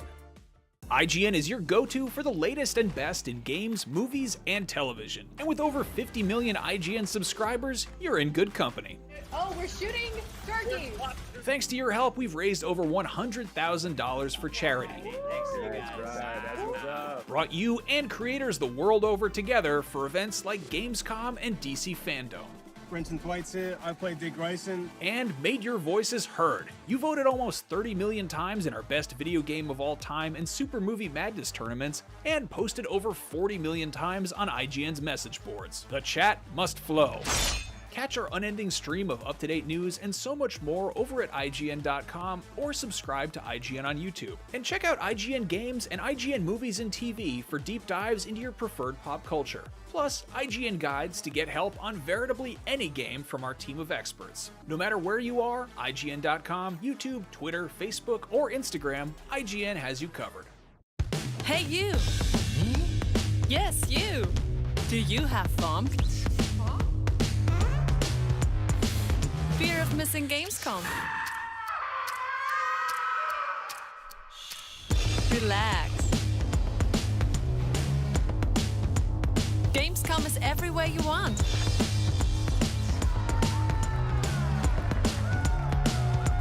Gamescom now. Register now. What's up, everybody? I'm Stella Chung, and you're about to get your weekly fix. This is the show where we round up all the biggest gaming and entertainment headlines you won't want to miss. Tune into new episodes every Saturday at 12:30 p.m. Eastern and Pacific on IGN1.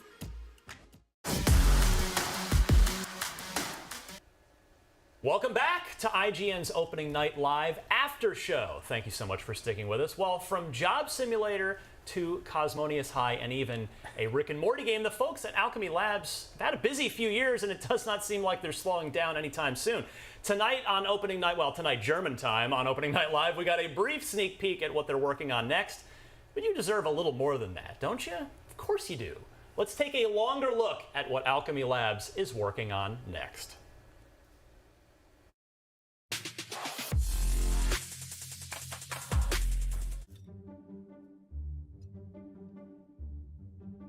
Do you see that?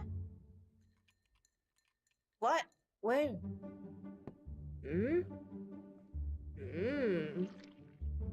What is it? Wait. What are you? Don't eat that. Don't eat that. You don't even know what it is. Come on, dude. Dude. You know she's gonna eat it. What? No. Yep. No! No! No! Told ya. Gross. All right, well, we saw a lot of cool game reveals during opening night live, and now it's time to talk about the games that we thought were the most intriguing. Not necessarily the biggest games, but the ones that really caught our interest. I will start. I will be a selfish host and start with a game that I've had my eye on since the Xbox Game Showcase, Destin, in the summer. Justin Roiland, Squanch Games, High on Life. Now, I think you and I agreed that the boss battle that they showed today was sort of a jarring bit of gameplay to just jump into. It was kind of an old school style, like arena boss fight, but I am really excited for this game because it's Roiland's sense of humor, which I love, both Rick and Morty and Solar Opposites. It's a beautiful art style and it's Unreal Engine. You've got these talking guns. I just think this is going to be something somewhat fresh in the first-person shooter genre. It did get pushed back a little bit. It's December now, but it is a day one Xbox exclusive and Game Pass as well. So I wasn't super high on this in the context of today. I think it needed some lead-up gameplay of like more kind of what the typical gameplay sequence looks like, which I have seen before we jumped into this. But your thoughts on High on Life? Yeah, this particular demo, I'm very surprised that they showed this because I think it sort of gives a negative reaction from most people because it seems like a very old school basic boss battle with 3 phases where the boss knocks down the level and then you go through the whole rigmarole. And then you get back on the ground, you kill the boss. But the writing still seems funny and everything like that, but I definitely did not have the reaction that they intended for it. For me, I was like, what was that demo? Because I was just thrown into the middle of it. And again, I have seen more of this game, and I am very high on it, if you will. I apologize for the lame wordplay there, but yeah, so this got pushed out a little bit, still scheduled to make 2022, and it's on a short list of big games coming out this fall, so I'm looking forward to it, and the Game Pass is just a bonus. Jonathan, let me go your way next. Yeah. I think you've got a deep cut for us. I hope so, but it certainly comes from, I think, a pretty notable dev right now, Honkai Star Rail, which I believe comes from the Genshin Impact developers. It was a really intriguing story. I didn't know about this game before the showcase at all. I don't know if it's been out there. But what we saw was this very interesting, I guess almost like Murder on the Orient Express in space style mystery happening. I was really emphasizing the mysterious aspects of this world and the story that we're going to embark on. We got a little bit of mostly like voiceover and looks at characters, but I just thought this was a really cool setup for that world, a lot of potential. It reminded me, this is also somewhat of a deep cut, but of a Doctor Who episode that is essentially a Murder on the Orient Express ripoff or parody, but set in a train traveling in space. So, putting that together with Genshin Impact style animation and sort of the beautiful character work that they do, I thought this looked really intriguing for me. I don't know what the full gameplay experience is going to be like, but I was really into it. I am always a sucker for good cel-shaded artwork and cel-shaded anime style. You're right. I mean, I just love the look of this. And you're right, the space train having a kind of unique artistic vibe within it as well. That was out of nowhere, and it's definitely one to keep an eye Looks on. rad. Destin, I have you down for Dune. Yeah. So full disclosure, I do totally realize that it was mostly just a CG thing, but I love to imagine the potential behind a IP like Dune and what open world MMO could be like. Yeah, survival set in that MMO universe as well. Yeah, I mean, that seems super intriguing to me. We see this character at the beginning. I'm curious about, like, is there going to be character customization, unique armor that you can pick up? It's survival, so I'm guessing you can upgrade in some way. It seems like he's hunting the worms, which is really, really cool to see actually take place in real time. The way that they did it, it looks like it's in-engine. But yeah, this one has me really excited because of the potential that a game like this offers you, And I like to sort of enjoy those early marketing days where you're dreaming about the potential, and then it's a card battle or survival open world MMO, No, but yeah, in a MMO world here with other players and no doubt other sort of quests and other maybe raids involving sandworms as well. There's a lot of potential here. Yeah, so like as a Destiny fan, I'm very intrigued and I'm very curious what they are going to do with the Dune IP. We just recently had the movie that I watched on HBO Max that was hugely popular. Well, and this game is taking from both the original book and the film as well. So they're really going, you know, whichever flavor of Dune you prefer, this game is going to try to tap into it. Yeah, so for the lore fans, there's going to be plenty to dive into. I have high hopes for what ends up happening with the Dune MMO. All right, Opening Night Live also debuted some brand new DLC for, we were just talking about Dying Light 2, and that DLC is called Bloody Ties. So right now we're going to sit down with the developers so they can tell us a little bit more about it. Take a look.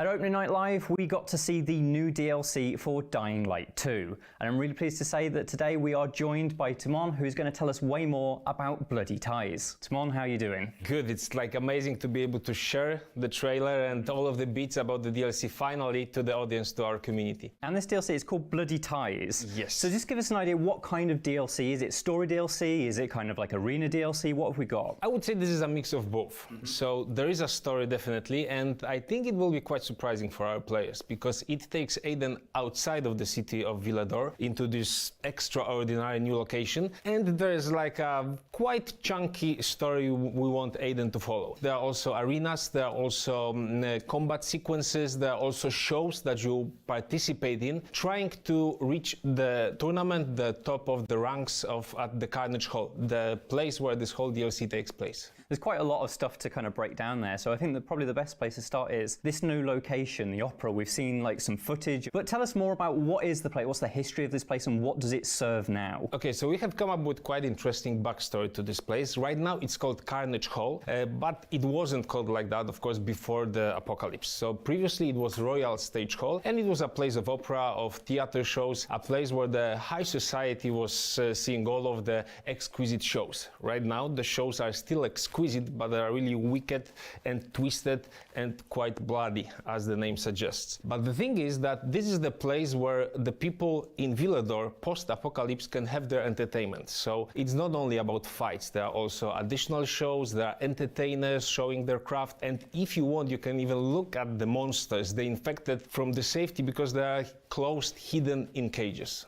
I think the big question I've got now then is why on earth does Aiden want to be here? What's sort of pulled him to this place? Well, Aiden gets involved into sort of a family story, and he's being asked for some help to a character we're not revealing right now. And he also is drawn by the fame and the prestige and the rewards he can get at Carnage Hall, because the arena, the Carnage Hall, the tournament, allows you to earn a lot of new rewards, like new weapons, new gear pieces, new outfits, and also some additional cool new toys. It's kind of like the fame, the fortune, but almost like the gold at the end of the tournament, right? Yes, and that's actually your goal. To solve the story, you need to reach the top tier, the top level, the #1 position, and beat the reigning champion, Skullface. Right, okay. So actually, you've said Skullface. We've seen what he looks like. He's looking a pretty menacing dude. Yes. Can you tell us a bit more about him, kind of like what he's up to? Maybe not yet. I think we want to keep the cards close to our hearts for now, but we are revealing actually 2 new characters. One is Skullface, the champion, and as you said, he's quite menacing, and he's using a very interesting weapon, a very interesting device that gives him this ultimate power, which of course players can get if they beat Skullface. And there's also another character that we are revealing. Her name is Astrid, and she's like a former media personality that now runs the show. So she's not only organizing the whole tournament at Carnage Hall, but also serves as a commentator on the shows themselves, because these are not just very simple arenas where you go out and kill a lot of enemies. Those are spectacles that resemble modern day fables. They use myths or stories known from the history of humankind, but they twist them and bend them into those grandiose, violent spectacles. So, like, explain a bit more about that, because that sounds super interesting. So how do these things work? Yeah, so I know that the concept might be quite hard to grasp. So to give you an example, one of the spectacles that we are actually showing glimpses of in the trailer is called Prince of Thieves. And you are playing the story of Robin Hood, and your goal is to rob the sheriff's castle. So first you need to gather materials to create like an exploding device, a bomb. Then you need to blow up the doors to the castle. Then you need to enter the yard of the castle and find gold and pack it into this cart that then you have to push outside of the castle. So there are multi-objectives to the spectacles. They are constantly narrated by Astrid. They have their own musical themes. They have their own scenography.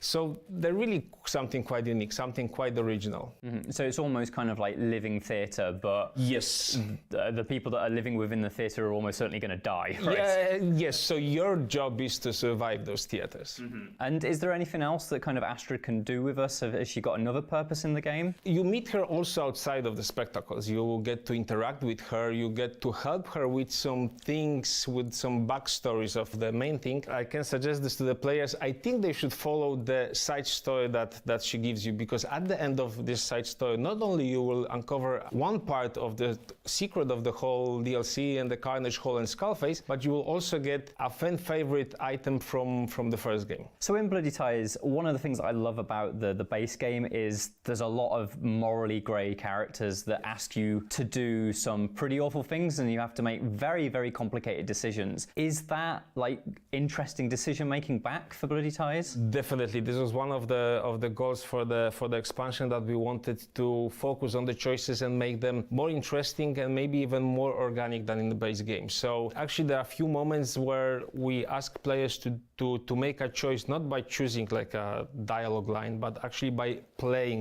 role-playing the character in a specific way, which impacts how the story progresses. So yes, this DLC offers branching paths and has more than one ending, let me say it like this. Interesting. Okay. One of the things that you mentioned before was the idea of kind of like Skullface has this kind of interesting kind of item. Now, from what I understand, is this another tool akin to like the grappling hook and the glider? Is it another piece of Aiden's equipment? Yes, you can, if you get it, if you earn it, it becomes a new piece of Aiden's equipment. It's focused on combat, because definitely this is a weapon. This is mostly a weapon, but you can mod it, you can apply some effects to it. I don't want to spoil too much, sorry, because we still have like a few weeks to uncover the whole thing, but I hope players will get really excited about it. And obviously this seems to be quite a combat-focused DLC. And we've spoken about the spectacle battles, but is there kind of like a gradient? You know, are there interesting smaller battles that we'll be fighting as well? So spectacles aren't the only activities, aren't the only shows that happen at the Carnage Hall. Some of the others are focused more on combat, some of the others are focused more on parkour. And one thing that also makes a combat from our previous games is the freak fights. The freaks are making a combat, the freaks from the following. Of course, again, twisted and blended into this completely new thing, very exquisite, very like high society style as the whole Carnage Hall. And have you, in the time between like the base game and this, are there any kind of interesting tweaks that you've done to combat? Any interesting new ideas for combat? Well, a lot. We are supporting the game since it has been released. Actually, right now we are on big patch update number 5, so we are constantly trying to listen to our community and bring new things to the game. It's a lot, it's a ton, so it's very hard to actually pinpoint any one of those, but that's what we try to do. We have promised our players that we will be supporting the game for 5 years. Like, it's still the beginning of this road, but I think our community can agree to this, that we are listening to the requests very closely and try to deliver on everything they ask us for. I think one of the things that we expect from Dying Light is obviously this kind of big open world that has a mixture of kind of like activities and main quests and side quests. Obviously this takes us outside of Villador to this more isolated. Can we still expect sort of like side quests and main quests, or have you got a different approach? Of course, definitely. So this really is like a story DLC with additional missions, micro quests, side quests. There's actually plenty to do. Maybe the map isn't Of course, it's not as big as the map of the original game, but it's not just the interior of the Carnage Hall. There's also a very nice surrounding. The map might be small, but it's actually quite packed, and there are a lot of secrets, a lot of like passageways and nooks and crannies that you can look behind to find some interesting stuff. So aside from just this main expansion, we've already had a look at Chapter 2, which you announced a little while ago. I was just wondering, could you give us a little bit more interesting kind of tidbits on that? So it's getting live quite soon. It's just days that divide us till the date.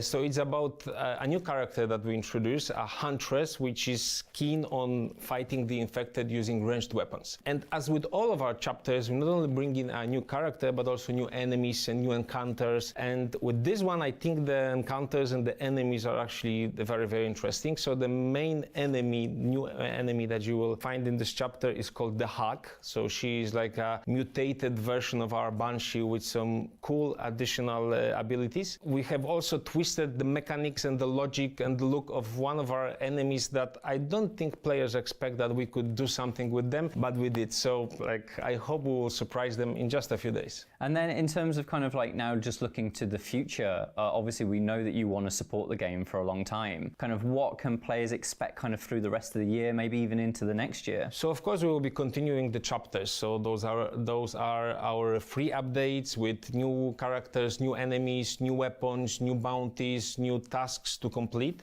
Again, I'm not really able to reveal all of our plans, but this is something that the fans of the original game will be very keen on. Of course, there's another DLC on the horizon, but for right now we are focusing on Bloody Ties. Also, the community can expect a lot more community updates. As I said, we are browsing all of the Twitter feeds, Reddit forums, Steam reviews, trying to find what the community requests. Well, Simon, it's been great to speak to you. I'm really excited to check it out, Bloody Ties. Thank you for having me. Thank you. Thanks.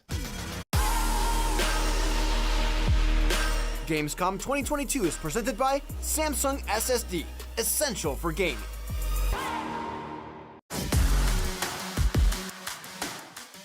Tune into IGN 1 for the latest news on your favorite releases, gameplay exclusives, and all the entertainment you can handle. And maybe even some you can't. Cinefix on IGN 1, your friendly Friday night home for film fanaticism. You're watching The Weekly Fix, ready to fill you in on anything you may have missed in the world of gaming and entertainment.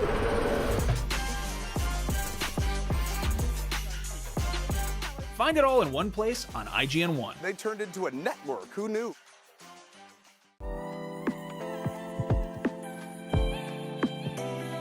IGN Playlist is all of your games in one place. You can build your library and discover new games. Create and follow playlists from friends. Access guides for what you're playing. And rate and rank the games you love to share with the world. Available free with your IGN account. It's for players, no matter where you play.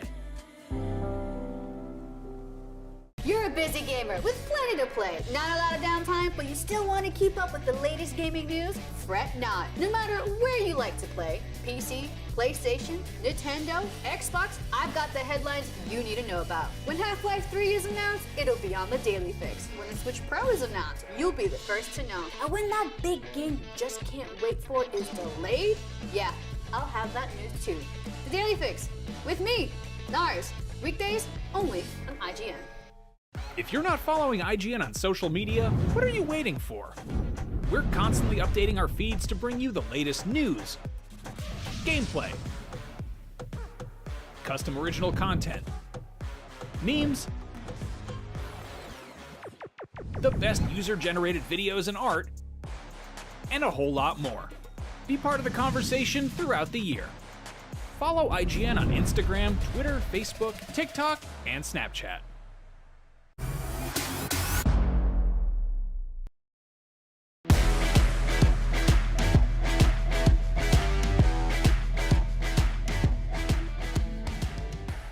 The First Descendant is Nexon's new co-op action RPG shooter made in Unreal Engine 5 that transports players to a sci-fi world where they will unravel the secret behind the Descendant's power across various missions and raids in single-player and multiplayer. Let's take a look at what's in store for players during the First Descendant Steam beta coming this October.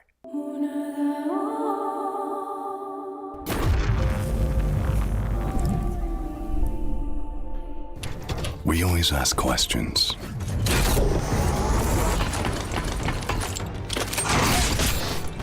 What is it that actually exists? Where does the origin come from?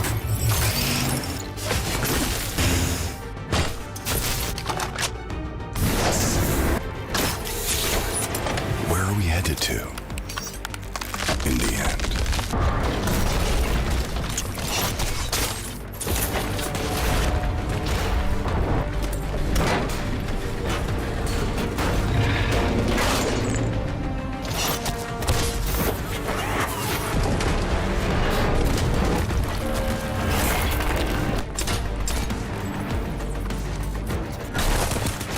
If you feel confused,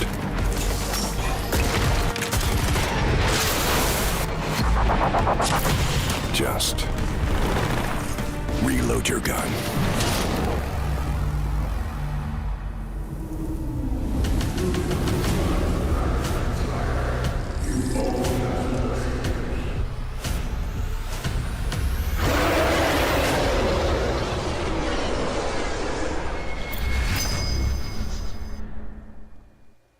Welcome back to IGN's post-show for Opening Night Live. One of the coolest and prettiest looking games revealed today was Where Winds Meet. And if you're anything like me, you probably can't wait to see more of it. Good news, here at IGN we've got some exclusive brand new gameplay for it right now. Let's take a look.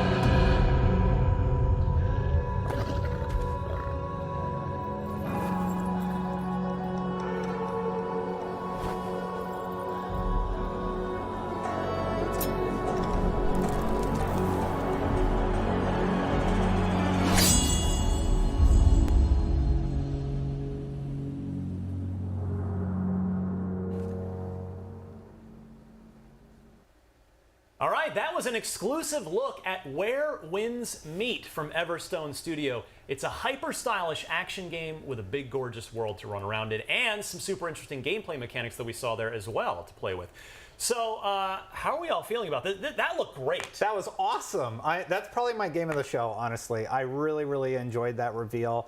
Dorno, what do you think? I really appreciate, especially in that extended gameplay look, sort of the variety of gameplay we got to see. I think that's one of the coolest things was because from minute to minute, I was like, oh, I think I get what this game is. Oh, there's new elements to it. It's like, oh, and then you see them sort of infiltrating and doing some cool combat around a ship, and then you see them doing stuff and sneaking around a more of like a town-based area, and then really diving into some like Chinese mythology and diving deep into some fantastical stuff. I think there's a lot of variety there, and that really has me excited to explore what it's going to be like through the path of that game. Our reaction was Ghost of Tsushima until a few moments later when we got more of an Assassin's Creed vibe, Yeah, and right? that's really like, you know, for years, fans have been crying out for an Assassin's Creed game set in the Far East, and this seems to be the game that's delivering that, obviously in its own unique way, because there's some really interesting powers we saw on display there as well with it's almost like you could chain together a couple of things, which I presume is based on some sort of, you know, renewable resource that you'll earn, and then you can just clear out a handful of bad guys at once. It looked great. Yeah, they're really neat in how you like seem to mark people and then execute this sort of AoE attack. I really, really love that. One of the things that I thought this trailer did really well was it showed a wide variety of different styles of gameplay, because it opens up and you actually talk to the little girl on the street basically and get some information from her. You trade that information to steal a secret, and then they show traversal, they show the open world aspect of the game, and there's so much going on here that I do see vibes of Assassin's Creed, and I do see... And we're talking now, I guess, because we got to remember that Assassin's Creed is now basically an open world role-playing game. Not that there aren't RPG elements in this. In fact, it is described as an interactive open world action RPG. But this, it's more like classic Assassin's Creed for a lot of those bits. Yeah, and then like combat-wise, just there we were looking at swordplay, and that gives me Ghost of Tsushima vibes again, you know. So I am stoked for this. I really want to learn more about all those different magical abilities, for lack of a better term, and whatever is going on here. So like anything that relates to mythology and stuff like that, it's always super intriguing to me. So I'm really, really excited about this. So Jonathan, this is set during the Song Dynasty, so somewhere between the year 960 and 1279. If you're going to ask me history questions, no, I'm not going to make it that tough on you, but yeah, like I feel like this is kind of we don't see this Chinese mythology and this era of history explored much in video games. I mean, we do have Black Myth Wukong to look forward to. That's also tapping into some Chinese mythology, and that probably not coincidentally also looks amazing. That's really using its setting and its mythology really well. But this was a standout. I mean, what do we know? Can we surmise anything else from that trailer, Jonathan? There was a lot, as Destin was noting there. There are kind of hints of a lot of things. Yeah, I think what surprised me the most was some of the, dense, I don't want to say city, but like sort of settlement areas or cultural hotspots that it seems your character will be in. I'm curious of sort of what the flow of gameplay will be, if there will be these like sort of hub towns you go to, if there's one or two main ones that we'll be going in and out of. But I really like showing sort of life and culture going on as well, because I think what this trailer really does well is sort of show you what you think is kind of it's going to be a bit more grounded and realistic take on things, and then it really jumps into the mythological toward the end, as Destin was really saying, like, I really want to know, as someone who doesn't know this mythology well, of what was going on toward the end of those trailers. I'm sure people who do know that myth better than us will be able to explain some of it, but I think there was a really great balance of sort of grounded swordplay and interaction with other people, and then really unique and interesting mythological takes. Destin, I'll give you the last word on this, but one thing I liked about this trailer, one of many things, is that it would have just been an awesome trailer had it just been that CG bit at the beginning, like the first minute or whatever it was, minute and a half of it. But then we got gameplay too, which was so nice to see. Yeah, we saw a lot of CG trailers during opening night live, so this was sort of a treat to see actual gameplay, actually going into the city and seeing like sort of on the ground, and then also seeing traversal. We also got to look at those set pieces at the beginning. This is definitely a standout for me. Absolutely. All right, so we got another look at Homeworld 3 for you old school PC fans at Opening Night Live as well. And we have Akeem here with the developers to give us all the details. Akeem, take it away.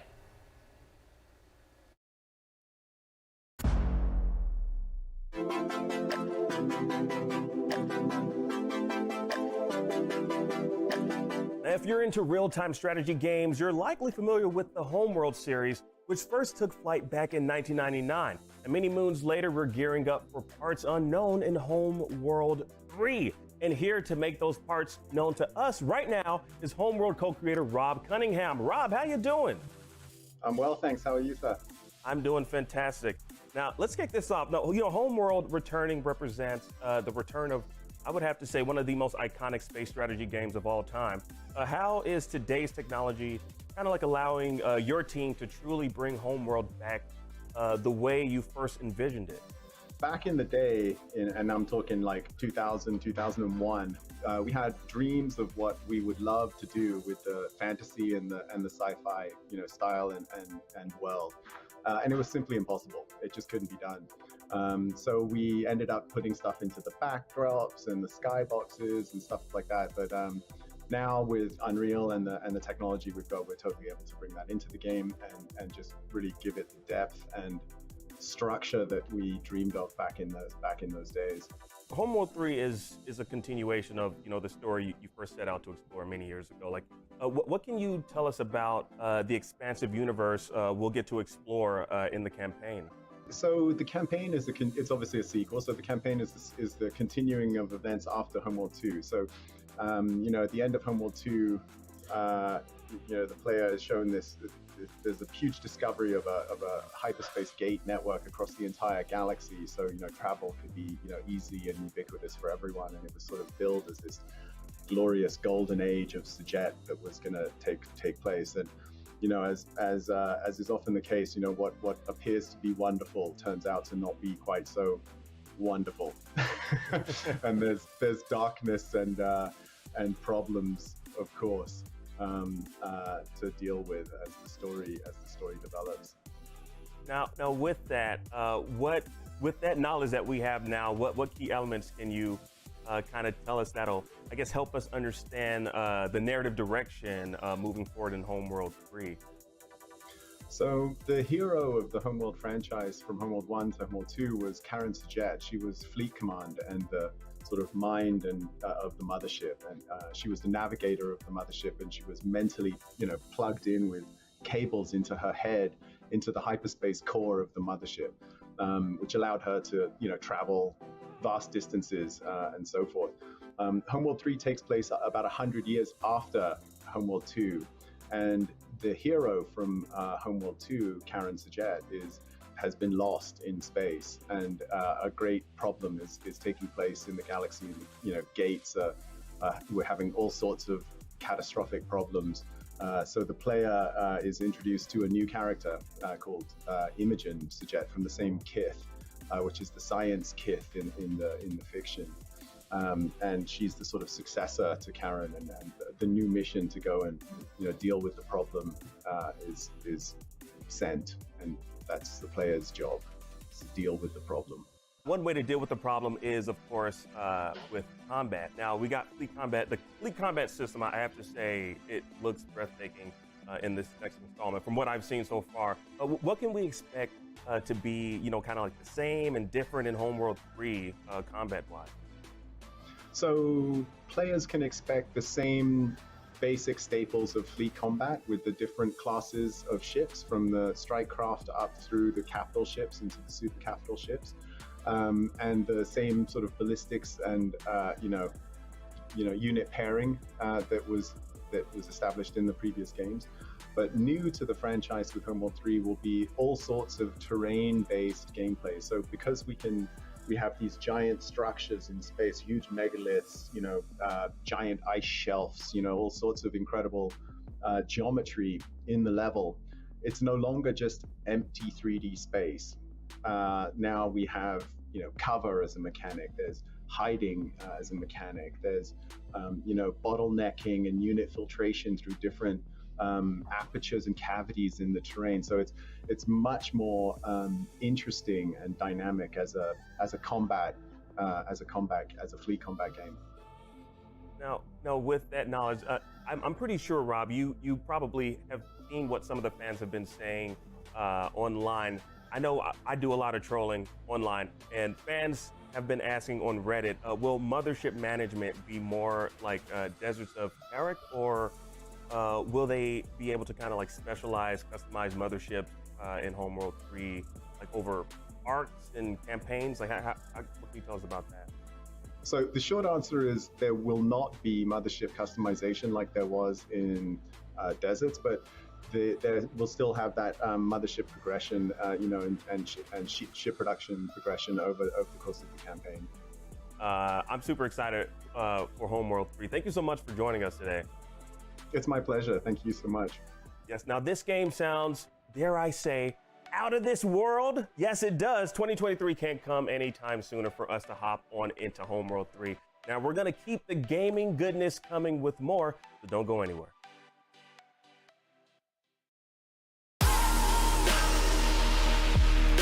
Gamescom 2022 is presented by Samsung SSD, essential for gaming.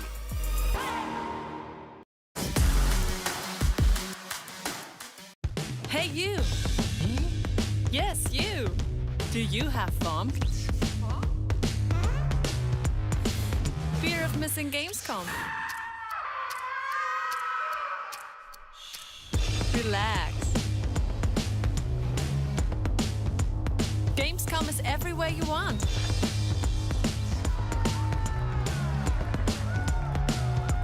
Gamescom now. Register now.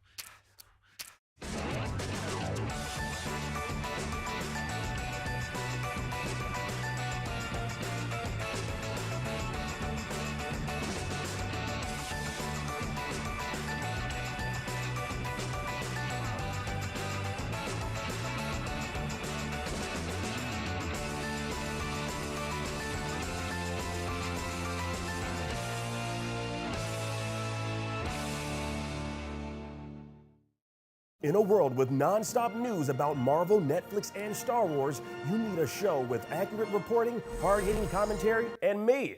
I'm Akeem Lawanson, the host of The Fix Entertainment. Whether it's the latest superhero scoop, film fiasco, or anime announcement, I'll be right here covering all the latest in major studio headlines and pop culture news. Make sure to catch The Fix Entertainment wherever you watch IGN.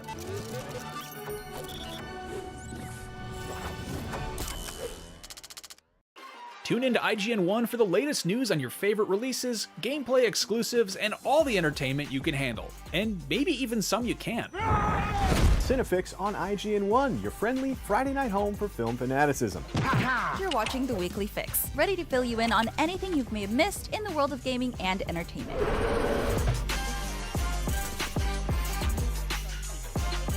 Find it all in one place on IGN 1. They turned into a network. Who knew?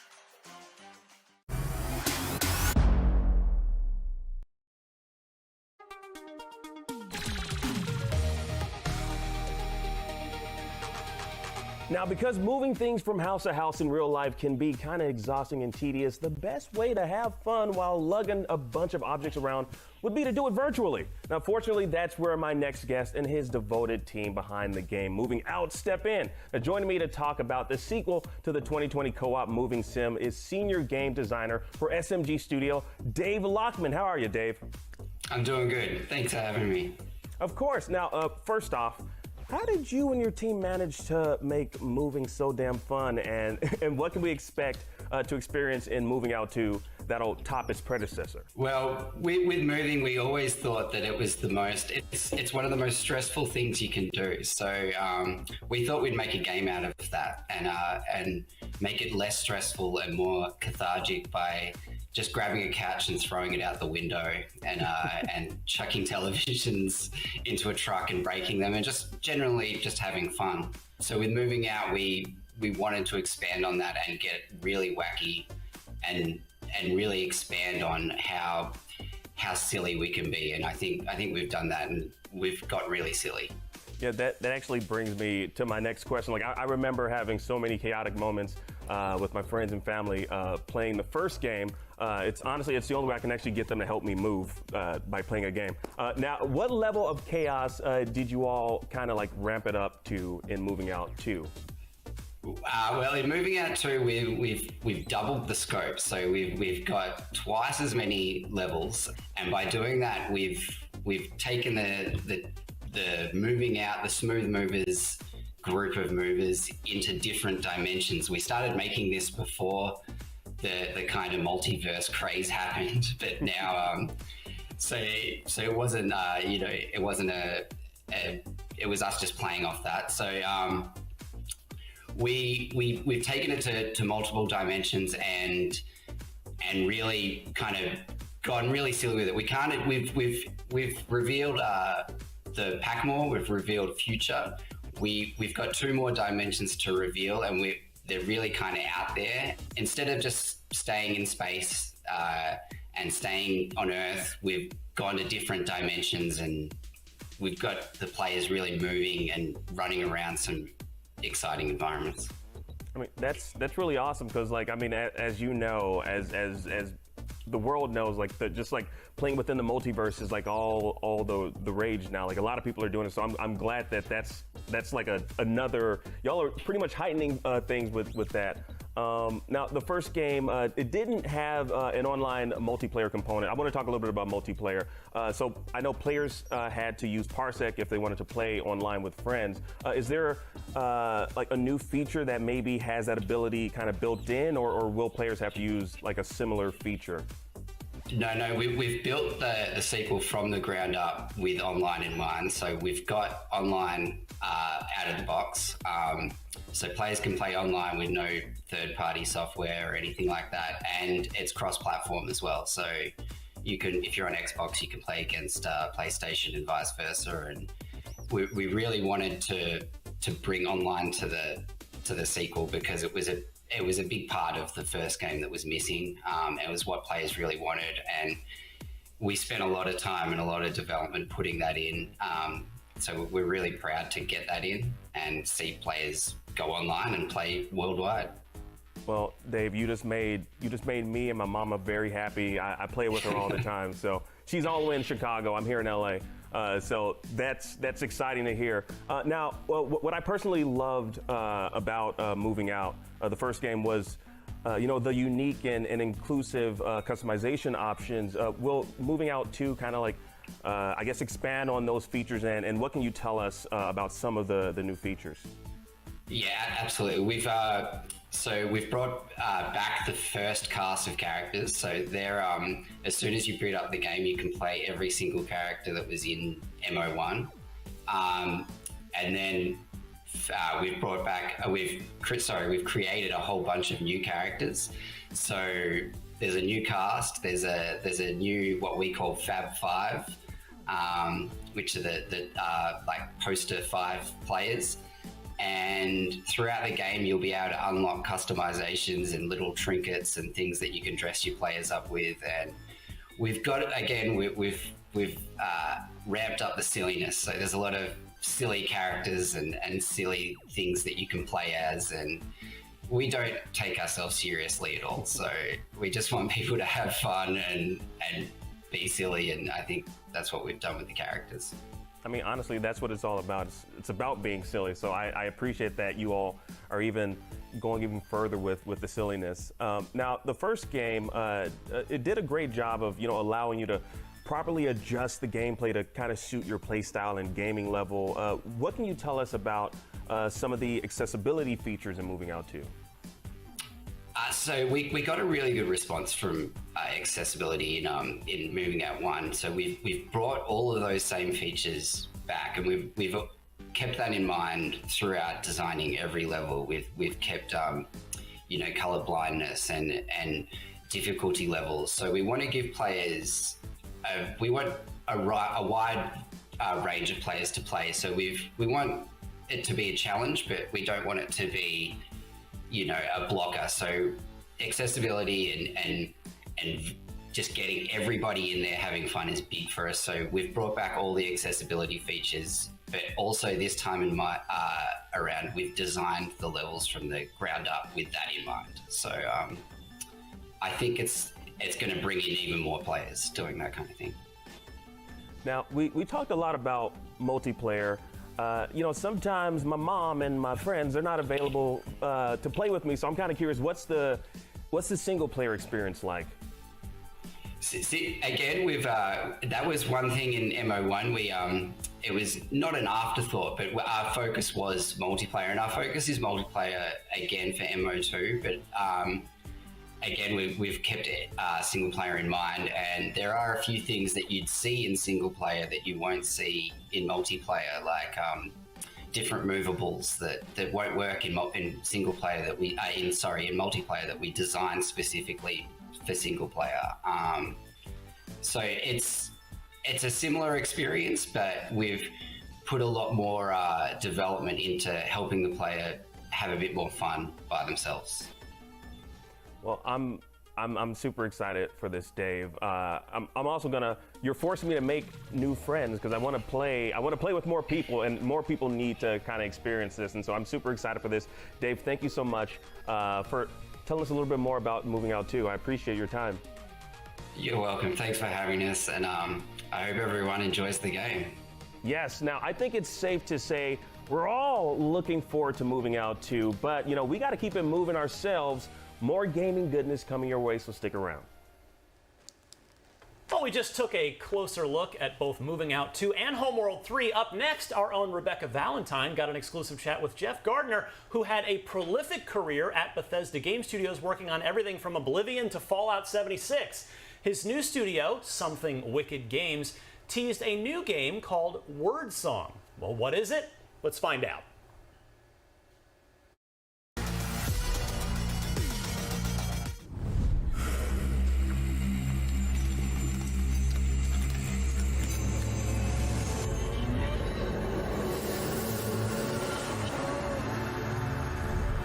Hi, I'm Rebecca Valentine, and I am here with Jeff Gardner to talk about his new studio, Something Wicked, and his new game, Weird Song. Jeff, how's it going? It's going great. Thank you so much for the opportunity to be here today. Thank you for being here. So let's just get a baseline idea of what we just saw. Jeff, what is Weird Song? Weird Song is a preternatural or occult historical fantasy game set in Middle Ages Portugal, where the player not only will be able to explore that reality of that time period in a very, very fantastical way, but also to explore the nature of their reality. We really wanted this game to be about the idea that there's no such thing as a reliable narrator. Your brain is not a passive receptor of information.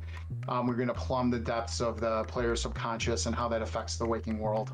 Wow, that's a lot. That sounds really cool. So, Middle Ages Portugal. What was going on in Middle Ages Portugal that you were really interested to explore? So after I got part of Bethesda about a year ago, I took some time to reflect, and I was reading a book called First Templar Nation, which is an alternative history book about the origin of the Knights Templar. I'm very into both. I like to read all sorts of different things from different points of view.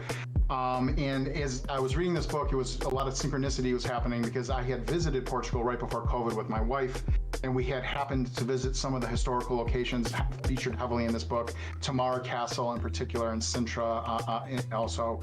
And as this idea was coming together of really what the Templars were about, again, in a mythological sense, they had this thing called the Ritual Rebirth. And so you're just like, what can we explore in this space that also would make a compelling and also ultimately an amazingly entertaining RPG? Wow. So who are you in Weird Song? Are you just sort of a bystander? What kind of person are you? This is interesting because we are setting the studio up to allow people to come in and sort of give us their great ideas. So we really haven't defined the story yet or what the player is going to be. You're definitely going to be able to play any race or gender you want, and you're going to be able to sort of, set your course as you dictate and play who you want to play. Again, very fantastical version of the Templars in Portugal in particular. And we want to attract talent that's going to come in and help us create this. So we don't want to define too many things and make it too rigid and let people give us their great ideas as we're building the story. Yeah, that's really cool. So I know a lot of people, when they start to make a game, they often have a story in mind already, but it sounds like you don't have a story. You have just the sort of place and these ideas you want to explore, and you're going to let the story flow from that. Is that right? Yeah, settings and themes are important in Weird Song, and we don't want to, again, I sort of want to set like high-level goals, what the gist of things are going to be, and let people, plus in RPGs, there's so many stories being told. There's the main story and all these side stories. I want people to come in and really dictate what they find interesting and compelling, explore different versions of this narrative and this world, and see sort of what makes a compelling game. Oh, that's really cool. So even though we don't have a story set out yet, you probably have at least some idea right now of what the player might be doing. You said it's an RPG, so I assume there's going to be like some kind of combat, and you said something kind of like along the lines of side quests. So we're going to see like, RPG-ish trappings, right? Oh, absolutely. I've been playing RPGs for years. Obviously, I was blessed to be able to create some. Hopefully, some people here watching this have played. And remember, this is a coming together of my design director, Charles Staples, comes from Obsidian. He was there for 15 years. I was at Bethesda for 15 years. Charles was in charge of the design for The Outer Worlds. He was a lead level designer on Fallout New Vegas. So this is a coming together of these two great RPG houses to make something unique and cool, and we're doing so with Weird Song. Yeah, and you haven't just played RPGs for a really long time. Like you've worked on some of the arguably best RPGs out there, right? Like you worked on Skyrim, you worked on multiple Fallout games. What of their DNA should we expect to see in Weird Song? I learned so much at my time at Bethesda, and it's funny because I have been working there since. I mean, the last game I was able to play as a fan there was more, right? Which dates me a little bit. But, you will see, there's obvious things to say, choice and consequence, but we'll bring in the Obsidian, like shades of gray in deep and in-depth dialogue trees. And then we're going to bring in we really want to have big, monumental, these elements that you can only do in single player games where you are really affecting the world around you and maybe other worlds as well. It's really cool. Well, I think we're running out of time. So, Jeff, do you know when we might expect to see a little bit more from Weird Song? We plan on engaging the community really soon and getting their opinions and ideas. Again, if anything, I'm over there, games are a collaborative experience, and not only do you want to bring in people that you're able to collaborate with in amazing and unique ways, but you want to involve fans as well to get their ideas and opinions. And there's a lot of fans of RPGs, and they have a lot of opinions, which is awesome. And so hopefully we will reveal more in the coming year, at least some teases of actual gameplay. But we're really excited to be working on this, and I really appreciate the opportunity today. Thank you so much. Thank you. I'm really excited to see more. Jeff, thank you so much for your time. And for more on Weird Song and a lot of the other games that we've seen this week, keep it here at IGN. There exists two lies. One before the shadow, and one behind the eye. Gamescom 2022 is presented by Samsung SSD, essential for gaming. The only thing better than listening to IGN podcasts is watching them. Luckily, all your favorite weekly shows are here on IGN One. Whether you're chasing the latest Xbox releases with Unlocked, looking for your PlayStation fix with Beyond, tracking everything coming to Switch with Nintendo Voice Chat, or catching up on this week's gaming news with GameScoop, we've got you covered. Check it out. Tune in every weekday at 5 p.m. for the best gaming coverage right here on IGN One. If you're not following IGN on social media, what are you waiting for? We're constantly updating our feeds to bring you the latest news, gameplay,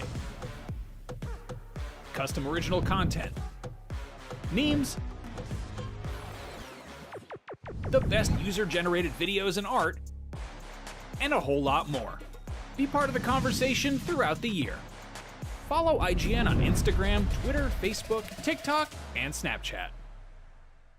Everybody loves watching a speedrun of their favorite game, but what if you got a chance to peek into the mind of the developers behind those games as they watch their hard work get completely destroyed right in front of them? What is happening right now? That's exactly what happens on every episode of Devs React to Speedruns. We invite you to ride along with the developers as they watch, react, and enjoy some of the craziest gameplay by the most skilled speedrunners on the planet. Tune in every Saturday for a brand new episode.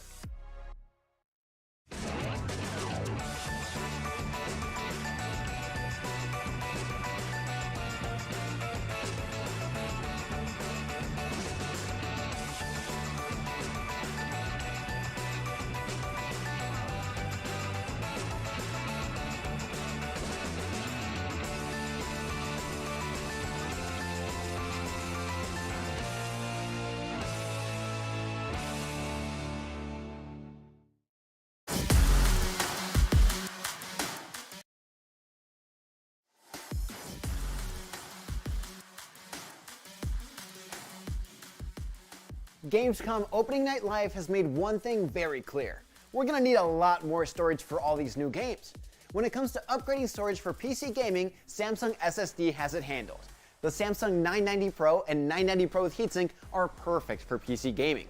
Optimize the gaming experience with the Samsung 990 Pro SSD that offers read and write speeds of up to 7450 and 6900 megabytes a second respectively. Nice. That makes the Samsung 990 Pro perform up to 55% faster than the 980 across creative and productivity software, and of course, gaming. But all that speed is bound to turn up the heat, right? Wrong. Built on low-power architecture, Samsung's newly designed controller improves the SSD's power efficiency by up to 50% compared to the 980 Pro. Plus, the 990 Pro's controller and heat spreader label feature a nickel coating for reliable thermal management. And in case that wasn't enough, the Thermal Guard technology further ensures the drive's temperature stays in the optimal range. And if players are still sweating over temperature concerns, the Samsung 990 Pro with heatsink offers an additional layer of thermal control to prevent performance drops that arise from overheating. And it lets them do it in style thanks to the built-in RGB light, which is fully customizable using the Magician software program. All these features add up to make the Samsung 990 Pro and 990 Pro with heatsink an excellent solution for laptop and desktop upgrades, especially for next-gen gaming. The 990 Pro speeds up loading times for PC games that employ Direct Storage API, meaning more time playing and less time waiting. And thankfully, it's easy to install. Simply slot the Samsung 990 Pro or 990 Pro with heatsink into the appropriate M.2 slot on the computer motherboard. Make full use of the 2 terabytes of storage by filling it with all the brand new games and DLC showcased during today's Gamescom Opening Night Live. IGN is proud to be partnered with Samsung SSD for our IGN coverage of Gamescom Opening Night Live.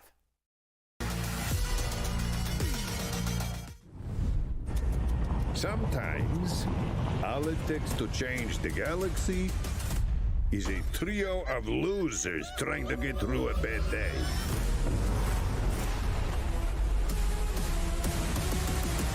If you happen to see any corpses along the way, don't worry about them. They're just, don't worry about them. Hello, I'm Stella Chung, and with me today I have James Lopez, Director of Production at Gearbox Software, and Lynn Joyce, Head of Writing, to help me answer any burning questions we have about new tales from the Borderlands. How are y'all doing? Doing really well. Doing great, thanks for having us. Okay, so I have to ask, because this is one of the most curious questions I have. Is this a continuation of the story from the previous Tales from the Borderlands, or is it its own? So New Tales, as the name would suggest, is an entirely new story. This is going to be a standalone product inside of the Tales from the Borderlands franchise. We need that. It's a new set of characters, new story. It does take place on Promethea, which of course we revealed to players back during Borderlands 3, but it's entirely new storyline compared to the original Tales from the Borderlands game. We do have some callbacks inside of it though. The hardcore fans will notice some characters from previous games being mentioned or making appearances inside of it. But yeah, it's a spiritual successor is what we consider to be from Tales from the Borderlands. Okay, cool. And where does this story fit in the timeline of Borderlands?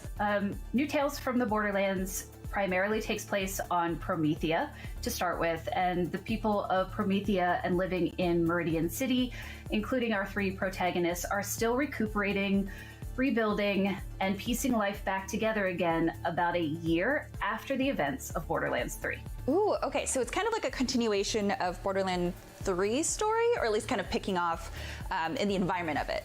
Correct, yeah. In linear time, we are, again, about a year after the events of Borderlands 3 on Promethea, and so you'll start to kind of look outside of Vault Hunters and more into the sort of everyday civilians of Promethea and Meridian City life. That's really cool. I don't think we've gotten a story where it's like just the civilians other than the previous Tales from the Borderlands, so that's really interesting. But I also wanted to ask, has the art style changed from the original at all? I noticed the animations and art looked a little bit more like Borderlands' traditional style than Tales from previous. Yeah, there's always a sort of underlying consistency to the BL art style that people immediately recognize. But some of our biggest changes this time around were things to the models, which are parts like what people see when they look at the characters, that allows us to have higher quality animations. We went all in on performance capture for this game during a pandemic, which is crazy. But we worked with amazingly talented actors who were able to do a lot of emoting so that whenever you're talking to them and they're giving you feedback, it's not just like a slight scowl or a little eyebrow raise. You're able to experience the entire emotion of their face because of the updates that the Gearbox Quebec team did with the art style. You mentioned some reoccurring characters that we might pick up on, but what about guns with legs? So we saw guns with legs come back. So are there any other weapons that we're going to see come back from previous games? There's a conflict going on between Tediore and Atlas. Basically, during the reconstruction phase of Promethea, like Glenn mentioned, Tediore shows up and tries to take over the planet. And so you're going to see a lot more Atlas and Tediore tech around. And people who are that kind of gamer who can like look at the different parts of a gun in Borderlands and go, oh, I think it does this based on this model. They'll recognize immediately some of these guns. So you mentioned recurring characters. Can you give us a hint as to who we might see return? So what I can tell you, you will definitely see some familiar faces on your adventure throughout New Tales from the Borderlands, but we also poured our hearts into creating a diverse new ensemble of characters for fans to fall in love with. And honestly, I am most excited for players to get to meet them all. I'm excited too, but also I'm really excited for what I think we saw a glimpse of. Did we see a glimpse of a fighting game with figurines? Can you tell us more about that or any other silly interactions we might see that we haven't seen in the previous game? Yeah, for sure. So your eyes did not deceive you. That is a mini game that we've added called Vaultlanders. We're going to talk about it more in some future updates, but it is something that we've injected into every episode so that it's something that kind of break up some of the pacing between like big character moments that happen where you're like, man, I need to recover from this intense moment. And then you might just run into a rando who wants to challenge you to a duel, Borderlands style with figurines. Okay, yeah, cool. I love it. Why not? It's like Pokemon, but with figurines. Yes, very much so. Yeah, so can you tell us a little bit more about the new main characters' backgrounds? Maybe give us a little bit of their personalities and if they're connected to anyone that we might know? Yeah, I'd love to tell you everything about the characters, but I can't. So what I will do is just share a little teaser for now, and fans of the Borderlands will recognize one of our protagonists, Fran, by name, if not by her face. Her chocolate dill pickle Frogurt flavor is pretty memorable from Borderlands 3. She is the owner and purveyor of Fran's Frogurts, or what's left of it after Malawan hit it with a space laser. Octavio, another of our three protagonists, works for Fran, but it's safe to say he's got bigger dreams for himself than Frogurt. He really wants to make a name for himself and leave a mark on the world. He's just not really sure how to do it yet. And then we have Anu, our third protagonist, and she is Octavio's older sibling via adoption. And where Octavio is street smart, Anu is far more book smart. Anu is also a realist and an idealist, and that's going to lead her some pretty interesting directions in New Tales from the Borderlands. So what is the difference between building the world and story of Tales versus your usual Borderlands game? Kind of the key difference in building these kinds of games is that with a traditional Borderlands game, you have we introduce the premise really quickly on, and it's like the whole point of you playing this game is to go fight this thing over here. And then you have two paths. You have your linear path, which is the golden path where you're advancing the main plot. And then you have your side objectives where you're leveling up, meeting more characters, rounding out your experience. But with a game like New Tales, we don't do XP. It's all narrative, and there aren't things like side quests. So, the real mission is primarily one, getting rich in Borderlands, which is a very deadly proposition, but also it's all about character growth with yourself and with the characters that you're playing with. And in this case, we have 3 playable characters, and you're kind of bouncing between playing all 3 of them. And so there's a lot of interpersonal development there that you through the script. And we have a lot of excellent writers between our Gearbox studios who have spent a lot of time building the Borderlands universe. But we definitely wanted some guys, and we partnered with key alumni from the original Tales game to kind of help us understand, how do you build this sort of thing, and understand, how does one choice lead to another choice, but how can it also branch off, and how do you converge these things back together? And also, and I don't want to put Lynn on the spot too much, but we do have a doctor of interactive narrative writing on the team, which helps quite a bit. And how many episodes will be in this story?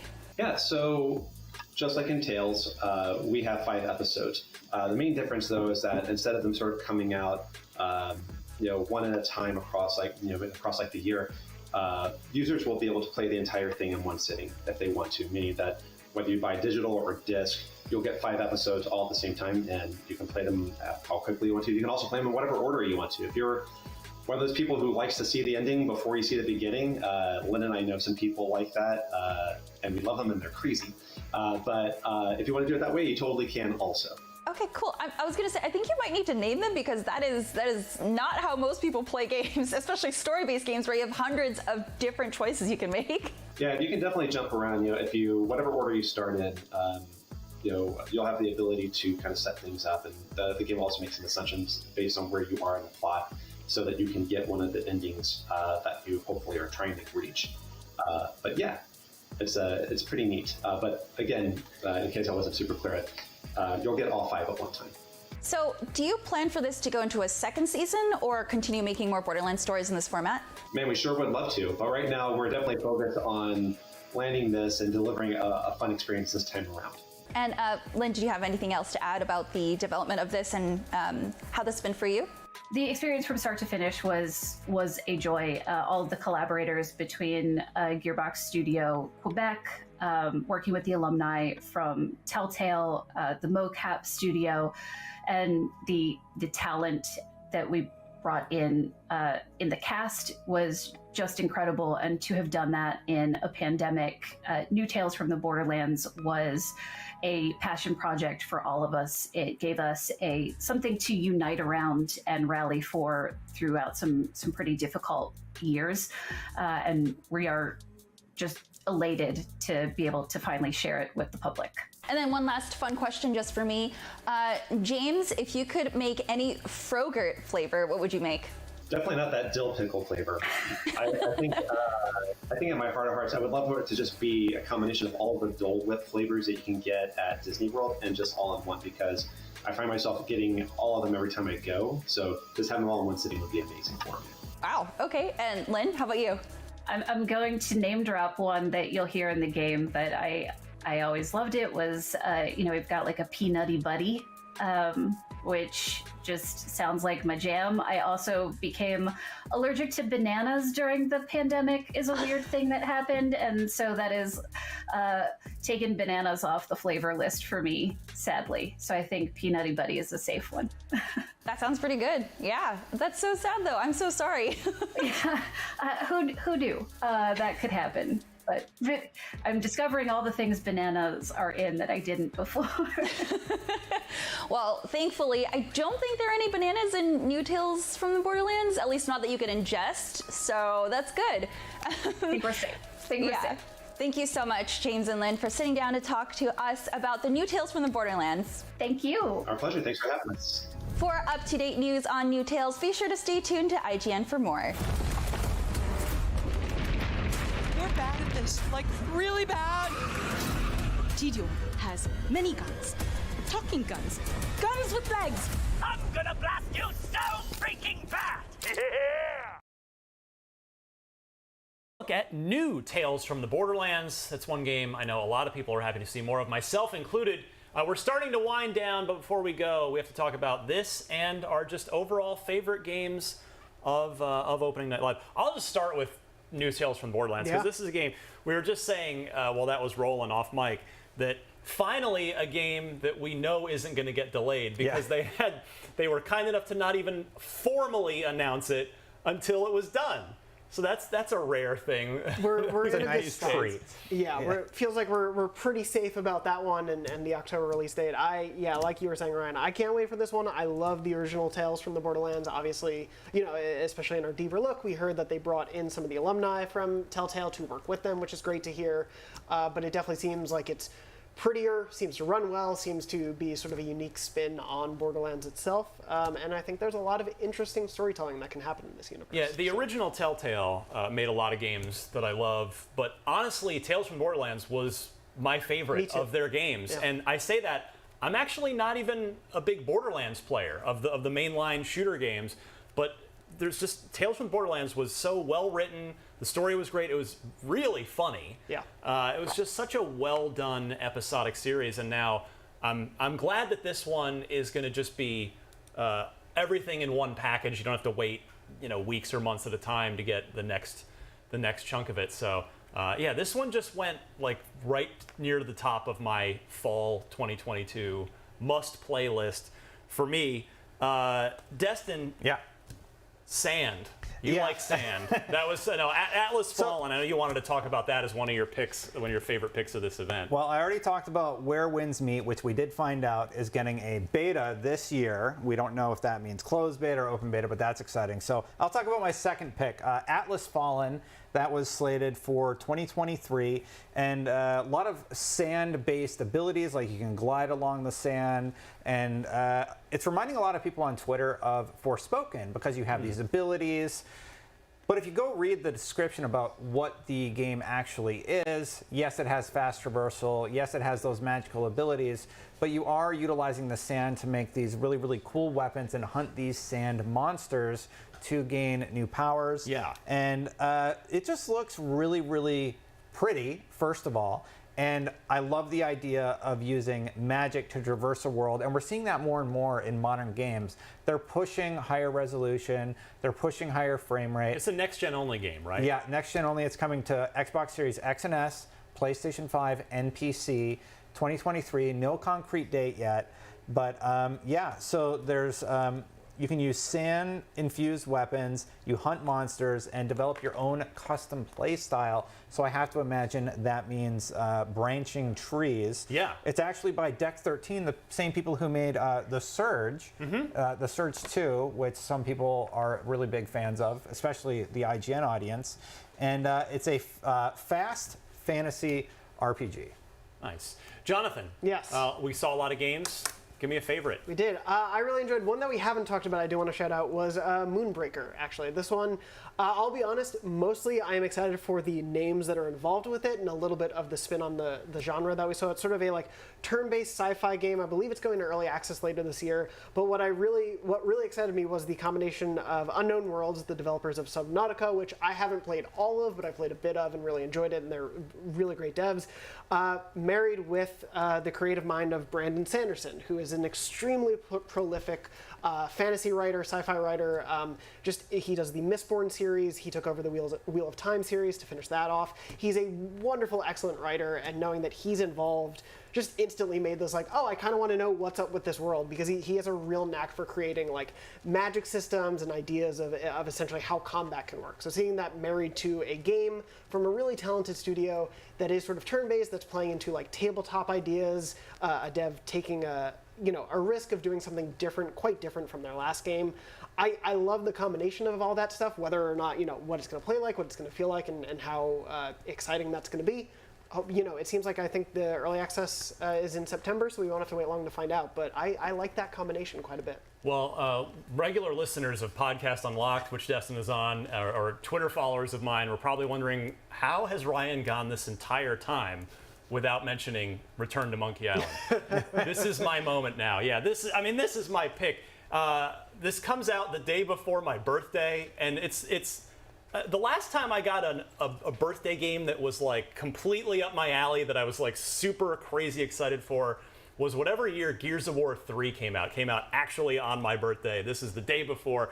And this is, I mean, again, this whole thing, Return to Monkey Island, is so improbable if you're a fan of this series and you're aware of kind of the backstory of how Ron Gilbert, the original creator, a legendary adventure game designer, had left LucasArts. There were a couple of Monkey Island games made without him.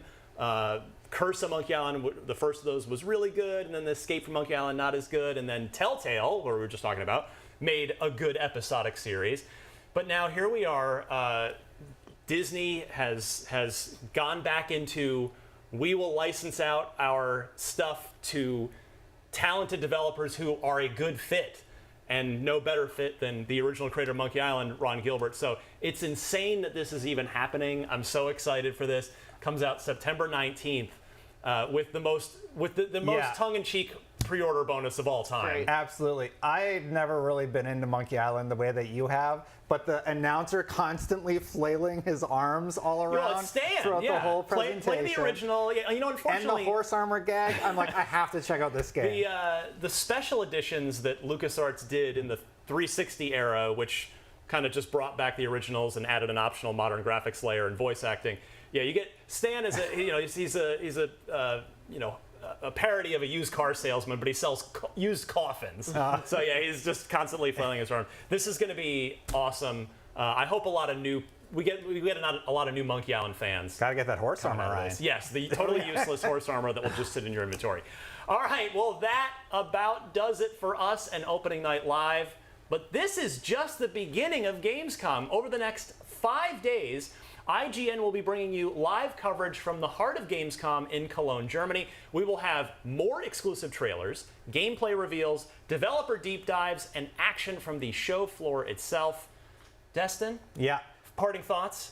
Parting PSA? Well, obviously, Gamescom is first and foremost about celebrating video games, but the global games community is a force of good, and together we can move mountains.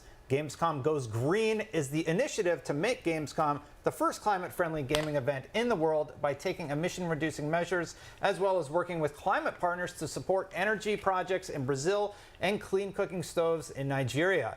This is just a starting point for what's to come, so thanks to all participating companies and visitors for helping make it happen.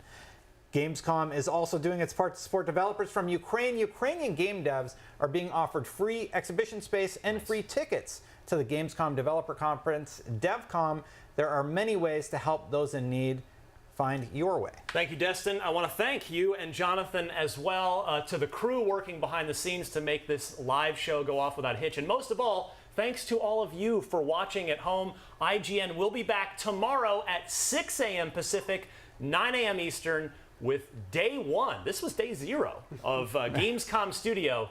We'll see you then.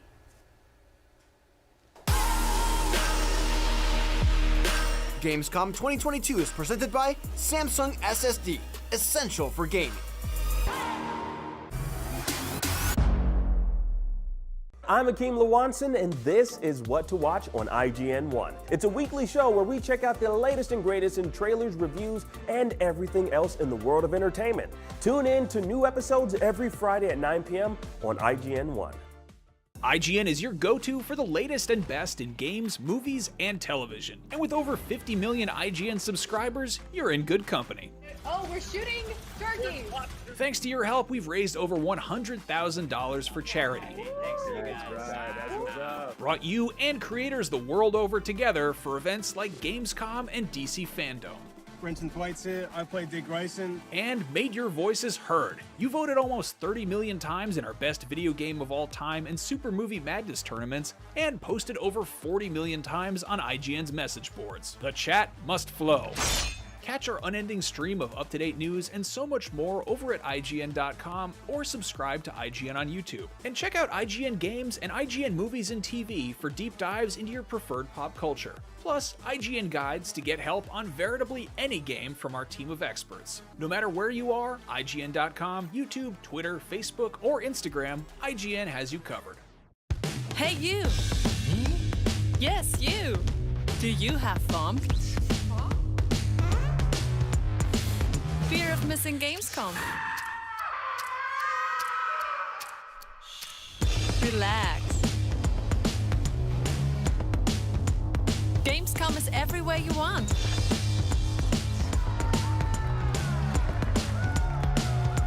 Gamescom now. Register now. What's up, everybody? I'm Stella Chung, and you're about to get your weekly fix. This is the show where we round up all the biggest gaming and entertainment headlines you won't want to miss. Tune into new episodes every Saturday at 12:30 p.m. Eastern and Pacific on IGN 1.